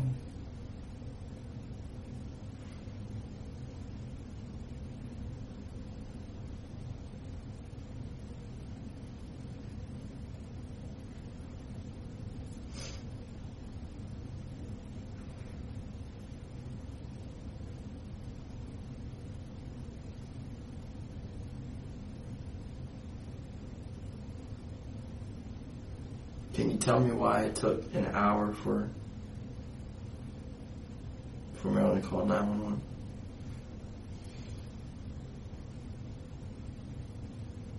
You don't know why?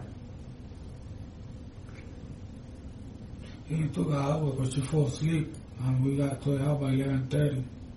So by 12:30, she was there asleep. I'm just telling you what she tells me. And you told me when we first talked today that you went there at 12:30.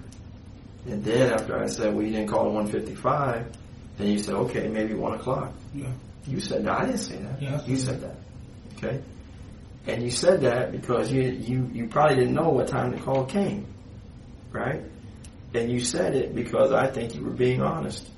And then after you said it, and I said 1:55, then you were like, oh, crap. You know, now what? So you said, You said, well, hey, it wasn't 12:30. I know I told you it was 12:30 when I found him not breathing, but maybe it was 1 o'clock. I believe the first time you told me was the truth. And now you keep trying to push it further. You're like, nah, it was 1 o'clock. Right? I said, didn't happen at 1 o'clock. Now you got to account for all this time that something happened. And maybe you feel bad because you didn't call. You know, I'm sure you do. But the bottom line is that you didn't call.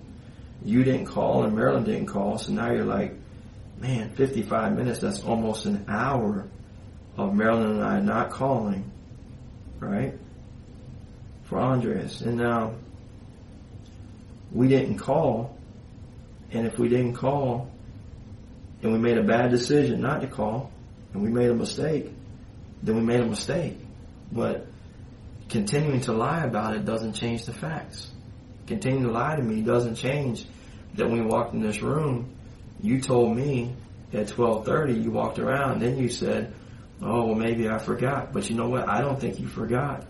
Because Andres dying, you've been toting this for going on 9 years. 9 years now. You've been toting this, what happened that night. And in your mind, I'm sure you can replay it all to what happened. And you know in your mind that, you know, there's some things going on. So I said, okay, if it wasn't 12:30, then we say 1 o'clock. But we still have another hour that we cannot account for. Yeah.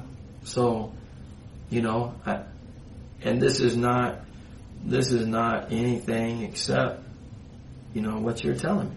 You know, you're telling me there's nobody in here. You know, there's nobody trying to beat it out of you. Nobody's saying anything. Nobody's being mean or ugly or anything else. I'm just saying, you know, it is what it is. And, you know, there's a reason why you didn't call. We know you didn't call, and we know not just you. You're not by yourself. Marilyn didn't call either. We know that. Neither one of you called.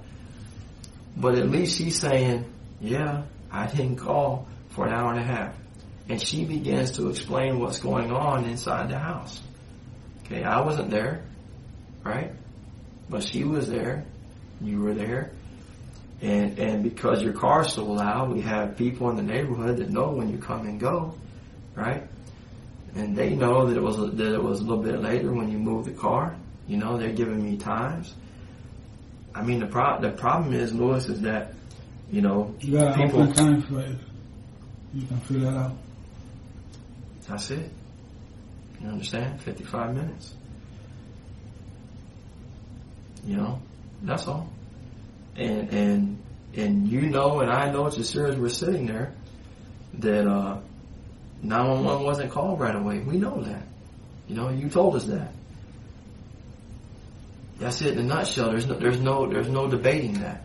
Okay, whether it was 12:30 or whether it was 1 o'clock, nobody called until 1:55. Right? Now, as bad as that may sound, and Marilyn was in here crying like a baby for hours. Same thing, you know, just like when she came in, just like you're doing. No, I don't know what you're talking about. No, I don't know what you're talking about. She stuck to her story. I said, it's not what happened.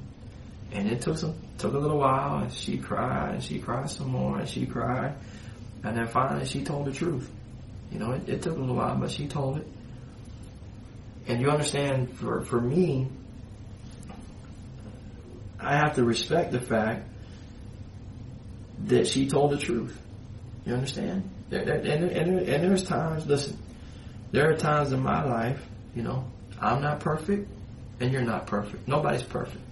We all make mistakes. But if we leave out parts of the story, the mistake gets worse and not better. One thing that'll always match, Louis, one thing that's always going to match is the truth. Okay? Because when both of you tell the truth, the story's going to match. When you tell a lie, the story's not going to match. Okay? Because and right now in your mind, you might be saying, you know, man, what did she tell him? What did she tell him? Well, obviously, you know, she's told me everything, or else I wouldn't be telling you these things. I wasn't there. She was there. Obviously, the neighbors didn't lie. They told me. when you came home. Now,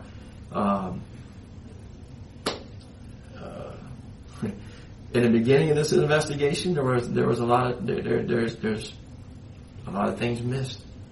Okay, the medical examiner said, one thing in the beginning, called it a dry drowning. I didn't diagnose it right. Came back 10 months later and said it's a homicide. So, now we know that it was a homicide. So 9 years later, we still trying to make a wrong a right. The clock's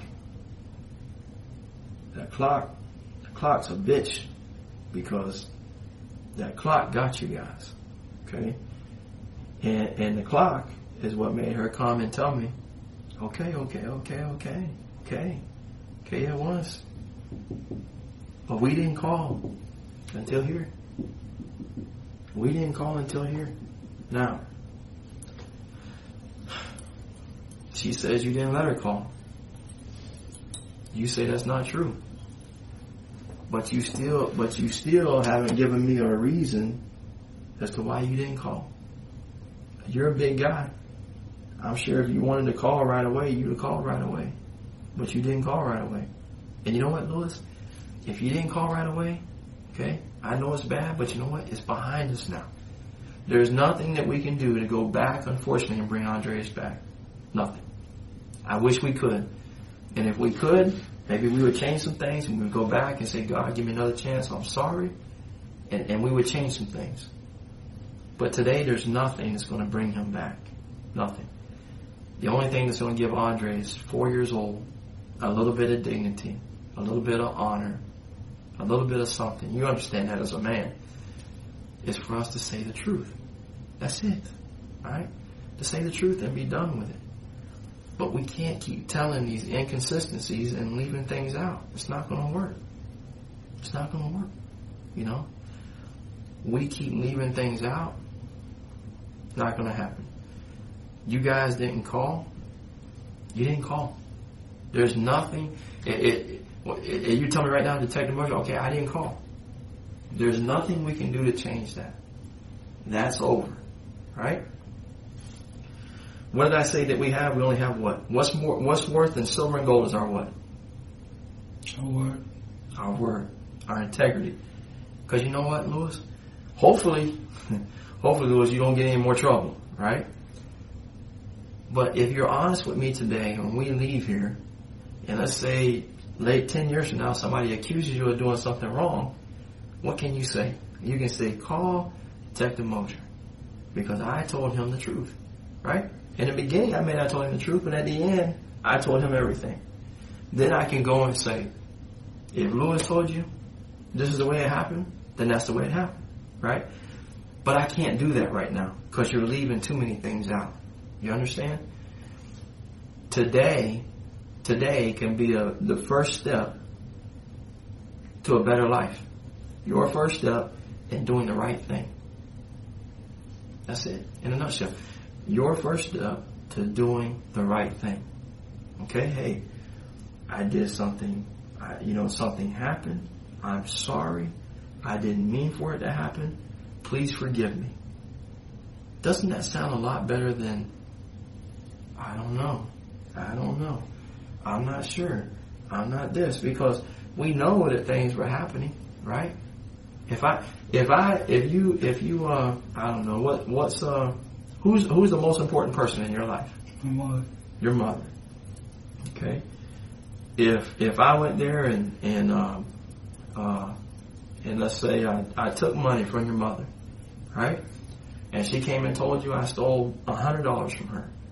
And you came and said, hey man, I know you took the money, and somebody saw me at the house and somebody saw me take the money. Is it gonna make you more mad when I tell you I didn't do it? If I say I ain't do it, man, I ain't do it. Okay? But I took something from your mother. Are you gonna be happy I took something from your mother? Probably not. But what about if you come to me and I say, I'm sorry, man. I'm strung out on heroin. Right? I'm sorry.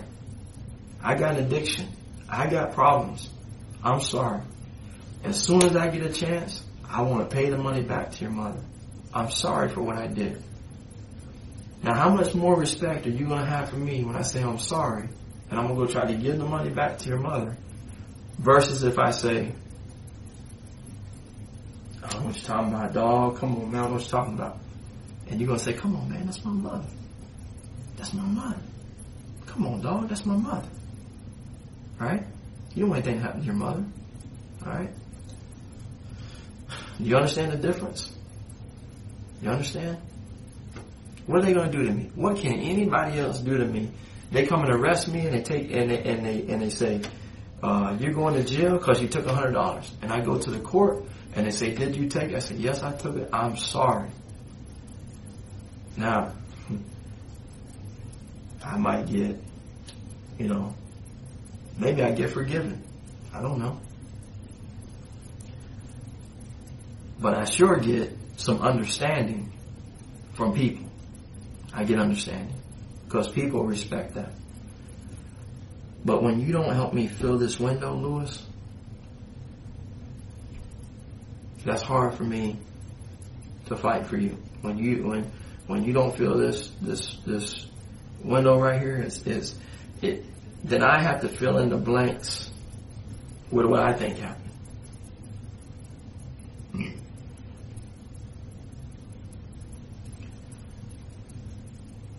You didn't mean for something to happen.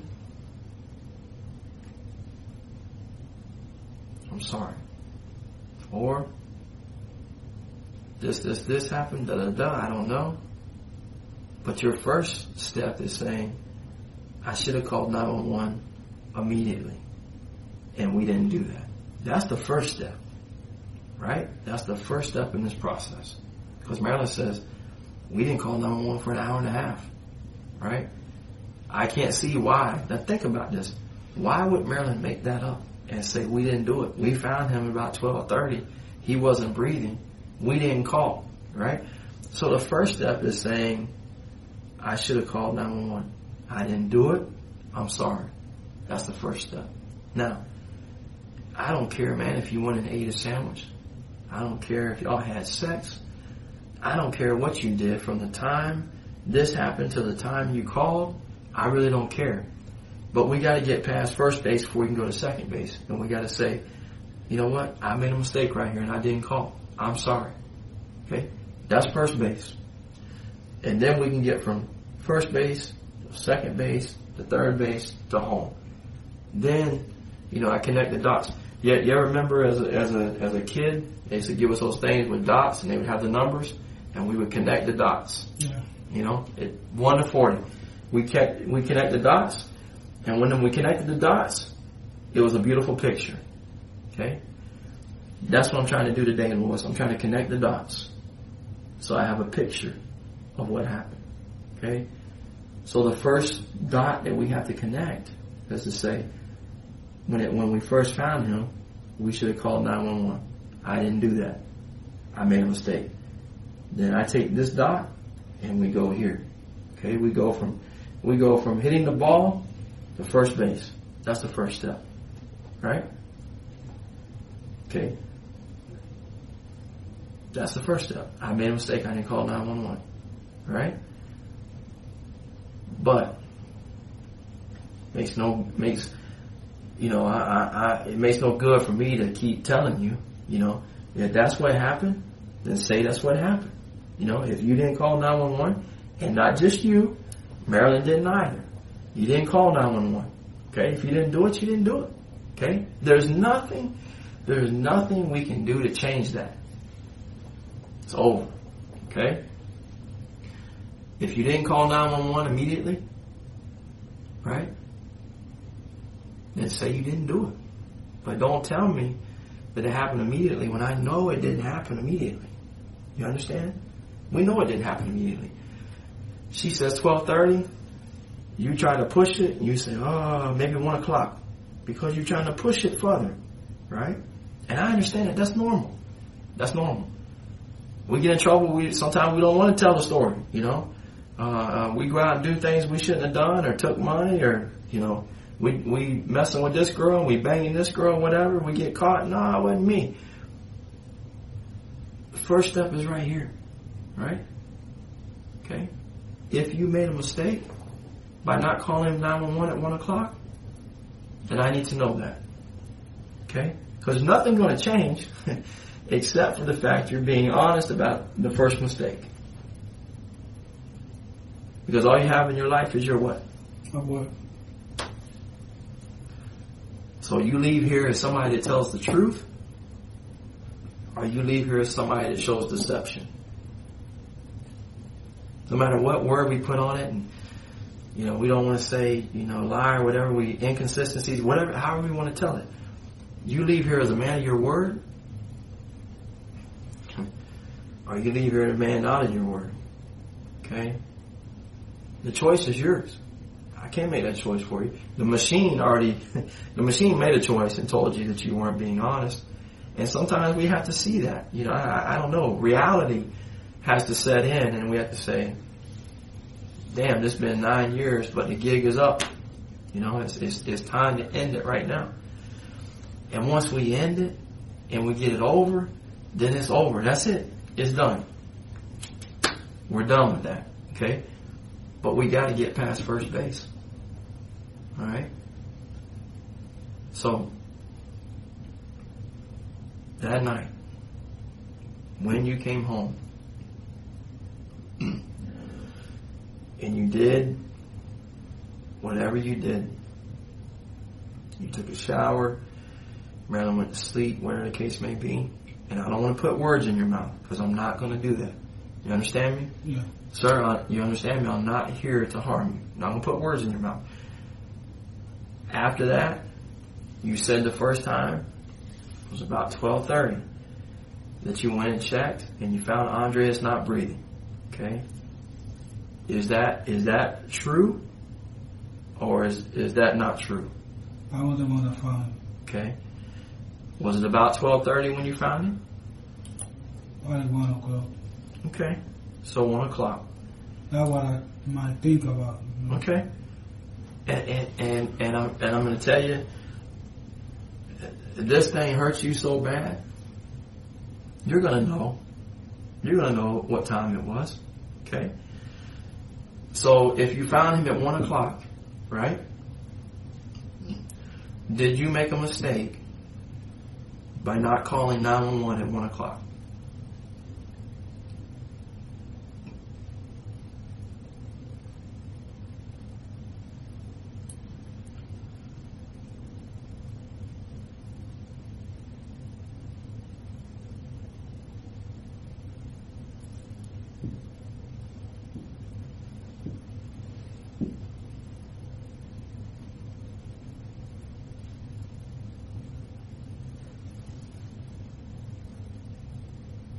You remember that night? Okay.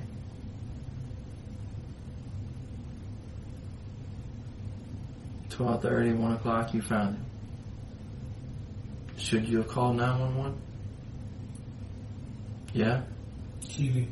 Huh? She didn't know me. Yeah, she did, Louis, but she didn't call till 1:55. Okay? She didn't call at 1 o'clock. She called at 1:55. Okay? Should you or Marilyn have called at 1 o'clock when you first found him? Yeah. Hmm? Then why didn't you call here?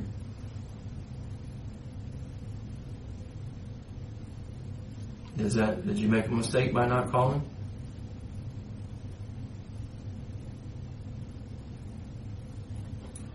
Honestly, probably I'm confused in the time change, so I'm sorry? probably I'm confused with what time it was, so. 'Cause she called quick, though. Hmm? She called quick. She called quick? Yeah. Okay. Did she call right away? Mm-hmm. Okay. But what time did you say that you went to check on him? At 12:30, right?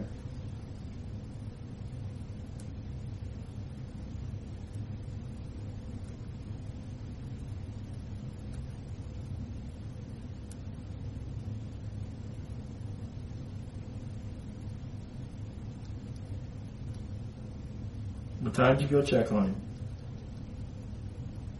I think it was around 1 o'clock. Okay. 1 o'clock? I didn't look at the clock though. Hmm. I'm sorry, you didn't what? I didn't look what time it was. Well, we don't really have I feel to. like 1 o'clock, Right. But really, thinking about it, and like I said again, I believe you first, because you first told me 12:30. Because when you get home, you said around 11:30. We know that you came home around 11:30. You go in this house and you put Marilyn puts Victoria to sleep right away, right?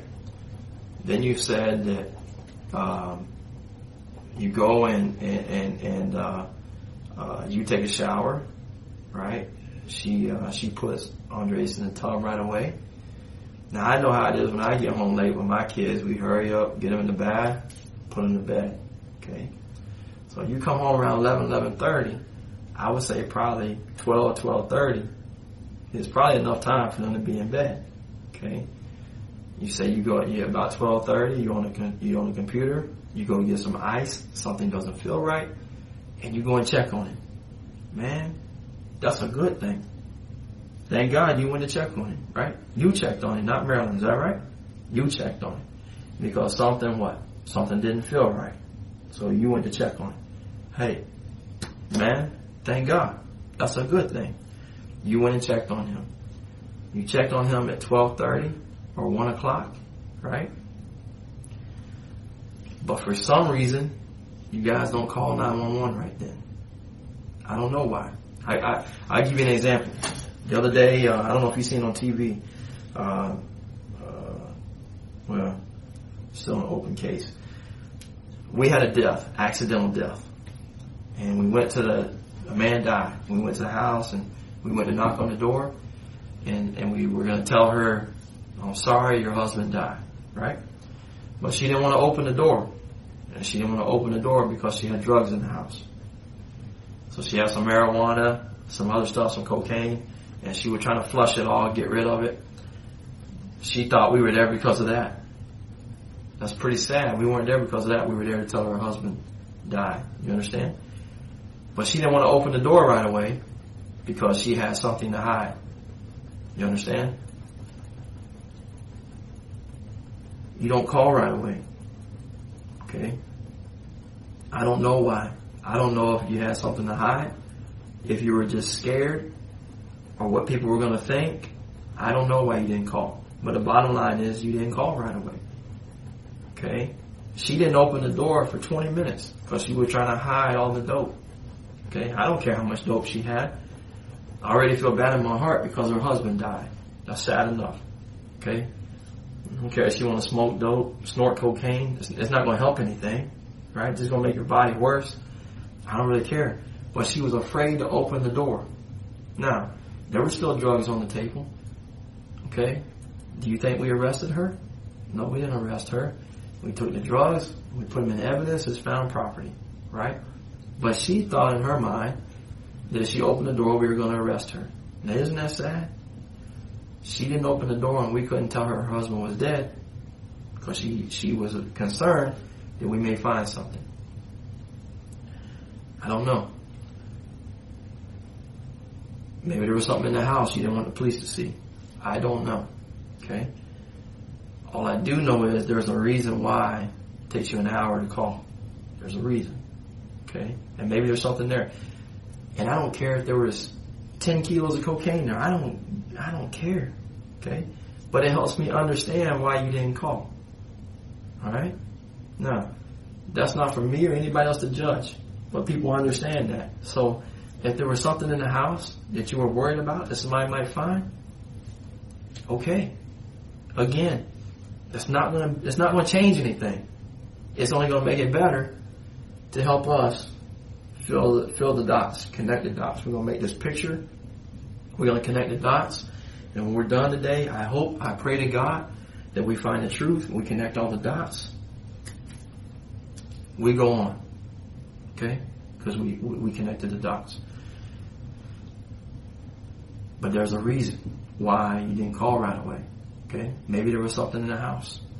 I don't know. She was afraid to open the door because she had drugs in the house.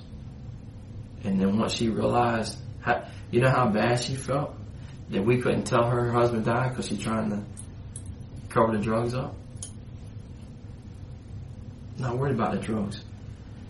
Things are bad enough already that day because her husband died. Right?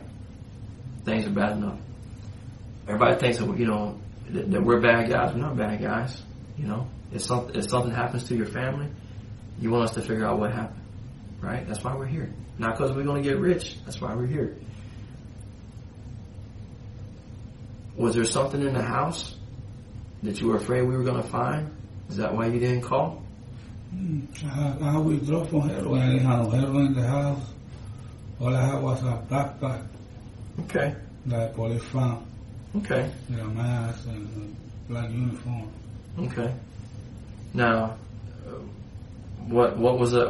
Is that what you were doing robberies with? No. No? What'd you have the mask for? I had in case I need to do one. In case you had to do a robbery? Yeah. Okay. Now see? Isn't that better? Huh? Doesn't that feel better to tell me the truth? Doesn't that feel better? Okay. So what? You had a mask in case you wanted to do a robbery. Okay. Were you worried about the police finding the mask? No, at the moment I was frustrated with the rest guy. Okay. I left everything thrown in the closet. Huh? I left behind the ambulance. I left the house open to everybody. I know you did. And that was a good thing.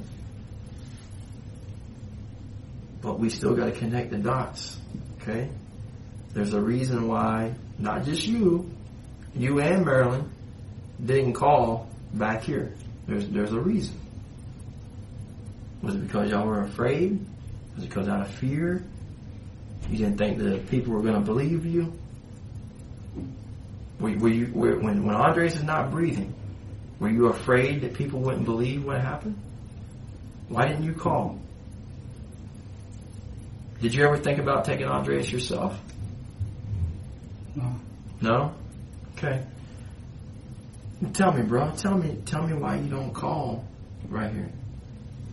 Gotta be a reason, right? We got the time frame measured down. Tell me why you don't call. If you're afraid, I understand that. Okay. If you told me there was nothing there, I keep giving you examples of why people don't call the police or why they didn't let us in the house. That's all I can keep doing, Louis. I'm just guessing. It's in here why you didn't call, but you don't want to tell me. I don't know why, but you don't want to tell me. It's going to be hard for me to keep guessing and keep guessing and keep guessing. Don't you think it's much easier if you just tell me why?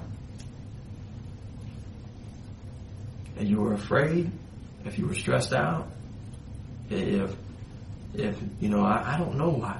Because you're trying to figure out, oh my God, what are we going to do now? What are we going to do now? Okay, but you got to tell me that, If you were afraid to call because he wasn't breathing and you're stressed out and you're going crazy and finally after an hour you say, oh my God, I don't know what to do. Oh my God. We got to call. Call.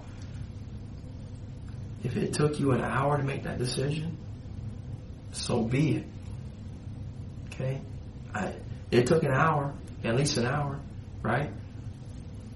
What are we going to do? Oh my God. What are we going to do? I can imagine probably running from room to room, running in his room, seeing him, running out the other room, running here, doing this. Oh my God, what are we going to do? Oh my God, what are we going to do? If that's what happened for an hour, then that's what you got to say. All I'm doing again is guessing. When you decide to tell me, you're going to feel better. We're going to be done. But what's going on? Okay? If it overwhelms you, If you say, I don't know what to do, and you're thinking, man, should I call my mom? Should I call this? Should I call 911? This never happened to me. I mean, how old were you then? You're 35 now, right? So you're like, what, 25? 26? 26. Young guy? All right. Had you ever seen anybody dead before? You have? Who'd you see dead? Puerto Rico. In Puerto Rico? What happened in Puerto Rico? Shootouts and shit. Shootouts? Shootouts that you were involved in, or shootouts that you saw? That's all. You saw people die in front of you? Okay. What'd you do, man? Did that freak you out? What happened? I ran. You run? Okay. Did you think about running that night? Mm-mm. You didn't think about running? If you did, it's okay. When the paramedics came to the house, I had a neighbor named Mario. He was 3 houses down. He moved already. Mm-hmm. I ran to his house and I started banging on the door. Mm-hmm. And when he opened the door, I fell on my knees. I grabbed his way. I started crying. I was like, man, I think I guess he's dead. But I used to take acid before. So he thought probably I was hallucinating, tripping. Say that one more time. About what time you ran out? You ran to a neighbor first? No, the fire department already was in the house and everything. Oh, the fire department was already there. Yeah. And then you ran to who? To my Mario house. He used to live 3 houses down the Mm-hmm. street. What's his name? Mario. Mario? He don't live there no more. Okay. All right. And I know I started banging his door hard.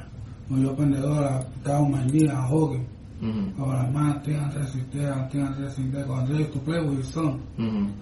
So he thought I was tripping or something. Mm-hmm. And to his wife said, oh, Mario, look around the Louis house, all the lights. Mm-hmm. And he looked and see all the lights, fire department, all that. So he walked with me back to the house. Okay. And a police officer asked me if I want to follow the ambulance. I said, yeah. Okay. So me and Mario jumped. No, before that, he told me, you wanted to leave the girl with somebody? I told Mario, give Victoria for me. And so I went Right. to the hospital. So I gave her Right. Victoria. And we followed the ambulance to Yeah. the hospital. Mm-hmm. And you know what that was? That was a good thing, right?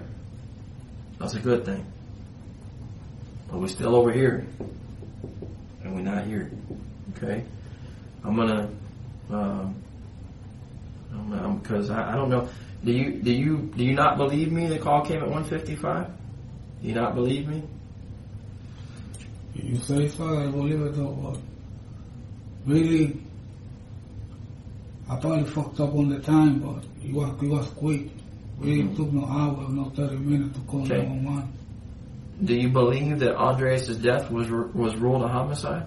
Nah. You don't believe that? Is that what it is? Okay. All right. Well, let me tell you this. When they brought me this case in 2008, I believe it was 2008, so around there. 2008. You and I, we couldn't talk because you was in Chattahoochee, right? But when they brought me this case, I went back and well, the first thing I did was I took it to the medical examiner now. And I said, I want you to look at the pictures, right? And because now it's a different medical examiner. And I say, what do you think happened in this case? And she said, I agree. Andres was murdered. Okay?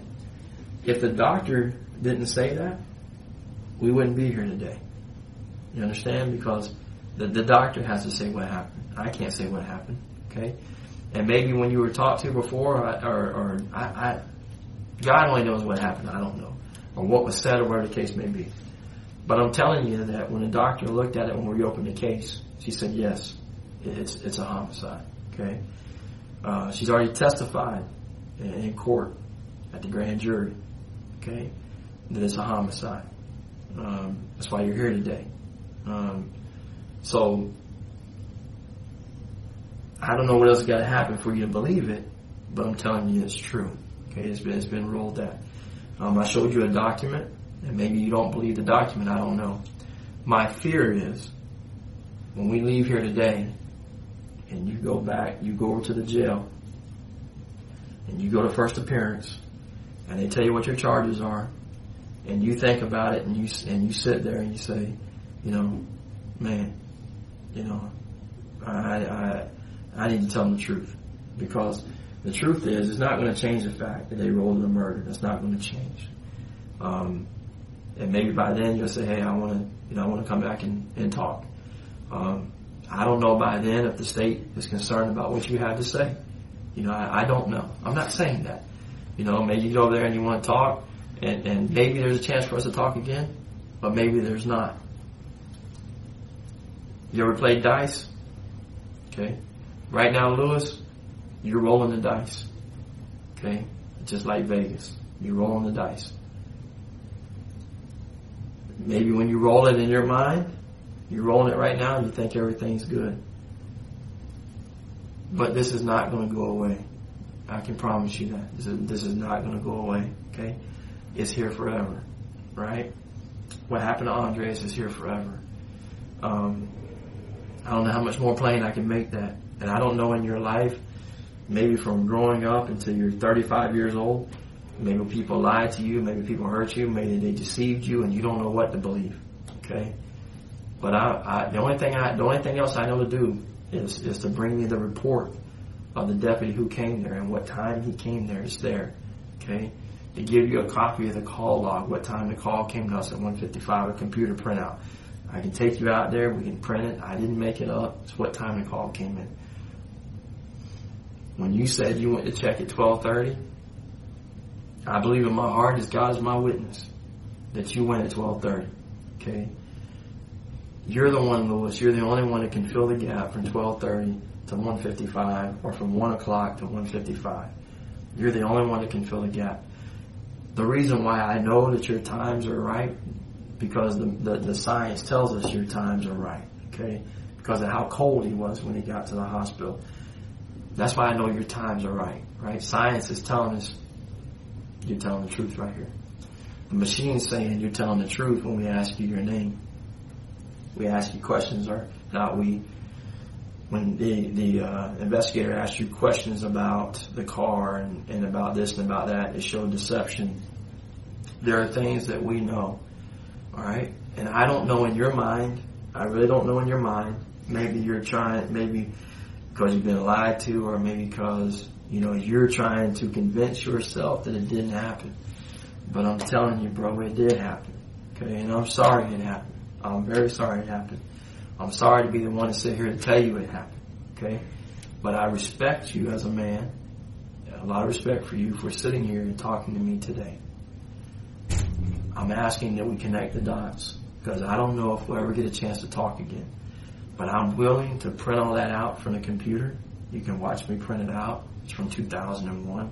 It's computerized. I can't go back and change it. Okay? I'm willing to do all that. I'm willing to let you see that. I'll bring it in here and I'll let you see it. Then after that, you got some decisions to make. Okay? And you can, you can tell me, we can talk some more. Or you can go on over to the jail, or, I get you some more to drink, or you want something to eat, and we can talk. Okay? You need a cigarette? Okay. Well, we'll go out and we'll do that. Okay? I'm willing to do that. But you got to slow down this one. You can't smoke it as fast. You were scaring me, man. All right? Take your time on this one. All right? But I'm willing to show you all that. Okay? Because when you leave here today, I don't want you to be mad at me. And I don't want you to say, man, you didn't give me a chance to tell my side of the story. I don't want that. I want to give you every chance to tell me what happened. Okay? That's why I'm here. Alright? When you leave here, I don't know if I ever see you again. Okay? But so I can sleep tonight, I gotta say I gave Lewis a chance to tell me. Okay? He either did tell me or he didn't tell me. The choice is yours. It don't change the fact. You're going to go to jail. You're going to be transported back to the jail. I'm going to go home. And life starts all over again tomorrow. You understand? But I want you to know that I have told you the truth. Okay? That I haven't lied to you. You left out some stuff in telling me. But I'm going to show you stuff. Okay? If you want me to, I'll show you. I'll give it to you. And you can read it. Okay? You can see the times to know I'm not lying to you. You're being honest about what time you got up and walked around at 12:30. I believe that 100%. Because it shows us that. Okay? But for some reason you don't want to tell me the rest. So we're gonna take a break, take you downstairs, and get a cigarette. I'll get you some more water. You can look at the things, and then you have to make a decision, okay? About whether we're gonna get through this and connect the dots, or we done for the day, okay? Is that fair? Have I been fair? Yeah. All right, bro. Let me go. Make some arrangements. I'll be right back. Okay.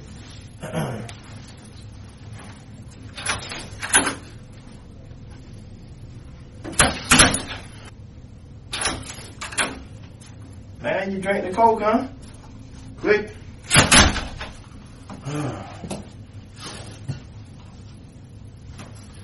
What do you think?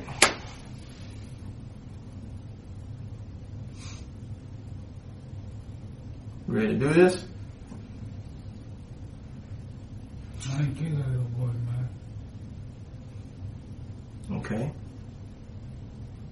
Well, De what? las personas son al agua, madre. Huh? De las personas son al agua, madre. Uh-huh. Así que entonces rola nota en Chile. Si tú son píos, son ambient. Somewhat? Ambient. To sleep. Okay. Así fall asleep. Okay. But you found him at 12:30 or 1.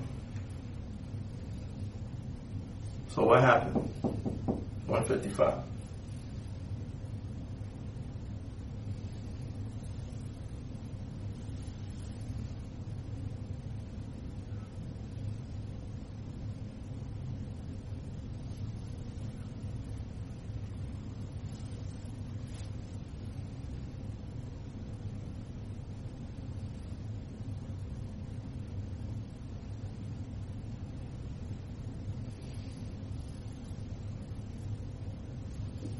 Did you make a mistake by not calling? I went there real quick though. Hmm? I went quick, I went Marilyn up. I know you woke Marilyn up, Lewis, and Marilyn told me she was in there at 12:30. Okay? The call didn't come to 1:55. I know you woke Marilyn up. Marilyn was in there. Marilyn didn't call either. I'm asking you, Louis Rosario, why you didn't call? Do you think you should have called at 12:30? Or 1 o'clock? Do you think you should have called? Do you think you should have waited till 1:55 for her to call?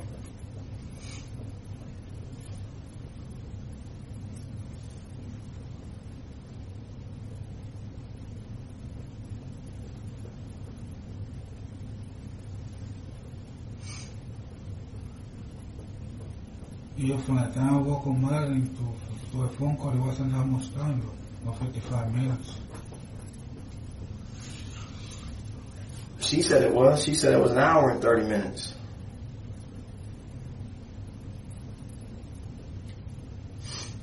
And what she said, what you didn't call? Because you didn't let her.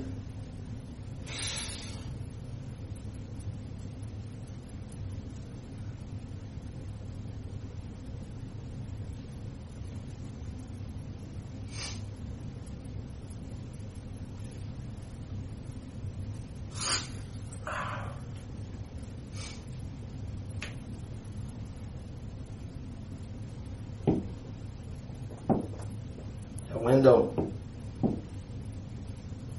Let's put it behind us. What happened? Why didn't you call at 1?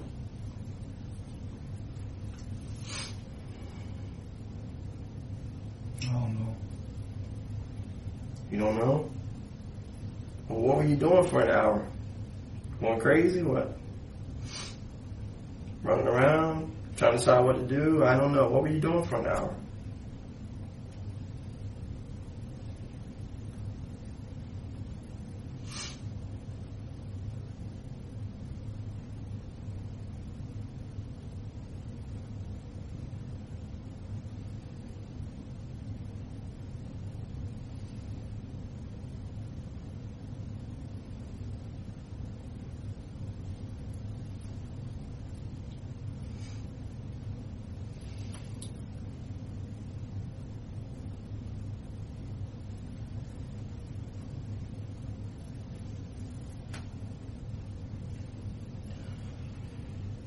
can't feel this for you, Lewis.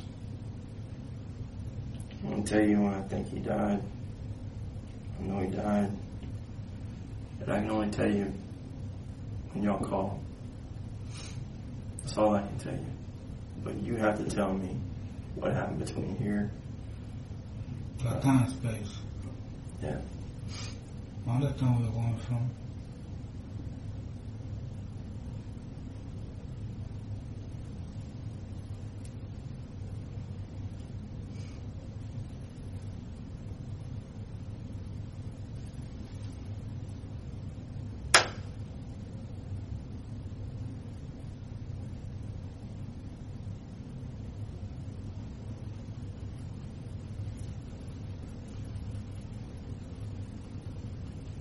You was saying nothing like gonna stop me for calling for 55 minutes. Oh, I'm sorry? Say what? There ain't nothing that could have stopped me for calling for 55 minutes. Though. She said she was out at 12:30. That's a lie. She was knocked out.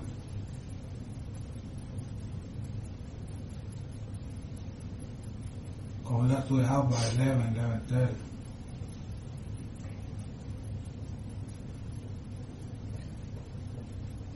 I think, Lois, that I don't know why would she? You understand her saying that it was about 12:30 when she realized Andres wasn't breathing. That doesn't make her look good. That makes her look bad. You understand that? So there'd be no reason for her to lie. It makes it look worse that she didn't call. So why would she lie about that? That doesn't help her any. You know, something happened. Marilyn tried to take her life because she felt bad. You tried to take your life because you felt bad. And you're both. She did the same thing when she came here, for hours, saying the same thing until she finally told the truth. It took hours, a long time, until she finally told the truth. Because why? She was crying. Okay. Crying. She still have problems taking medication, trying to forget that night because it was a horrible night in her life and it was a horrible night in your life. Horrible. She tried to kill herself. You tried to kill yourself. I don't know. 3 months after that, I know for a fact, and we Baker acted you. You were Baker acted. You had problems. You had issues because both of you are struggling, but she's told the truth of what happened. And she's scared to death. Scared to death of you, afraid to tell the truth. I'm just telling you what she's telling me. All I can do is tell you what she told me. She said, if I tell you the truth, you know, he's gonna kill me. I can't tell you the truth. He's gonna kill me. You know that you're violent. The guy down the street, 3 houses, 4 houses down, I don't know if it's the same guy you're talking about that you held that night. But even he said you had a drug problem. Even he said that you were doing robberies. So, I mean, you know, and then you yourself say that you're the only one with him. I understand something bad happened. And Marilyn tried to take all them pills because she felt bad that night at the hospital. She wanted to kill herself.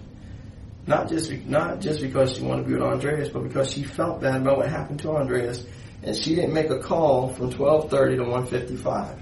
So she feels responsible. She didn't make a call. She feels bad. She tries to kill herself.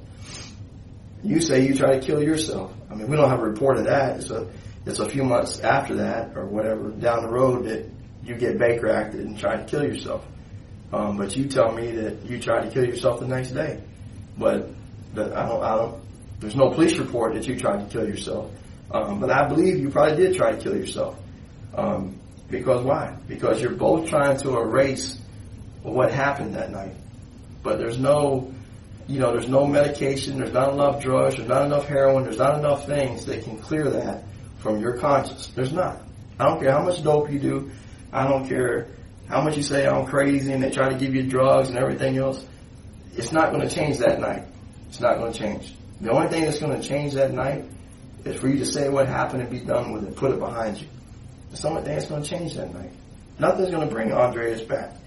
Nothing's going to change the fact that you're in jail, that you're incarcerated. Nothing's going to change that. My hope and my prayer for bringing you here today was for you to tell me the truth about what happened. Okay? So I can go back and tell Andres' grandfather and everybody else that loved him what happened and give them closure and be done with it. Until then, we got to guess what you were doing for an hour or an hour and a half. You know? All I can tell you is what she told me. But what she tells me matches the evidence. You understand that? When she tells me that there's a problem at 12:30, that matches why he has a problem at 2:15 in the hospital. Okay, why he's so cold. What she's telling me matches. Now you say she's lying, but what she's telling me matches what we got. You're not telling me anything. You're not telling me anything. Okay? We need to close this episode in your life. We need to close this window and be done with it. Or it's going to haunt you forever. It's going to haunt you. There's not enough drug. There's not enough heroin. There's not enough Xanax or whatever that people take. Ambient. There's not enough. It's not enough. The only thing that's going to clarify that is you. To get this brick, this load, this tons off of you and say, that's what happened. You tell the story, you tell it once, and you're done. If you don't tell the story, Louis, you're going to have to keep reliving this for the rest of your life. You understand that? For the rest of your life. You look like you're healthy. You have any health problems? No. You look like you're in health. You look like you're going to live a long time. Okay? You got the rest of your life ahead of you. But you're going to live with this nightmare from Easter 2001 until you finally get it off your chest. You're going to live with it. Okay? Maybe you have, I don't know. Maybe you told somebody what really happened. Maybe you have, maybe you haven't. I don't know. But that's the only thing that's going to help you. That's the only thing that's going to help right here. Get it out, be done with it, and you're done with it. We already know. You know and I know. And you already took a test and you failed it. You passed some of it, but you failed most of it. You know you failed. I know you failed. Everybody here knows you failed. Do something for Andres, for him, and tell the story. Tell what's going on, and let's be done with it. Don't you think everybody suffered long enough? 9 years. Everybody suffered. You suffered because you're living with this nightmare. Okay, and I'm just guessing, but I'm telling you, if I was in your place, that'd make me go crazy too. Okay, but I need to get it off. I need to tell the story, be done with it, and then we're done. We're done. You understand? But if you don't get it out, Louis, it's going to haunt you the rest of your life. I'm not telling you anything new. The only thing I'm telling you already know. Right or wrong. You already know. I'm not telling you anything new. But you have a decision to make. And the decision is going to help you inside. The decision is going to help you get off medication. The decision is going to I'm done with it. I'm sorry. I'm done. Now this window is closed. Because if you leave here tonight and you don't close this window is going to stay open for the rest of your life. This is going to haunt you. This is going to haunt your soul the rest of your life. Or let's tell the story and let's clean this away. Okay? You know what God said? God said, if you ask me for forgiveness, what did he say he'll do? He'll forgive you. He'll forgive you. Cast your sin as far as the east is from the west. You don't remember it anymore. Right? Gone. You need to take that trip right now, Louis. From first base, second base, third base, to home plate. We got to finish this and be done with it. Or else this window is going to haunt you. It's going to wake you up in the middle of the night. It's going to make you have to take things to try to take your mind away from it. But as soon as the drugs wear off, guess what? Right back to the window. I'm not telling you anything you don't already know. That's why you try to kill yourself. That's why Marilyn tried to kill herself. The only thing I'm asking, do the right thing, man. Do the right thing for yourself, for Andres, for Marilyn, for his family, for everybody. Don't you think he deserved that, man? He's 4 years old. Or he was 4 years old. So, what are we talking about? 9 years. He'd have been 13 right now. Teenager. In school. Middle school. Probably playing ball. Having a good time. Living life. But he died way back here. Okay? Don't you think that you owe him to tell the truth? To close this window? Don't you think you owe him that? 4 years old? Innocent? Abused? Let's close the window. And let's be done with it. There's nothing else going to set you, nothing else is going to set you free inside but the truth. You know that, and I know that. Once it's done, it's done. So you got a decision to make, Louis. And don't be mad at me because I'm telling you the truth. But you have a decision to make. Close the window, or the window stays open forever. Right or wrong.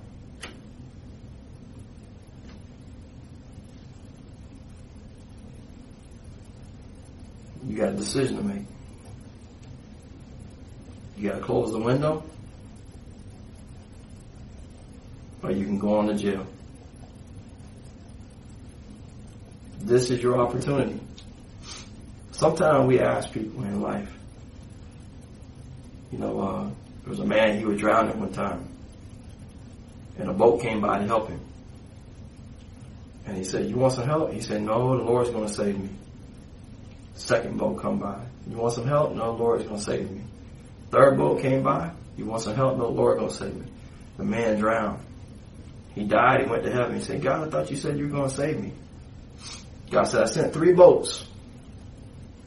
And you told them all, "Go ahead. Nothing else I can do." You understand? Right now, Louis, this is your 3rd boat passing by. This is your 3rd boat. You're drowning, and this is your 3rd boat to make it right. But the decision is yours. Can't make you do it. Can't force you to do it. I hope that you do it, make the right choice for Andres, for Andres' grandparents, for Marilyn, for Andres' little sister Victoria, for their older brother Brian, everybody in that family. All I can do is hope and pray and ask you to tell the truth. That's all I can do. Can't do anything else.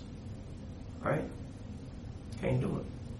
But you got to decide to close this window once and for all and be done with it. Or it's going to haunt you forever. You understand that? You understand what I'm saying? I'm just talking to you man to man right now. Okay? Because I love people. I hate people. I hate to see people just to live in prison. You don't have to be locked up to live in prison. You can be in prison in your own mind. You understand that? My own thoughts, my own guilt keeps me locked up. Right? Only thing that's going to set me free is what? The truth. You ever read the Bible? No? No. That's the only thing that sets us free. The truth. You shall know the truth, and the truth shall set you free. It ain't going to set you free from prison, but it's going to set you free internally.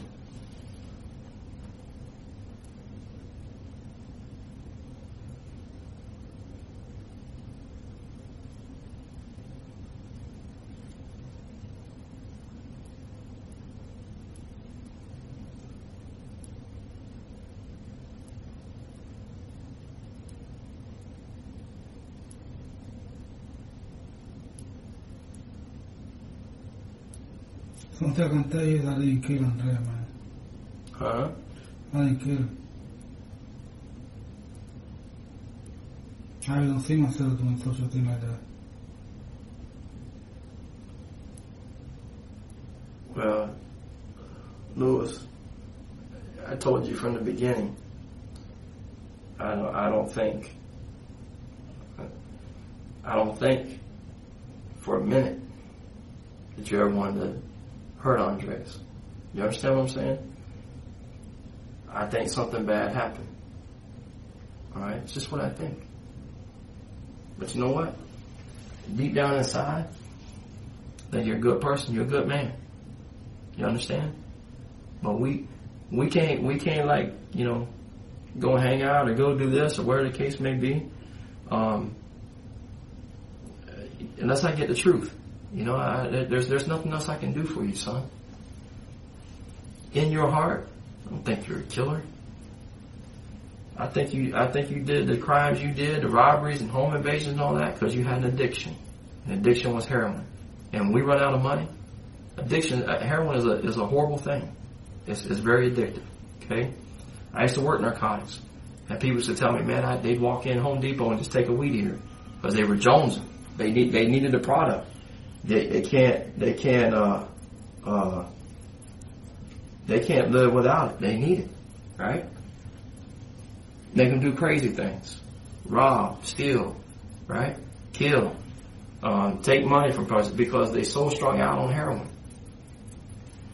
But the heroin doesn't define who you are. Drugs make us do crazy things, okay? When you did those robberies, when you stole money, there had to be a reason. You know, maybe it was because of the addiction.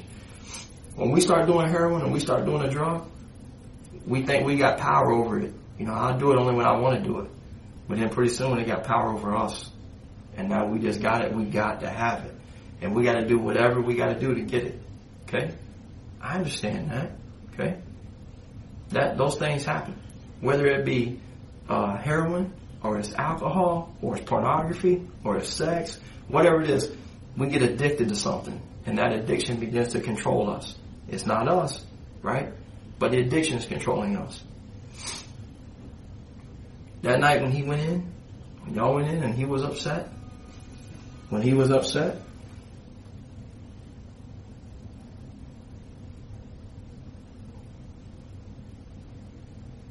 that night when you went in and he's upset or crying or whatever, and I don't know what happens. You know, maybe he wouldn't be quiet, and you say it's time to be quiet, and maybe things got carried away. If you're asking me, do I think that ever in your heart that you would intentionally hurt anybody, I would tell you no. You're not a killer. Are you a killer? You're not a killer. But something happened. Okay? So it's either you meant to do it or it was an accident. But either way, Andres is dead. There's one or the other. Yeah, man, it's kind of like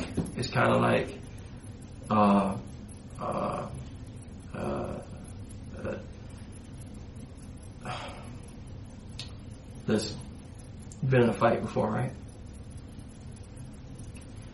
In that fight, whoever you fought, maybe you blackened their eye, or they blackened your eye, or broke your nose, or blooded your mouth. When you're in a fight and things are going crazy, and the man said, "Oh man, you hit me in my side," and maybe you don't remember hitting him in the side, but in a fight, could have hit him in the side. We don't know, but we just swing.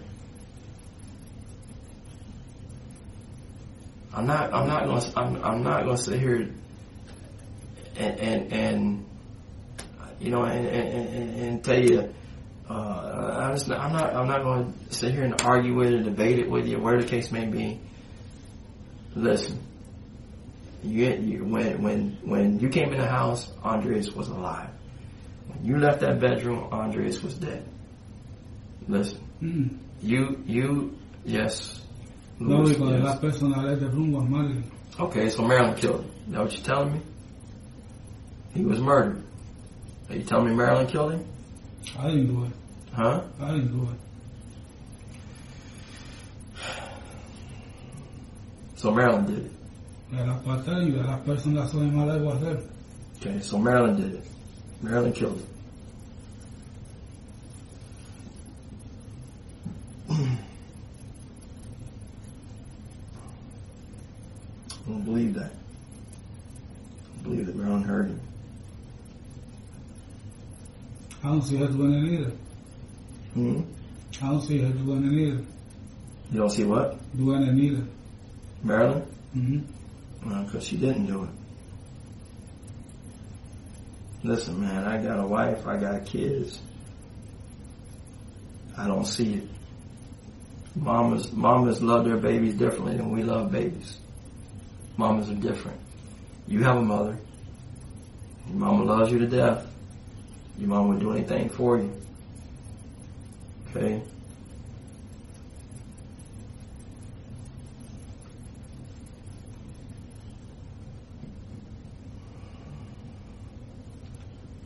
Andreas suffered injuries.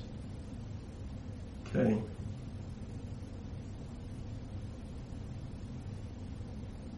Not saying that you went in there with the intentions of killing him. But whatever you did harmed him, caused him injury. And he's dead now. And that's as plain, as simple as I can make it. I don't want to keep beating this dead horse. You know, I don't want to keep doing this. Okay? I need you to close the window. You say that Marilyn was the last person to see him alive. Marilyn's telling me she went in there at 12:30. Andres wasn't breathing. She tried to help him. You pushed her away. You denied her access to the phone. You said no. Carry his body out of there. I mean, she's telling me all these things that even the other people said they saw you do, putting a car in the garage. There's too many people saying you did these things. If you didn't do these things, Louis, then tell me what you did I've asked you this question I don't know how many times. What did you do from 12:30, or you say 1 o'clock, to 1:55? If you weren't carrying his body out of there, if you weren't stopping her from calling 911, if you didn't carry his body out and put it back, you weren't doing CPR, you weren't trying to help him. So if you weren't carrying him out of that room and carrying him back, what are you doing for an hour? That's what I'm saying, bro.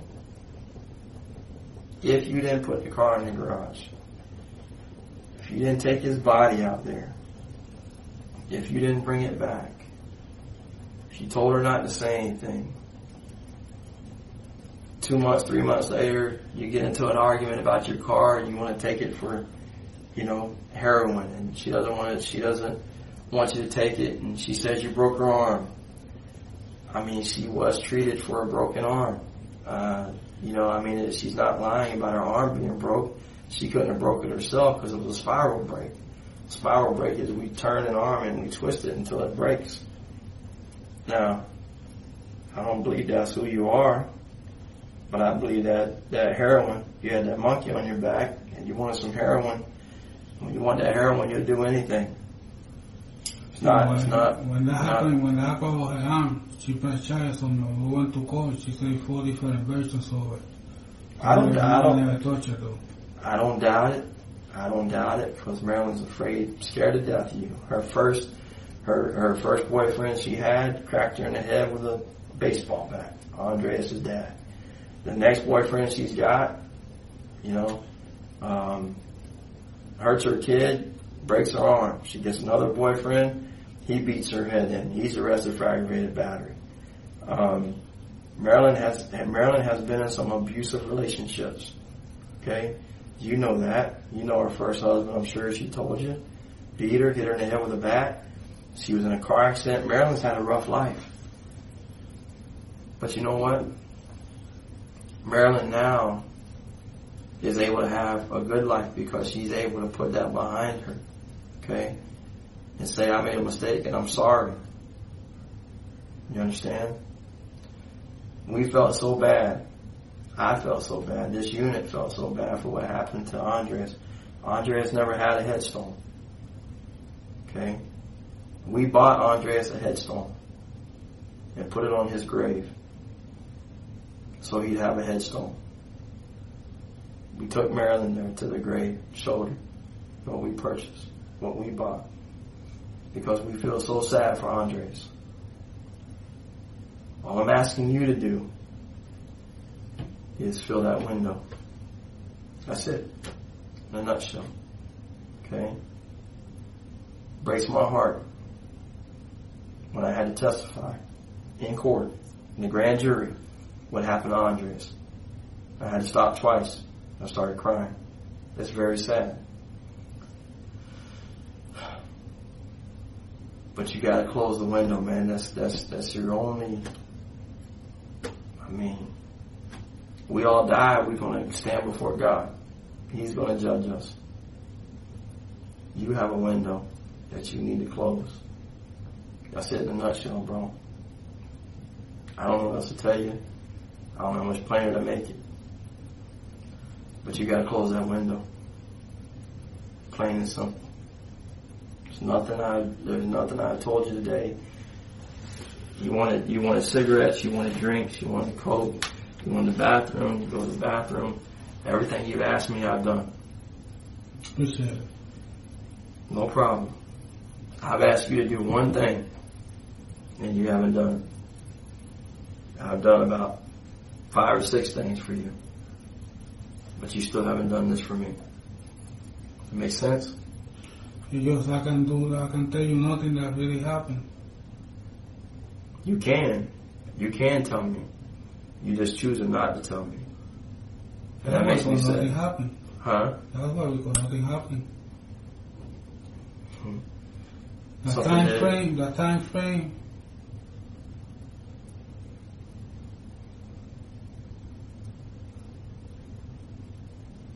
I might check on them 1 o'clock or 12:30, 1:30, but whatever the time was, as long as I woke it up. And I told him I'm laying breathing. I already had him on the floor in his room Why?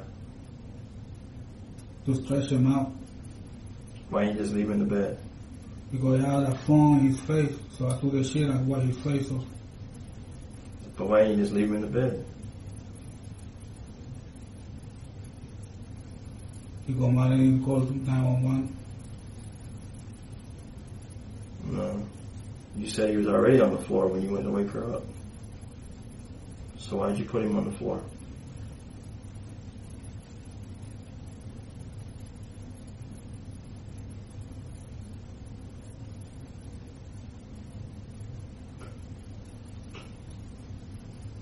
I think you put him on the floor before you woke him up.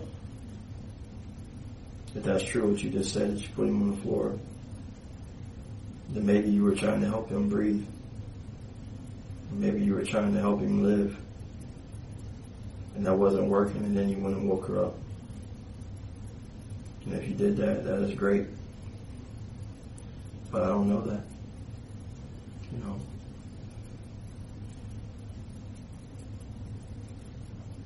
Did you try to do anything to help him before you woke her up? Yeah? What'd you do?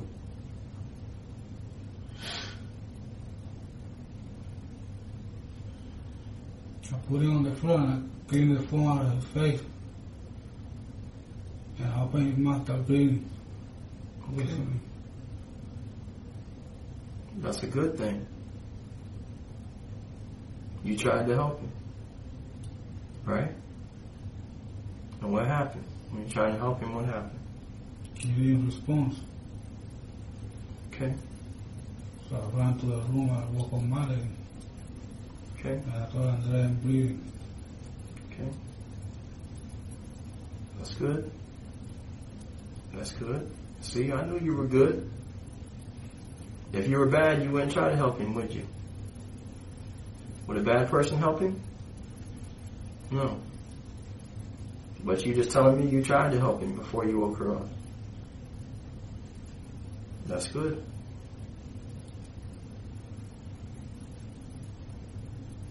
Now tell me what happens next. She doesn't. You wake her up, but she doesn't call 911. What happens next? So I don't understand. Are you afraid? Are you afraid to call 911? Are you scared? Frustrated though. I come out of prison, I got a good relationship, I still know. After midnight, I go check the key, I go to the house every night. Say that again, I'm sorry. After midnight, I always go check the keys every night. Okay. And I still know I got one die on the floor in his room. So I got frustrated though. I wasn't prepared for that when I came out of prison. You what? I wasn't prepared for all that when I came out of prison. Okay. I understand. You weren't prepared to have kids yet. Is that what you're saying? No, I have one dead. I have one dead. One. Who can prepare for that? Nobody. So you try to help him. He's not breathing. You go and wake her up. And you're frustrated. So do you stay frustrated for a while? Okay. And is that why you're not calling? Because you're frustrated? You don't know what to do? Okay. What are y'all saying to each other? What's you and Marilyn saying? I'm sure you're probably both stressed out. When Manny got to the room, I saw him. I thought, I want to bring you the phone right now. And I went and put the computer to the caller phone, bring it to her. And she called 911.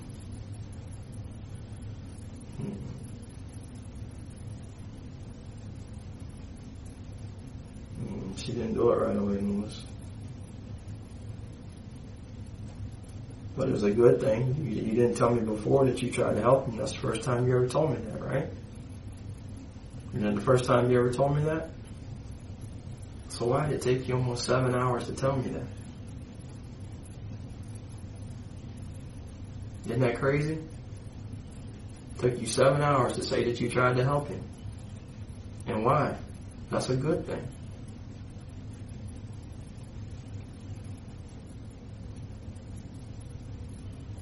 I think it's because of the part of your life you've been trying to forget for 9 years. But you helping him when you put him on the floor is a good thing. You were trying to help him. That didn't work. You went and woke up Marilyn. Now you know what happens next. Because you didn't give her the phone. So if you were running around frustrated, then say that. I don't want to put words in your mouth. But I can tell you that you didn't give her the phone because she didn't call. That didn't happen.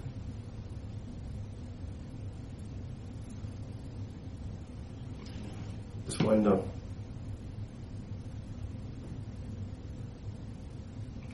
You're sitting there playing in your mind. I know you can remember that night like it happened 4 hours ago. When you pulled him out of that bed and you put him on the floor and you start to panic. And you're frustrated. But you're not prepared for it. Go and wake her up. Obviously, she probably started stressing out. It's her baby. Started screaming. And maybe there's a lot of chaos going on right then. And if I had to think about what happened, I know what I would be doing. I'd be running all over the place, going crazy. Not knowing what to do. Maybe afraid to call. Room to room. Oh my God, what are we going to do? What are we going to do? What are we going to do? What are we going to do? Let me call. No, don't call. Let me call. Don't call. Don't call. Because you got to be thinking about if he's dead. What's going to happen when the police get here? You have to be thinking that. When you were arrested before for doing the home invasions, were you arrested right after the home invasions or was it a little while after? After what? After he's dead? No. Before that. Because you went to prison, you did some home invasions when your friend had a gun. Did they catch you that night? Or the day? There. Huh? I was inside the house when the police came. Or they caught you in the house? Okay. Well, a whole lot to say when they catch you in the house, is there? Not much to say when you're in the house. It's like this time frame. Not much to say. Except what happened.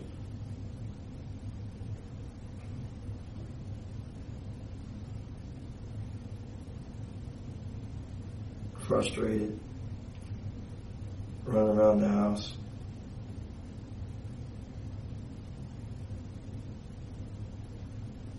Did you think you were going to get arrested that night? No. Okay. Do you remember how they were talking about that night? Me and Marilyn.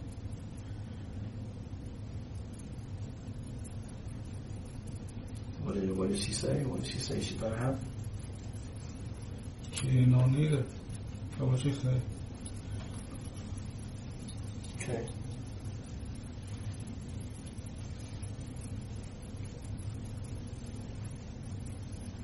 But when I got here for the possession of heroin, a detective came to see me, Papa Andre. And I was in isolation, but I let me use the phone. And she had sent me a letter with her phone number, and I called her. And she was like, yeah, I don't know what's going on. I was like, you be press charges on me, I don't worry about it. I want you to know something. I said, what? No matter what, I will love you. That was the last words I had for her. You told her you'd always love her? No, me, she told me. Oh, she told you she always loved you? Yeah, I believe she did love you. I know she loved you. That's why she didn't say the truth for so many years. Because she loved you. And people are always afraid to tell the truth. But by not telling the truth, it doesn't make it better. It makes it worse. The whole time you've been here today, Louis, you've been going back and forth in your mind. Whether you should tell me or not tell me. And for some reason, you don't want to tell me. I don't know why, but you don't want to tell me. I know. I know. Been doing this for a long time. I know what the evidence shows, and that's why we're here. But I don't know why you don't want to tell me. If I don't know. I don't understand. Took Marilyn a lot of hours too to tell me. And she finally told me. And she would tell me like you tell me. She'd tell me a little bit. A few hours later, a little bit. A few hours later, a little bit. A few hours later, a little bit. A few hours later, a little bit. A long time. But she finally told me.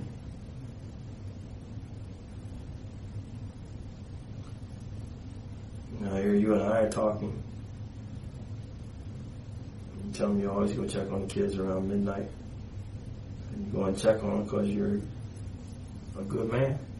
Make sure they're okay.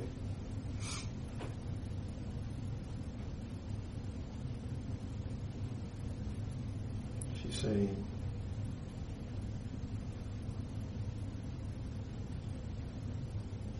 say that come and woke her up, like you said, about 12:30.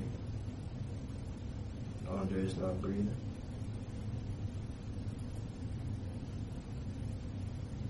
She said, may God forgive me for not calling 911 for an hour and a half.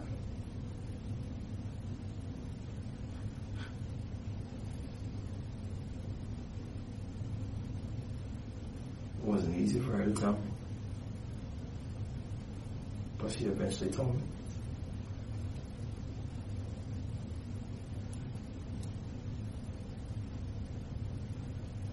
You want to tell me?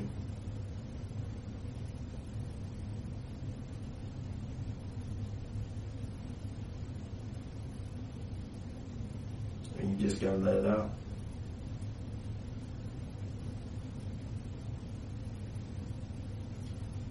If you didn't want to tell me, you wouldn't still be sitting here.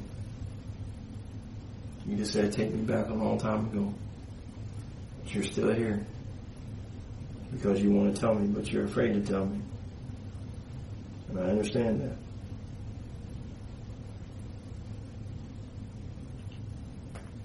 But you gotta know by now. It's only gonna help you, not gonna hurt you.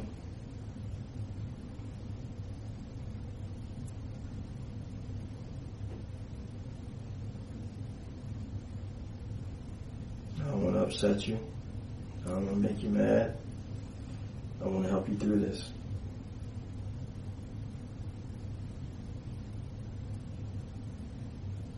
However long it takes. I'm going to stay here with you. I was supposed to be home a long time ago with my family. But I'd rather stay here with you, help you through this. Because I think you need to do it for yourself. That's what I think. And that's why you're still here.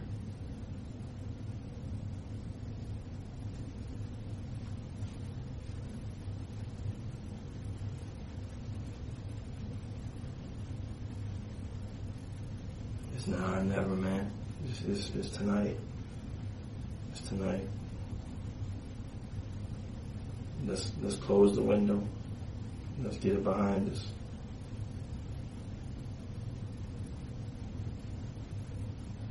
Yes, I can close the window that I know.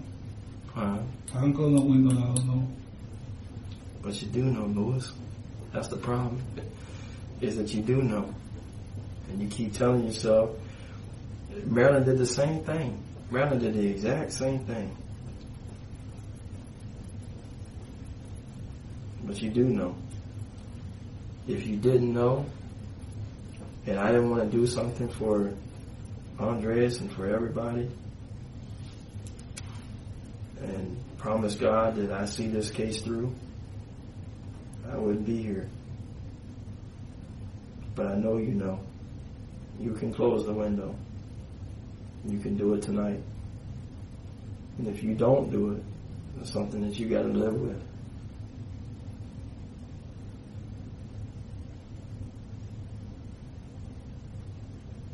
I love, let's close the window. Let's close the window.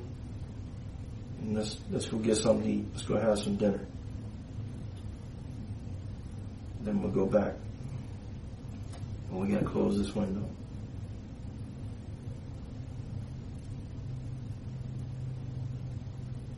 You know, and I know, and you know that I know that what I'm telling you happened. We just need to get it out. Plain and simple.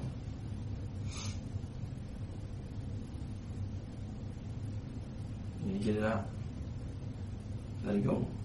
Be done with it. Close the window. Just be done with it.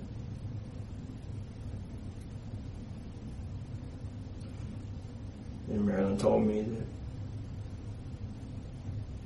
it was hard for her for the same reason. She loves you. Loves you very much. And she hates what happened. There's nothing she can do to change that.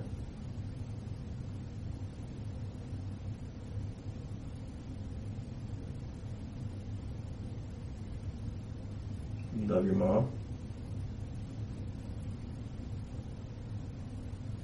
I'm sure she loves you.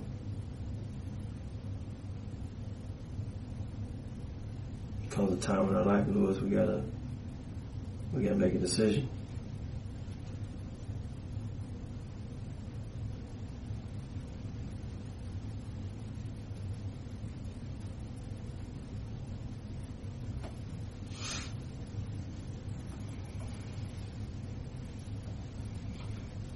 You made some progress. But from here to here, you told me you moved him out of the bed and put him on the floor.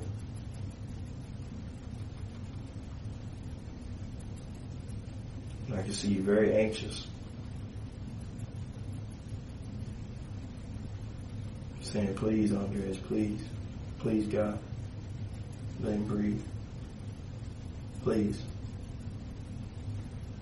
What have I done? What have I done? Please, Andreas, breathe.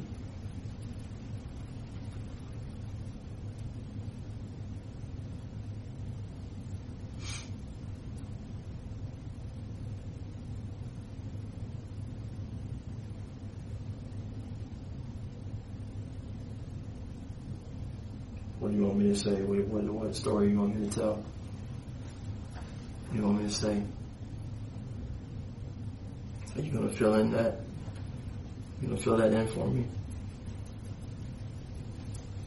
What do you want me to say?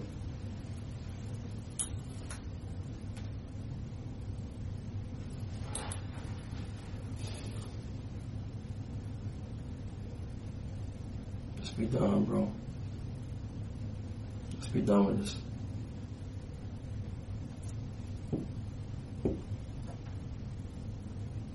Just be done. 12:30. Check on him. Not breathing. Put him on the floor. Breathe, Andreas. Breathe, please. Please, God. You run, you get Maryland. So you did a good thing. You tried to help him. You didn't want him to die tonight. You tried to help him.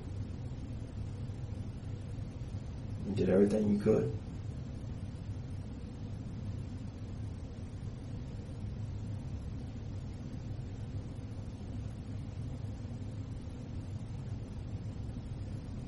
Eventually,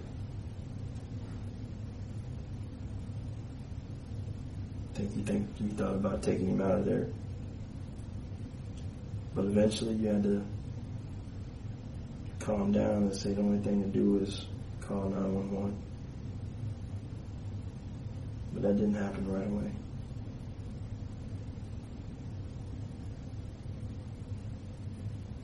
I could see Marilyn going crazy as the mother. Going crazy from there to there. You yelling and screaming at her yelling and screaming at you. Arguing about calling 911.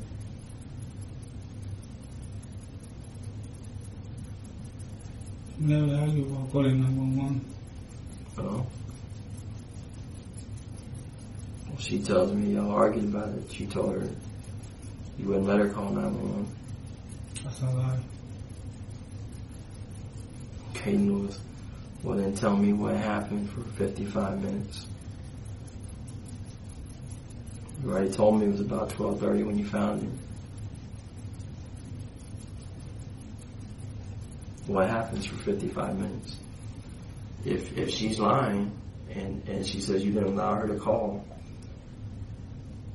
and you didn't move his body, well, tell me what happens for 55 minutes.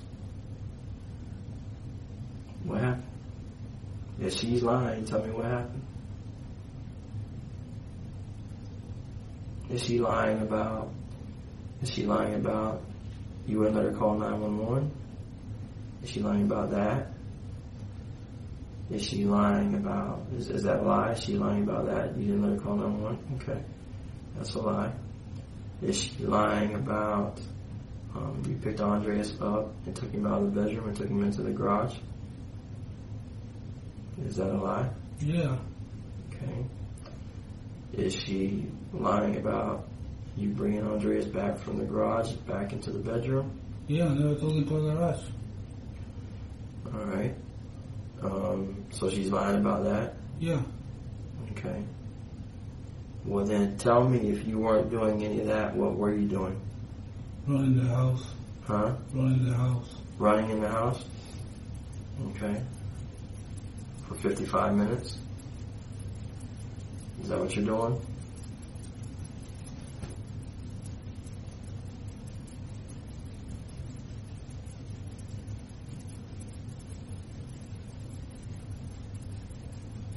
Are you running around? Are you running in the house? Running out of the house? Where are you running at? In the house. Where you running from? From our bedroom to Andre's room. You just kept running? Alright. I woke her up. We both went together to her room. I left her in the room.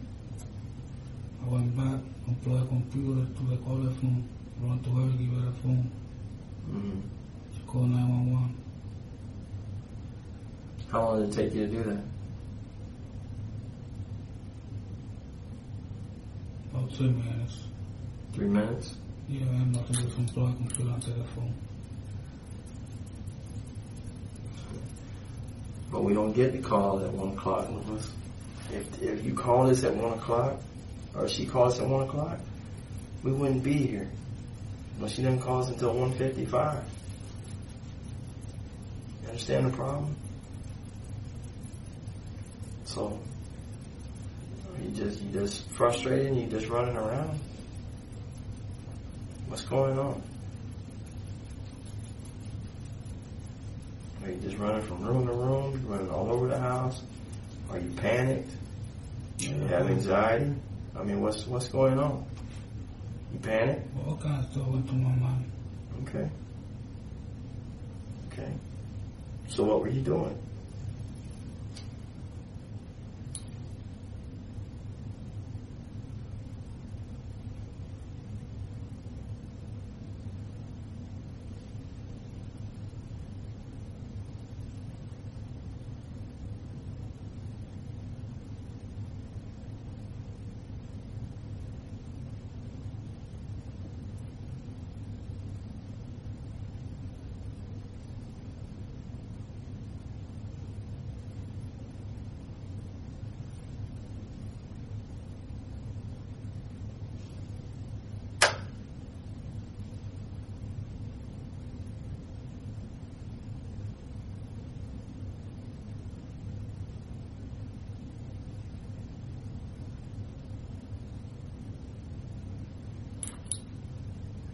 Just running the house, man.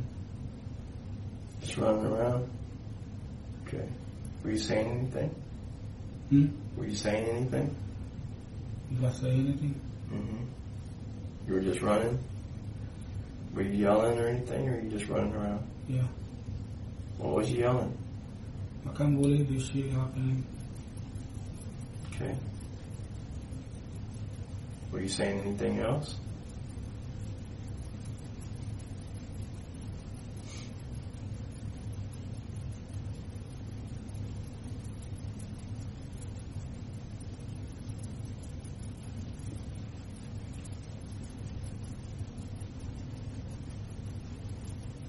Yeah, after that I got upset though. You got upset? Yeah. What'd you do? Punch the walls. Punch the walls? Okay.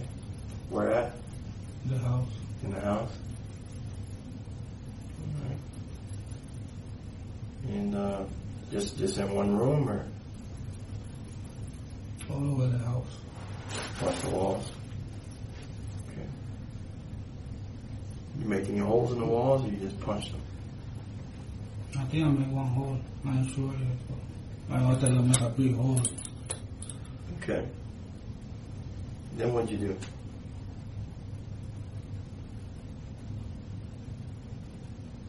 I went and got mad at him. So you did all that first? Okay. And did you do anything else? I went and got mad at him. Okay. And when you got Marilyn, what happened? She woke up and she rushed to her room with me. Mm-hmm. She fell on the floor. And what did she do? She started screaming. So when I got the phone, I gave it to her. Okay. So from 1 to, well, let me back up, because you say you did all that before. So you found him, and after you found him, that's when you started running around and punching the walls and everything? No, when I found him, I first put him on the floor. Right. One day you tried to help him. And what were you saying when you were trying to help him? Were you talking to him? Yeah. What was you saying to him? Come back. Come back? That must have been hard, huh? Okay. How long did you talk to him for?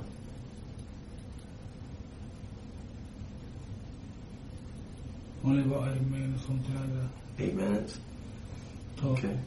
Were you doing anything? What were you doing? What were you doing to his body? I was blowing air to his mouth. To his mouth? Okay. And then you were saying, come back. Okay. And then, so you do that for about 8 minutes. And then you got frustrated.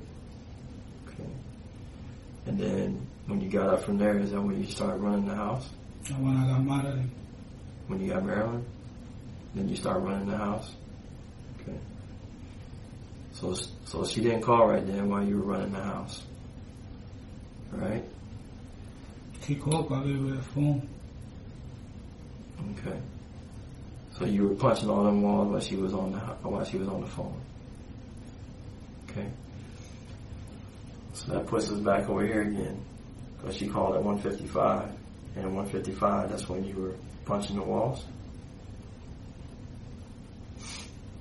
Or was it, I thought you said it was after you found him and you tried to help him. Yeah. And you got frustrated and you start running around the house.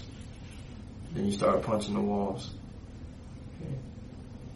Well, so then you found him, 12:30, 1 o'clock.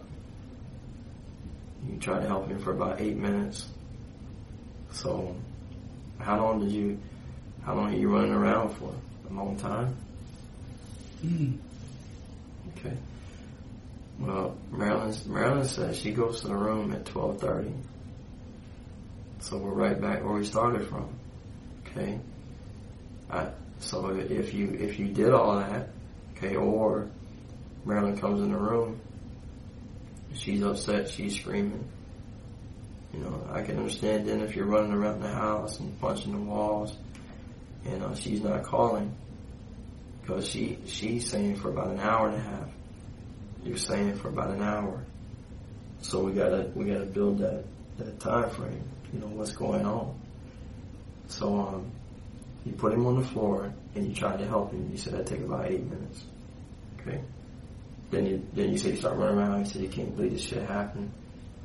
Did you run around for a while and then you went and woke her up, or did you wake her up first and then you went running around? I woke her up first. Okay. So you woke her up first, and we're right at 12:30, 1 o'clock. We still got 55 minutes that she didn't call. So what's going on? Okay. Did you maybe think she called and she didn't?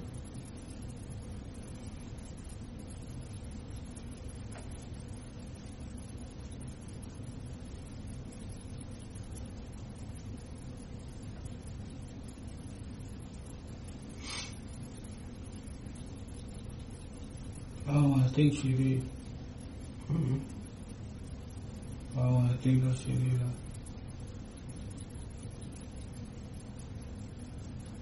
No, that's right. You couldn't think that she did, because still wouldn't make sense. Still wouldn't add up.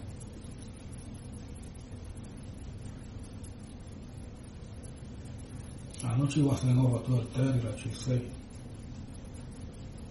But we know, Louis, that the evidence shows us it had to be close to there, because the body was so cold already. So we know that he probably died. If I didn't check them that night, the next morning Victoria probably was checking him or something to play with him. Victoria was what now? If I didn't check on that night, I find that Victoria would have come in the morning time to go to his room to check him over and start playing with him, knowing that he won't wake up. Right. Well, thank God you checked on him then, right? Because you helped Victoria. Victoria wouldn't want to see that. Right? Mm-hmm. So that's a good thing, man. That's good. Thank God. But Victoria didn't have to see that.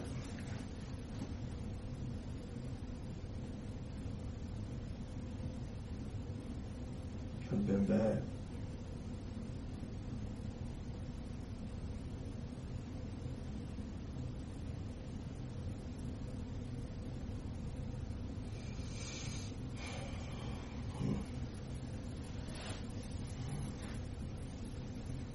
That's good, Louis. That's good. That's good.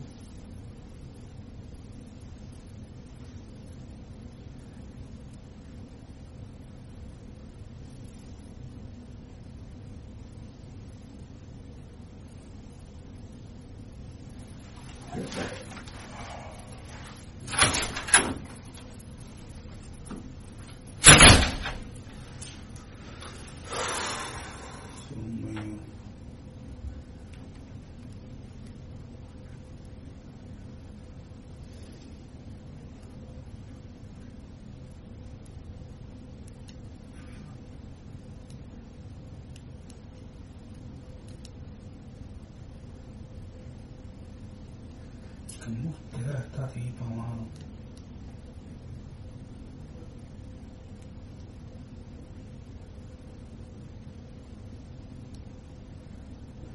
Según 1:55.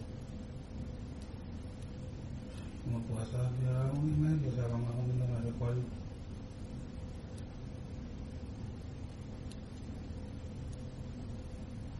Yo no se despertó a las 2:30, ¿no? Llegamos a las 11:30.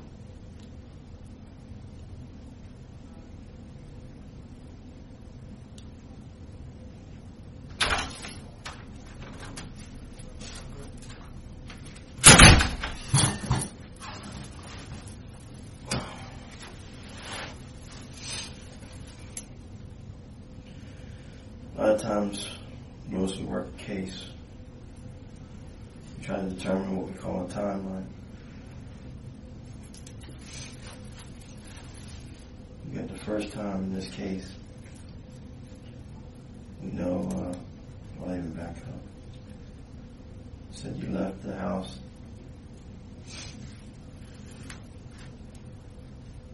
One time you said morning, one time you said afternoon. You left the house to go to a pool party. And you go to the pool party around lunchtime, you said.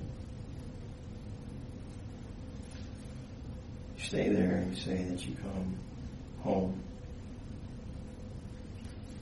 between 11 and 11:30.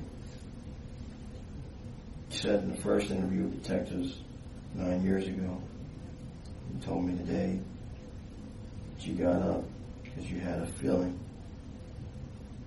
something may be wrong with Andres. And that feeling was about 12:30. After we talked a little more, and I probably shouldn't have told you, but I told you what time the call came in, and you changed it. You said, well, maybe it wasn't 12:30, maybe really it was 1 o'clock. But you went in, you found Andres. Now, 1 o'clock's when you said you find him, you call.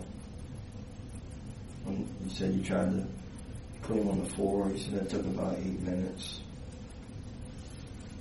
Put him on the floor.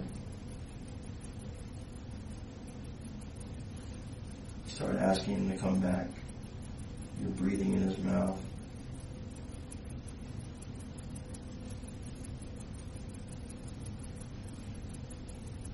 How did he feel right now? Was he warm or was he cold?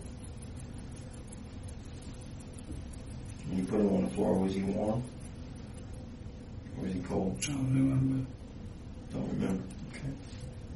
Don't remember. Okay. And you said that you went, you got Maryland. I'm sorry, you got up at 1:00 from there. however long it takes you, the next couple of minutes or whatever it is, you run around the house, punch holes in the wall.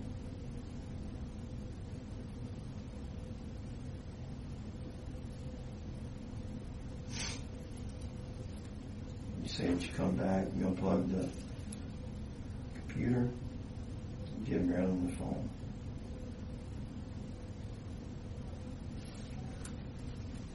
Number 108-110. The Sheriff's Office receives a phone call at 01:55 hours from Marilyn screaming, saying that Andreas is not breathing.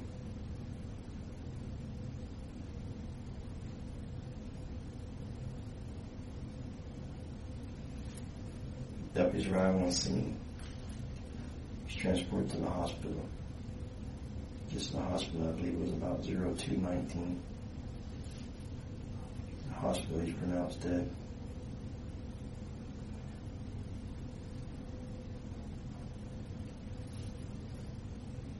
Marilyn tries to kill herself.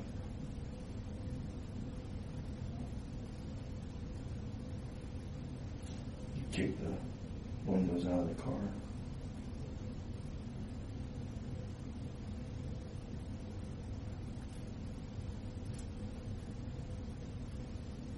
And that's your story.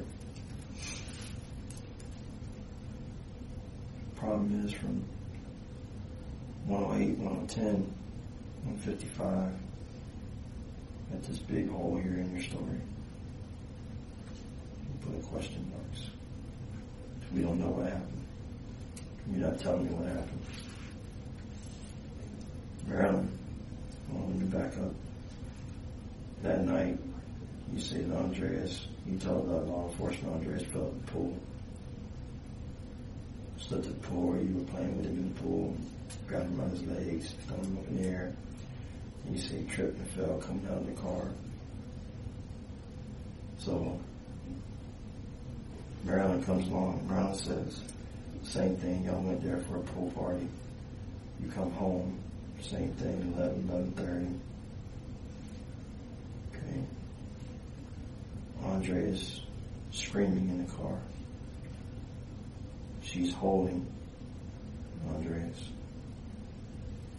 She says, you go in the house with Victoria, put Victoria to bed. You come back out, and you snatch Andreas from her. People that live here see you come home. You see you snatch Andreas from Marilyn. He's screaming. You take him in the house. Screaming stops.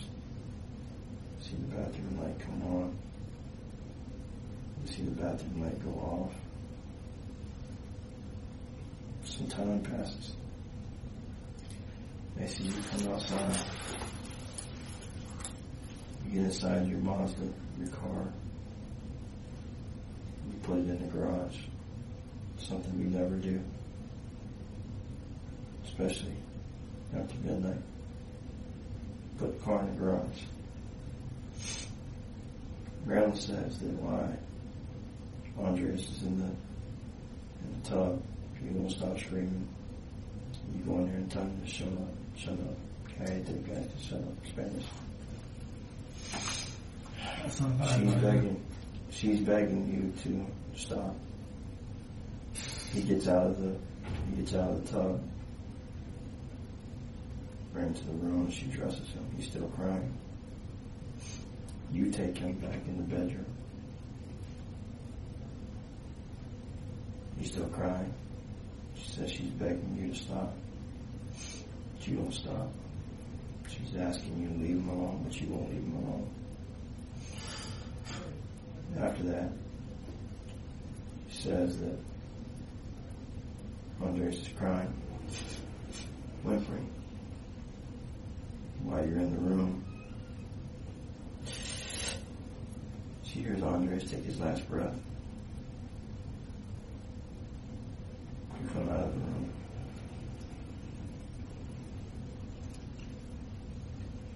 She goes and she tries to see what's wrong with Andres. She says she's begging you to let her call 911. You tell her no. You're not going to call 911. You try to call 911 right now, I'm going to kill you.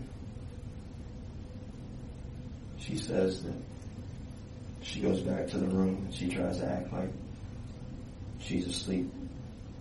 Scared to death. You're going to kill her next. You go back into the bedroom. You go back into the bedroom. You take Andreas out of the bedroom, through the house, out to the garage. She stays in bed. After a while, you come back in the house with Andreas. I'm sorry. You went out and moved the car in the garage. You go out with Andres. You come back. You go out. You come back in the house. You take him out to the garage and you come back with him. You put him on the floor. She again pleads with you to call 911.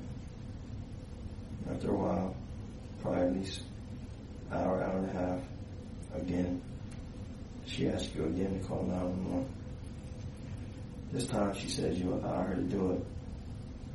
She says you tell her. If you tell them exactly what happened, I'm going to kill you. She calls 911. They come. They transport her to the hospital where he's pronounced dead. She tries to kill herself. No. The beginning of her story matches the beginning of your story. Right? And then she had a problem with all of this in here. It took her hours to finally tell me the truth and fill in the blanks. Problem is, other witnesses saw you come out and snatch Andres. They say you snatched him violently. And you ran in the house with him. You knocked over a garbage can when you went in the house, or a garbage can or something by the garage. They saw you knock over. Basically described you as being pissed off when you came out there and grabbed him. Other people around saw you moving the car, saw you doing these things. They know, they wrote down the exact time you were doing things. Now I have the people, witnesses, that live in the neighborhood telling me what happened. And I had to do all this for Marilyn, and then once I proved to her what happened, and she began to tell me the truth. So it's not just Marilyn, it's independent witnesses that saw what you did that night when you took Andres from her. They saw your demeanor, they saw how pissed off you were when you went in the house. They tell the story on the outside of the house. They tell the story on the outside of the house, what happened. They tell the story how you went in. They tell the story how you came out. They tell the story how you put it in your garage. They tell the story about the bathroom lights coming on and off. They tell the story about the panic in the house, lights on and off, craziness going on. Marilyn tells me what happens inside the house.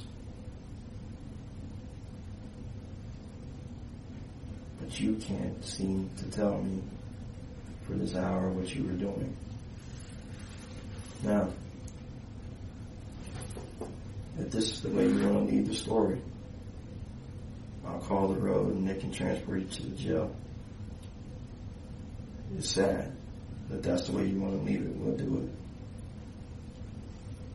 You got witnesses, doctor's report, time that we came, time in the hospital, body temperature, normal body temperature, not normal body temperature. We have evidence. Marilyn trying to kill herself because she didn't do anything. She didn't do anything this time right here to call 911. Now she tries to justify it by saying she was afraid. whatever the reason is why she didn't do it. I really don't care, because it doesn't matter, you know. She gives an excuse as to why she didn't do it, but she said, I didn't do it, I didn't call 911, and this is the reason why I didn't do it. But at least she tells me there was an hour and a half there of panic, you know, an hour and a half there of running around. And you say it was an hour, she says an hour and a half. Okay. But the bottom line is neither one of y'all called. Panic's in the house, you're saying you can't believe this shit happened. You don't know what to do. And this panic goes on for an hour to an hour and a half. You want to leave it this way, we'll leave it this way tonight. And you can roll the dice and let the chips fall where they may. Or you can tell me your version of what happened for an hour.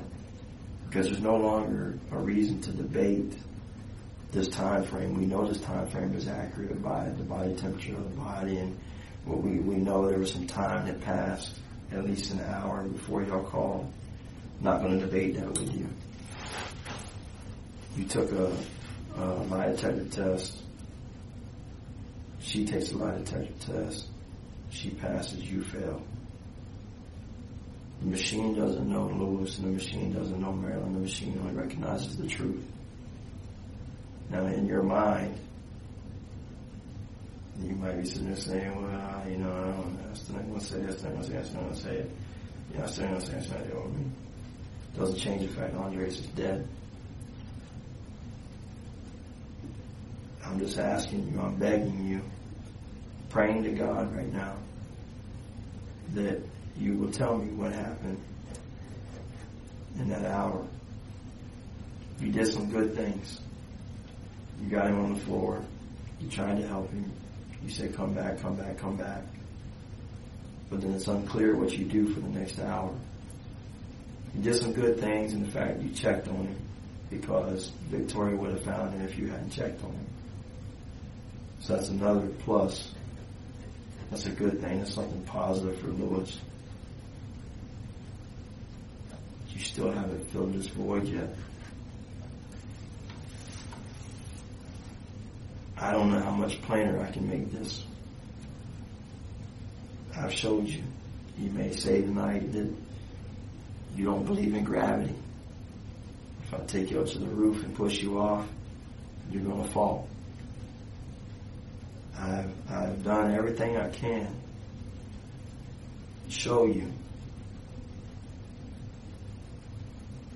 that what you're saying doesn't add up. There's nothing else I can do except for you to fill the void. Now, I'm giving you a little bit of opportunity because you probably didn't bank on people living in the neighborhood seeing what you did and how you acted that night. You probably didn't think they were watching, but they were watching. You probably didn't think that Marilyn would ever tell me the truth, but she did. But you've been living with this nightmare. With this nightmare since April 15th, 2001. You've been living with that. Andres is pronounced dead the next morning, April 16th, 2001. A little after 2:20 at the hospital. This nightmare that you've been living with, you're going to continue to live with until you fill that gap. So the decision is yours, Lewis. You can fill the gap, or you can stay in denial and say, I don't know. Because Marilyn stayed in denial for a long time. It took her a long time to find time what happened. She was in denial for a while. No. And then finally she told me, it wasn't easy, but she told me. You were sitting here tonight, right now, Lewis, because you want to tell me what happened. There's a reason why you're not. Something else to say, you know, it's kind of like the little angel, little devil. Tell him, don't tell him. Choice is yours. I'm going to go home. I'm going to go to bed. You're going to go to the Osceola County Jail. They're going to book you in. You got some decisions to make.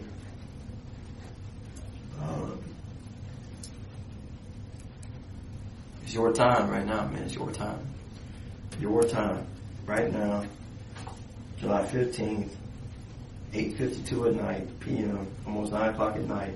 It's your time right now. Your time. Fill the gap.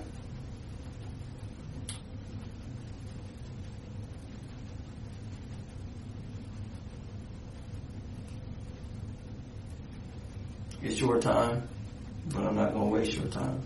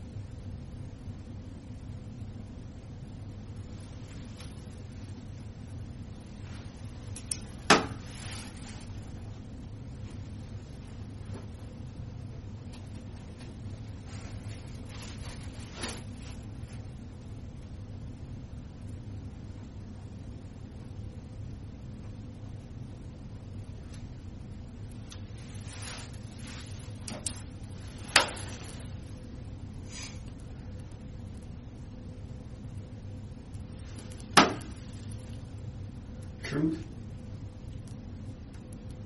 or denial? RSP 1 and 2. Mm-hmm. RSP 1 and 2. RSP 1 and 2.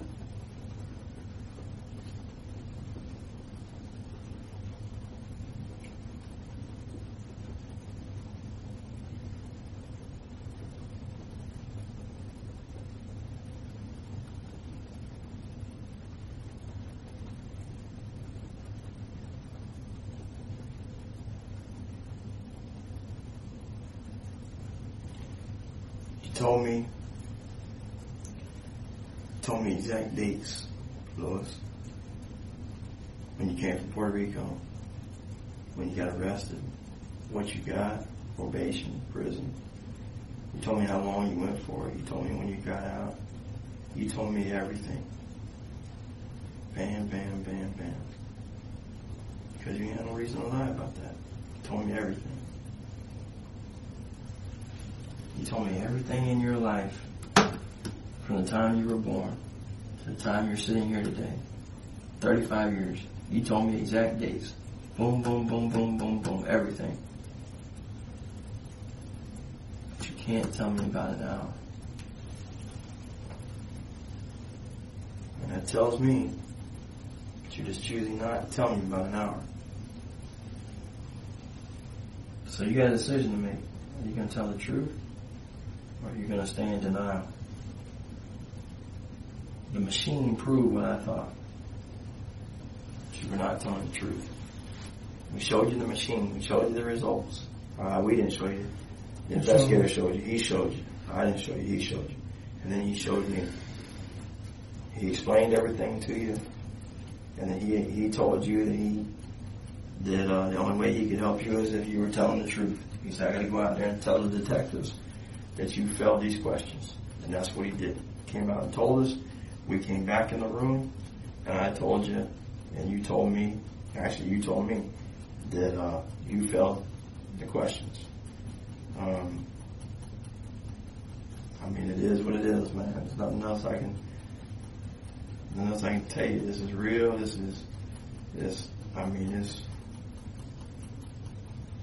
You like The Rock. This is what The Rock's cooking right now. This is it. This is here. Now. This moment. Right now. We're here.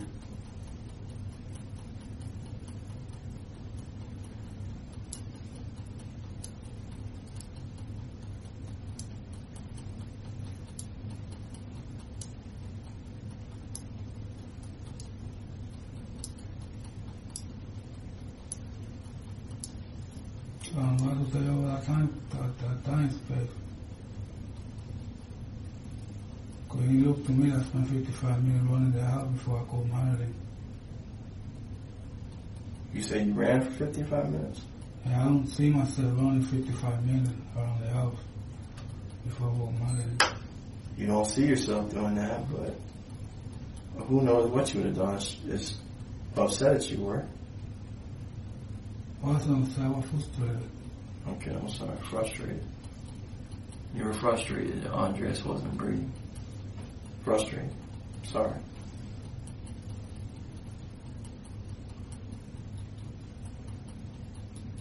We were frustrated. Maybe you lost track of time.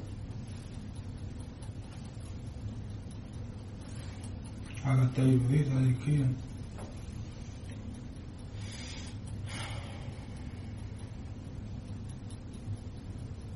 Did you ever put your hands on Andres? I was spanking a few times in the boat. You spanked him a few times? So why didn't you tell me that 8 hours ago when you said you never spanked him? No, because you were referring about the bruises. I didn't hear him to talk about the bruises, the boss. Okay, but you remember me asking you, did you ever spank him? You said no. Rather just put him in timeout, and you thought it was funny. Remember that? Okay. And now you're telling me later on that you did spank him. What'd you spank him with? Your hand? Okay. And where'd you spank him at? In the boat. In the butt. Why'd you spank him? Usually when he hit Victoria. You hit Victoria? Yeah. Okay. And how often would he do that? Would he hit Victoria? Not that much. Not that much? Probably fighting over a toy or something. Okay. Did you spank him for anything else? No. Did Marilyn spank him? She did? Okay. What did she spank him with? The belt. Belt? She spanked him with anything else? No, I know. Okay. Then why would you tell me in the beginning that she never spanked him? She's putting me in timeout. So you're looking for the bruises. Mm-hmm. You're looking for the rest of the bruises. So. No, I just asked you. That was way before bruises. See, Louis, that's what makes me frustrated, because you start playing on words. When I asked you in the beginning, did you or her, either one of you, spank him? You said no. We weren't talking about bruises right then. I asked you in the beginning, did you spank him? You said no. I said, did Marilyn spank him? You said no. So that was not the truth. That was what? If it wasn't the truth, what was it? A lie. Okay. That's a lie, right? Was that so difficult?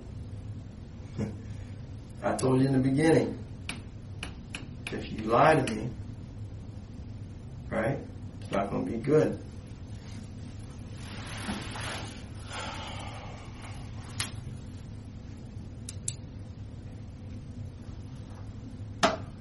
How many times do you see Marilyn spanking?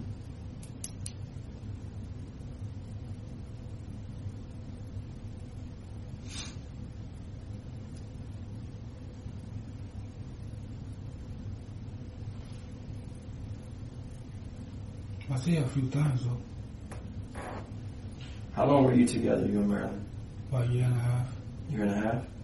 And in a year and a half, you saw her spanking 3 times? No, a few times. A few times? More than 3? And what's a few? 5, 6, 10? What?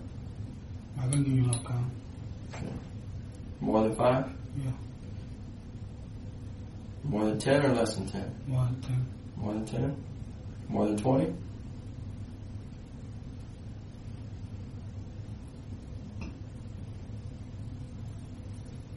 In a year and a half, yeah. All right. Well, how many days?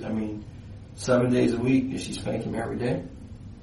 No. Why was she spanking? I thought he used to Like what? Tell me. throw the food on the floor. Did you do that while you were there? Yeah.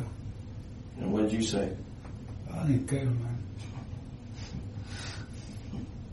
I let him do whatever they want to do and they walk with me. You didn't do whatever? Yeah. Okay. You ever remember, Andreas, did y'all have a swimming pool? Yeah. No, it wasn't no big swimming pool. It was those small ones you put in the backyard with the glass on the floor. Okay. You ever remember Andreas? Did Andreas ever go in the pool? Yeah.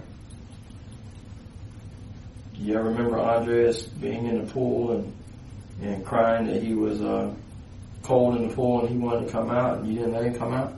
Mm-hmm. Yeah. Do you ever remember him being in the pool saying, "Let me come out because it's too cold"? Mm-hmm. No. When you first got the pool, who bought the pool? You or Marilyn? One of my friends gave it to me. Okay. Who put water in the pool?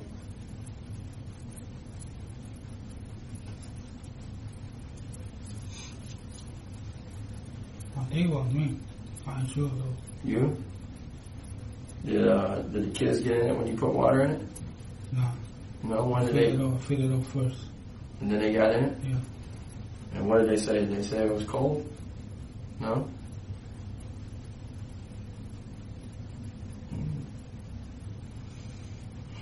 I even had my friend Mario, the one that I told you, I had his kid coming over to the pool too. Same day? Playing days, yeah, sometimes weekends. No, I mean the first time you filled it up, though. Nah. No. Okay. I gotta take a piece. Got pissed? Yeah. Alright. Alright.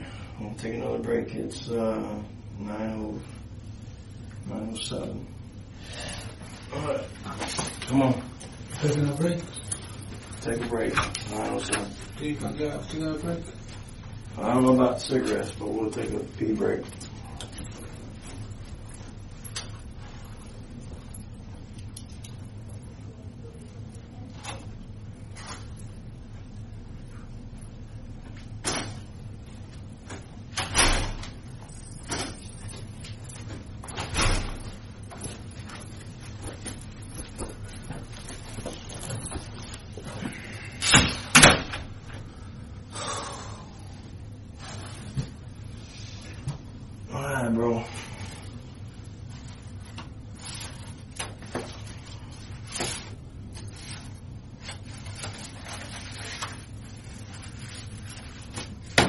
wrap this up.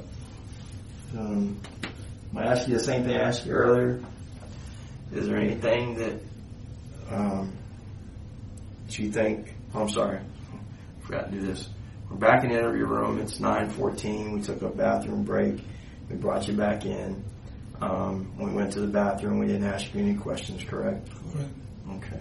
Sorry we have to do that. It's just when we go off camera and we come back, sometimes I ask questions in court if question continued. I want to clarify the question did not continue. So we're back in the interview room. Nothing's been said. We're going to start back up again. As I said before, it's 9:14 p.m. I'm ready to wrap it up. Louis, I'm not going to waste any more of your time. Thank you for talking to me today. You've been very polite. Nice guy. Is there anything that you think is important that I haven't asked you or that you haven't told me? Yeah. What is it? Are you kidding? Okay. All right. Is there anything else you want to add?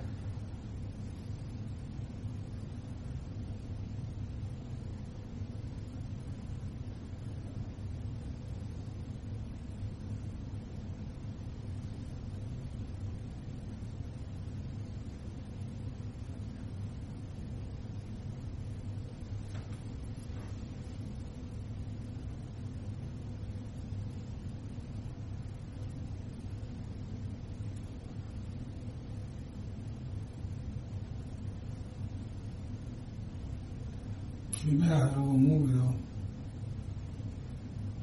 I'm sorry? She made a hell of a movie. She made a movie? Is that what you said? Mm-hmm. Who made a movie? Madeline. What do you mean? All that running around that was like going on her head and I didn't let you use the phone. I told her to my car. All that shit happened, man. Okay. All right. But you understand that you're saying that didn't happen, but you can't tell me what happened for an hour. You understand that, right? And you still haven't told me. That window time, I don't know, man. Okay.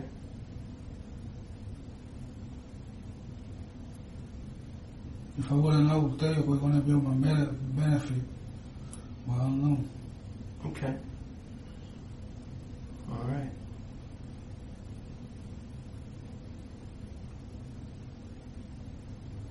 All right. Do you swear that everything that you told me so far has been the truth, the absolute truth, so help you God? Yes, sir. Okay.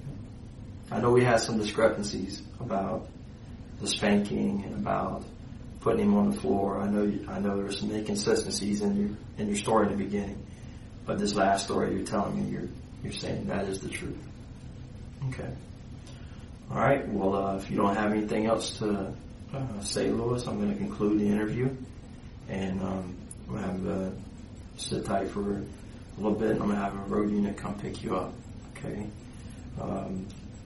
Detective Keating is not here right now. I know we started the interview sometime around lunchtime today, July 15th,